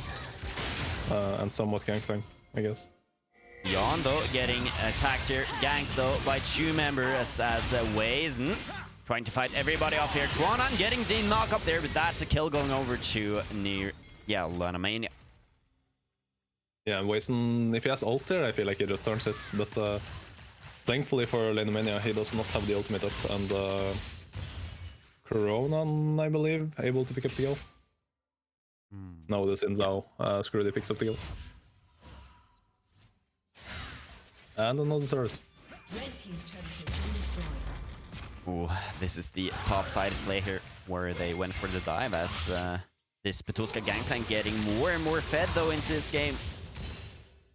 Going to be a very scary Gangplank in the late game. Ocean Soul though. Feel like if Lanomania can get the Ocean Soul here, the game is going to be so hard for the Nyyrikki. Kind of dependent on getting some poke down and getting some GP barrels down. But if the Kog'Maw eventually, I assume, is going to pick up the armor tank item as well, it's going to be insanely hard to kill with this Morgana as well. Fine members mid lane here though from Lanomania getting the root onto this support here. That's a wonderful kick from Flipper though into backside. But that's a full man roster from Lanomania as Petoska into the backline with the Gangplank here. Look at the damage coming through here from this Kog'Maw, going to pick up one more kill as Wazen goes down here. Petoska trying to get away here with this Gangplank. Screwed it.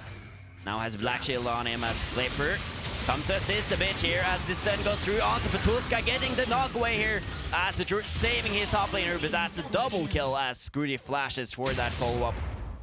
That is almost a clean ace randomly.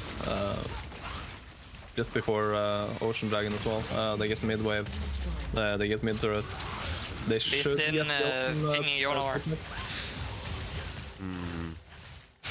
But there's exactly what I said about in the draft itself, that I want you to ban Tinsao, because if you saw what he did in that fight when Petulska TP'd in, Petulska tries to lock down Cronin, but Scrooty is literally holding 4 members single-handedly, meaning that they can force away Petulska away from Cronin and survive and save Cronin.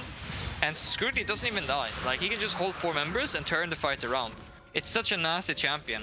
So I don't understand why Nyyrikki has given Lanomania this champion so many times, because just look at all this pressure and yeah, all the stuff he does in this team fight. It's fantastic. Yeah, Scrooty having so much impact on the Sinzao. Obviously, the 5 seconds people are unable to hit him. Like, that's Sig's not being able to deal damage to this Sinzao basically for 5 seconds while Sin is zoning.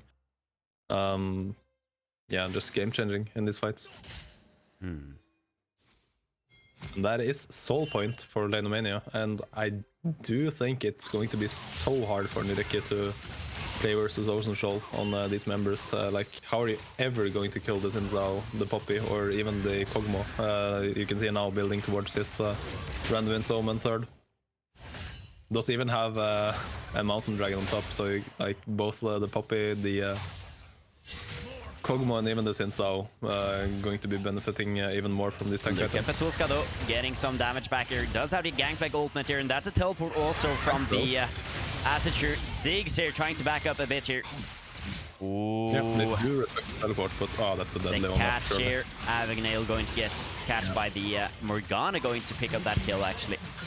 Look at Yon though, in the bot lane. Getting a turret here. And yeah, the Baron maybe Wazen is the only saving grace at the moment for Nyyrikki, but it just doesn't feel like it's enough. Even starting up the Baron here now. Gangplank ultimate Down is the still bot lane though available. was low from beginning. Oh. So Look at Flipper here, goes in, going to get locked up and rooted here by the Morgana ultimate there as he gets a kill onto the Lissandra there, going to turn everything around here. Wonderful job from Flipper this time.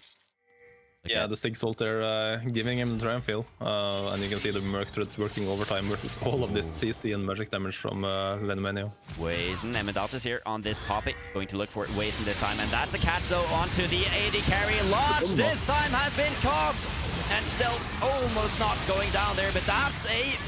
Whoa, Yon going back to his clone this time. Amendatus picking up the kill on the support though. that's such a good pop PR, saving his jungler there, and then they also get to lock down Abigail. That was without Petulska though. He wasn't even in fight, he was pushing top lane, and they are able to trade 2 for 2, so... Yeah, and they're gonna lose that entire wave in top now. Yep. Or give or less, yeah. Next fight though, you can see now Latch has the Warden's Mail, and is going to be having his flash back up again soon. That's going to be super hard to deal with. Yeah. Wazen still on 1 item as well. He has 2.5k in Oh, his he does actually, bank. never mind. Gets the second So item he now. gets the second Yeah. item now. Ooh. So Yeah, he is really big buy. getting really strong now. That's a huge buy versus this team. Going to deal so much more damage now. Both with the Giant Slayer passive and with the armor pen, obviously. So if Wazen is able to auto basically a bit in these fights, then he can be the difference maker. But on the other side, so much CC, so many resistances. It's going to be hard. Indeed, and even though it's a 16 and 7 kill score here, the game is even, and as well the gold score, only 2k difference between the teams here. Look at Petulska though, this Gangplank finally finding Amendatus, and now with the Poppy, ooh, getting that knockback. I mean, the pop is still assault, so... But forcing that out though, that is a long cooldown, and Large going to look for the top lane turret here as Petulska have been lucky so far not having to lane against this Kog'Maw. Flipper. I feel like the Sunderer isn't doing enough for the gameplay this game. Obviously not working on barrels, so that's going to be having the Triforce or having something else, maybe even going for the shield bow and crit maybe, but yeah. I feel like the gangplank is not as impactful as he should be after getting pretty free lane, honestly, being able to go for the call as well. Does pick up the Ravenous Hydra here, so feels like he's going for full lane kingdom, but I mean the Poppy ult is a pretty short cooldown.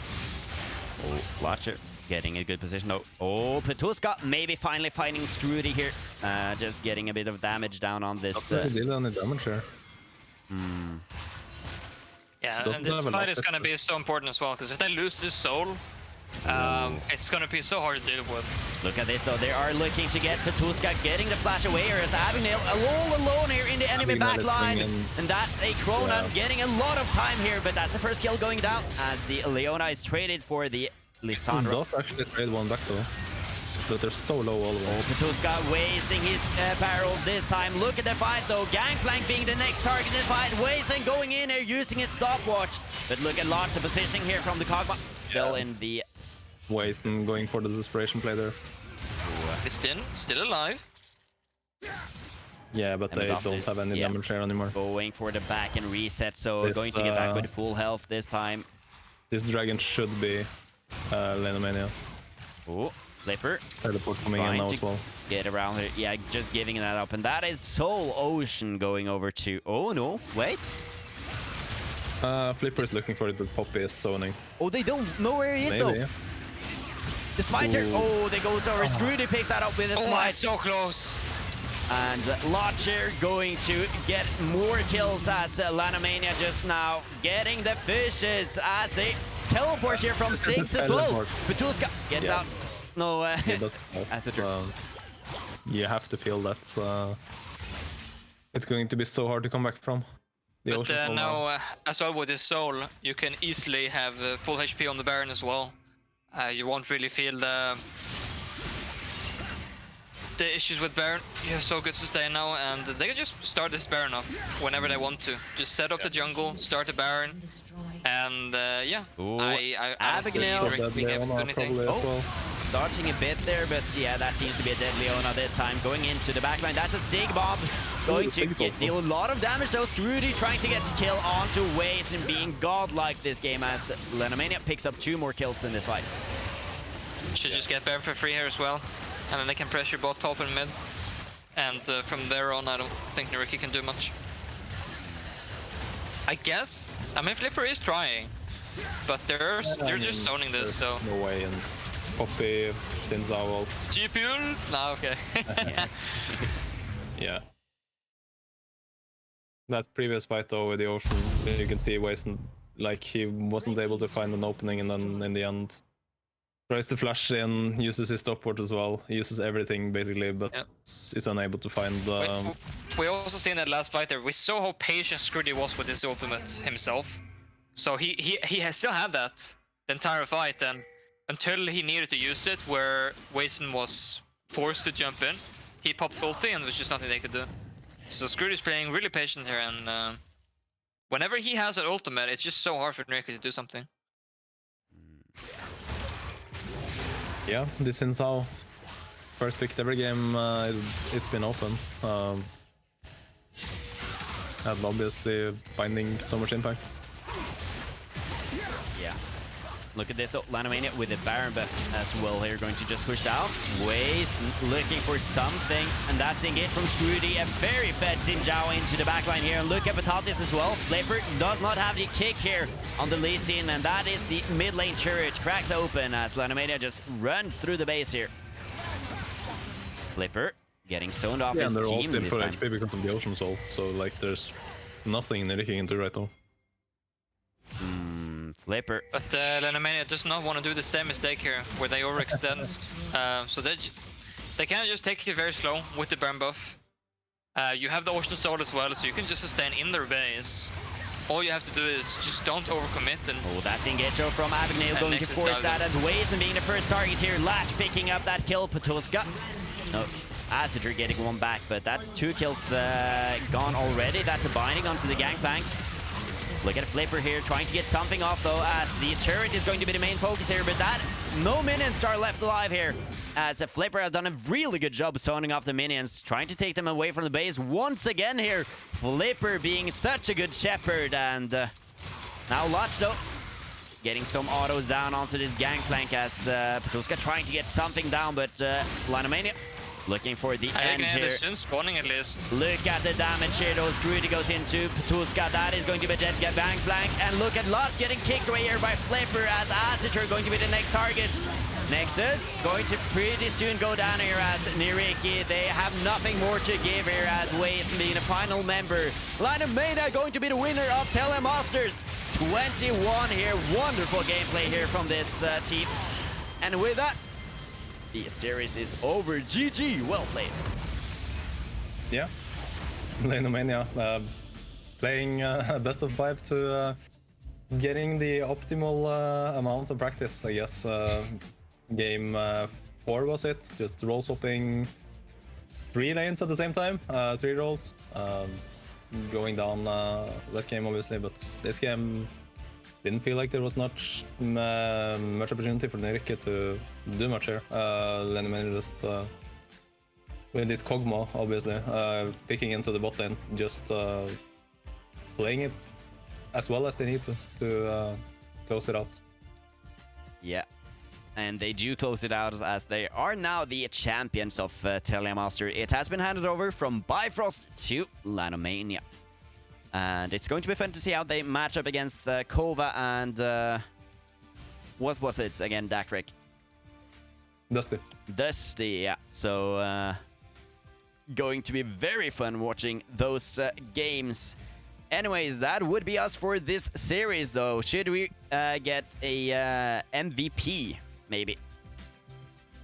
Ooh, for the entire series? Yes, Dacreq. That's hard. I mean, Give an MVP. I'm just gonna give it to Scrudy, honestly. I think he played phenomenal on the champions and so. Sure, like he has everything like set up for him, and the draft goes in their favor. But I don't know. He just zones off the entire Nyyrikki on his own, pretty much. He knows the knowledge of, like he knows the limits of Xin Zhao, and yeah, he just used it wonderful. So he's MVP in my opinion. yeah, I think Latch played really well too.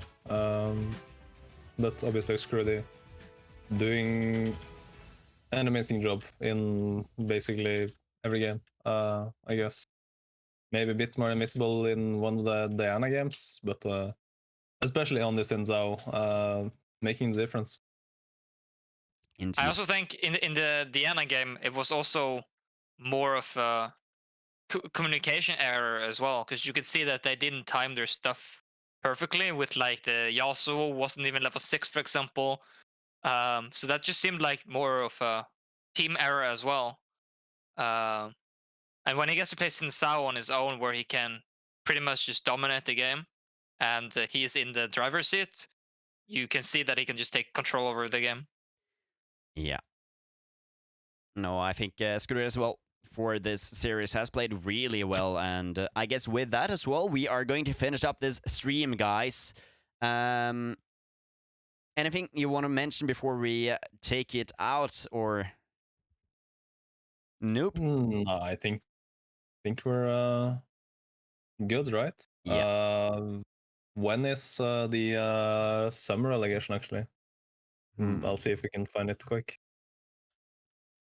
Would be There's interesting. no date on the Leaguepedia page, so No. Well, couldn't tell you. Yeah, it's been fun. Been interesting Telemasters. I think not a lot of people expected Lanomania to win it all. Probably not a lot of people expecting this to be the final either. Bifrost obviously being the reigning champions, absolved having made a pretty big investment into getting into the NLC, failing to even make playoffs. What other team? Wasn't there another team in the other group as well? People really expected to go far.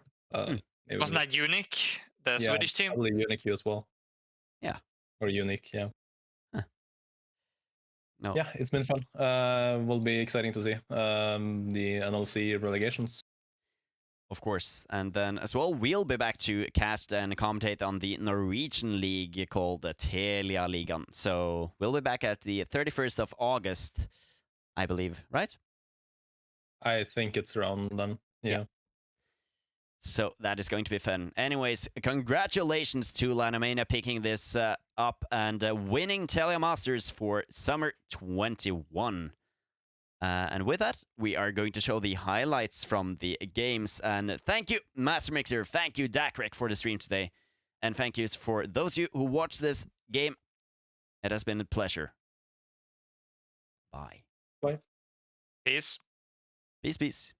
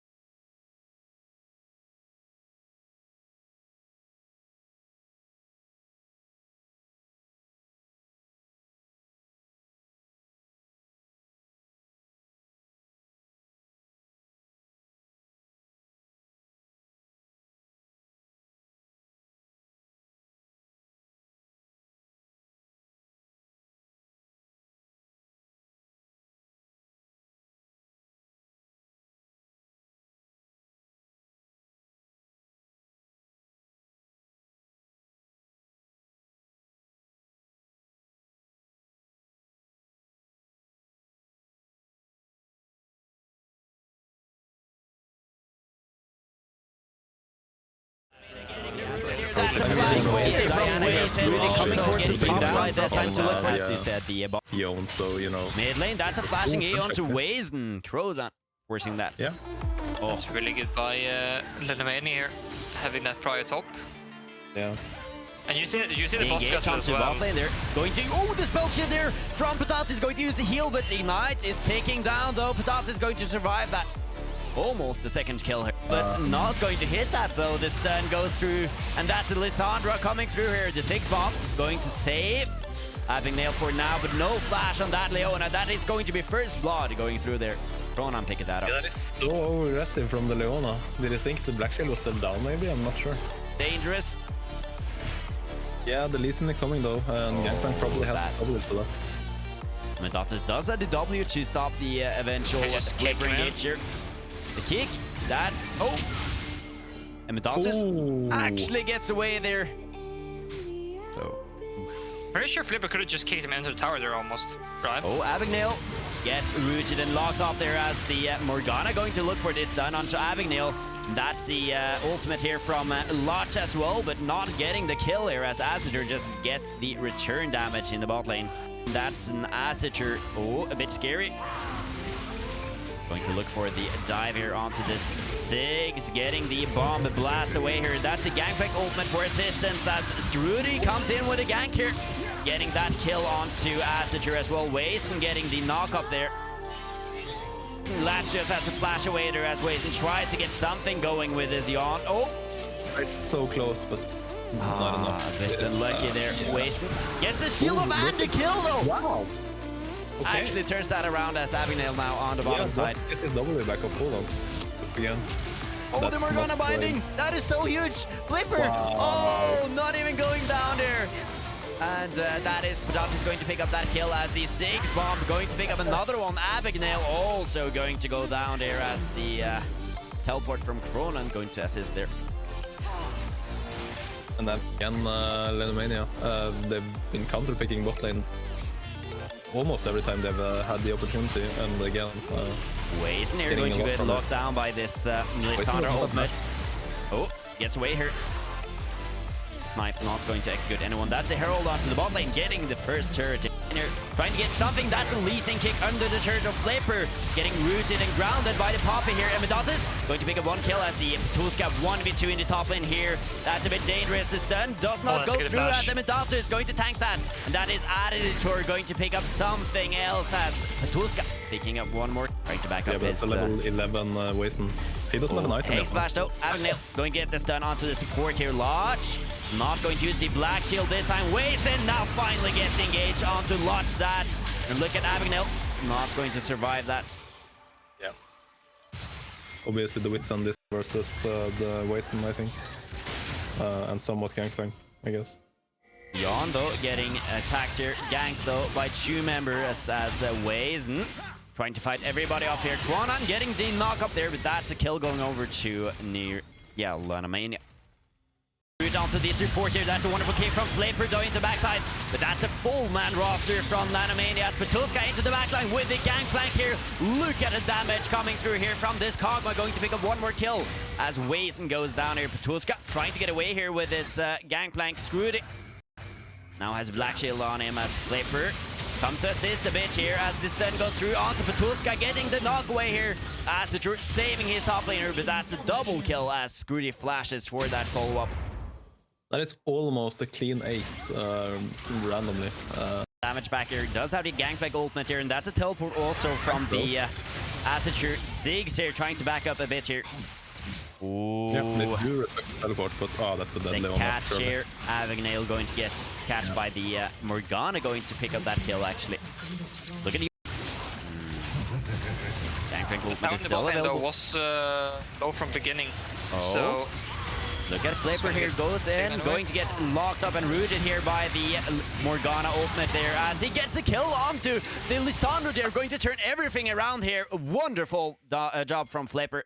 Emidatus here on this Poppy, going to look for Wason this time, and that's a catch though onto the AD carry. Lodge this time has been caught, and still almost not going down there, but that's a... Whoa, Yon going back to his clone this time. Emidatus picking up the kill on the support though. That's such a good PR, saving Soul. It's gonna be so hard to deal with. Look at this though, they are looking to get Patulska getting the flash away here as Abagnale all alone here in the enemy backline. And that's a Cronan getting a lot of time here, but that's the first kill going down as the Leona is traded for the Lissandra. Does actually trade one back though. Oh, they goes over. Scrooty picks that up with a smite. So close. And Lodger going to get more kills as Lanomania just now getting the fishes as they teleport here from 6 as well. Petulska gets out. No, as a turn. I don't see Abigail. being able to do anything. Oh, dodging a bit there, but yeah, that seems to be a dead Leona this time. Going into the backline, that's a Sig Bomb. Going to deal a lot of damage though. Scrooty trying to get the kill onto Waze and being godlike this game as Lanomania picks up 2 more kills in this fight. Well, so you can just sustain in their base. All you have to do is just don't overcommit and... Oh, that's Ingetro from Abigail going to force that as Waze and being the first target here. Latch picking up that kill. Petulska. No. Asadr getting one back, but that's 2 kills gone already. That's a binding onto the gangplank. Pretty soon go down here as Nyyrikki. They have nothing more to give here as Waze being a final member. Lanomania going to be the winner of Telemasters 21 here. Wonderful gameplay here from this team. And with that, the series is over. GG, well played.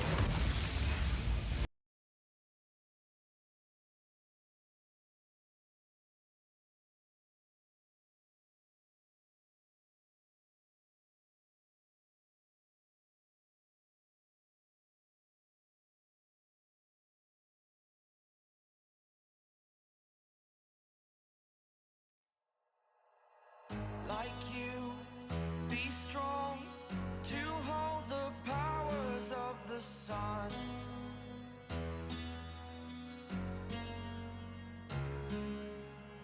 To dream, believe in strength. Now I'm the only one.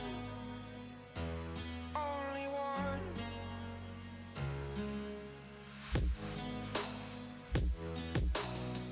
I was an ordinary boy until I broke the rules. My life destroyed. Life destroyed. Until I walk awake, scream my mind. I shout, the ground shakes. Ace from Nyyrikki, wonderful.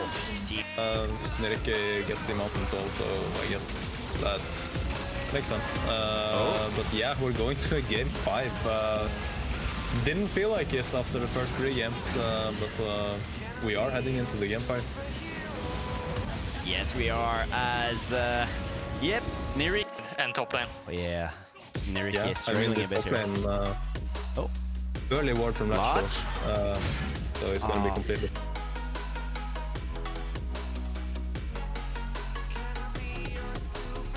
full team from Nyyrikki going to go for that poppy. I'm not sure if the... Anna going to look for something. Dubs also flashing into the backside here. Oh, that's a beautiful poppy ultimate here.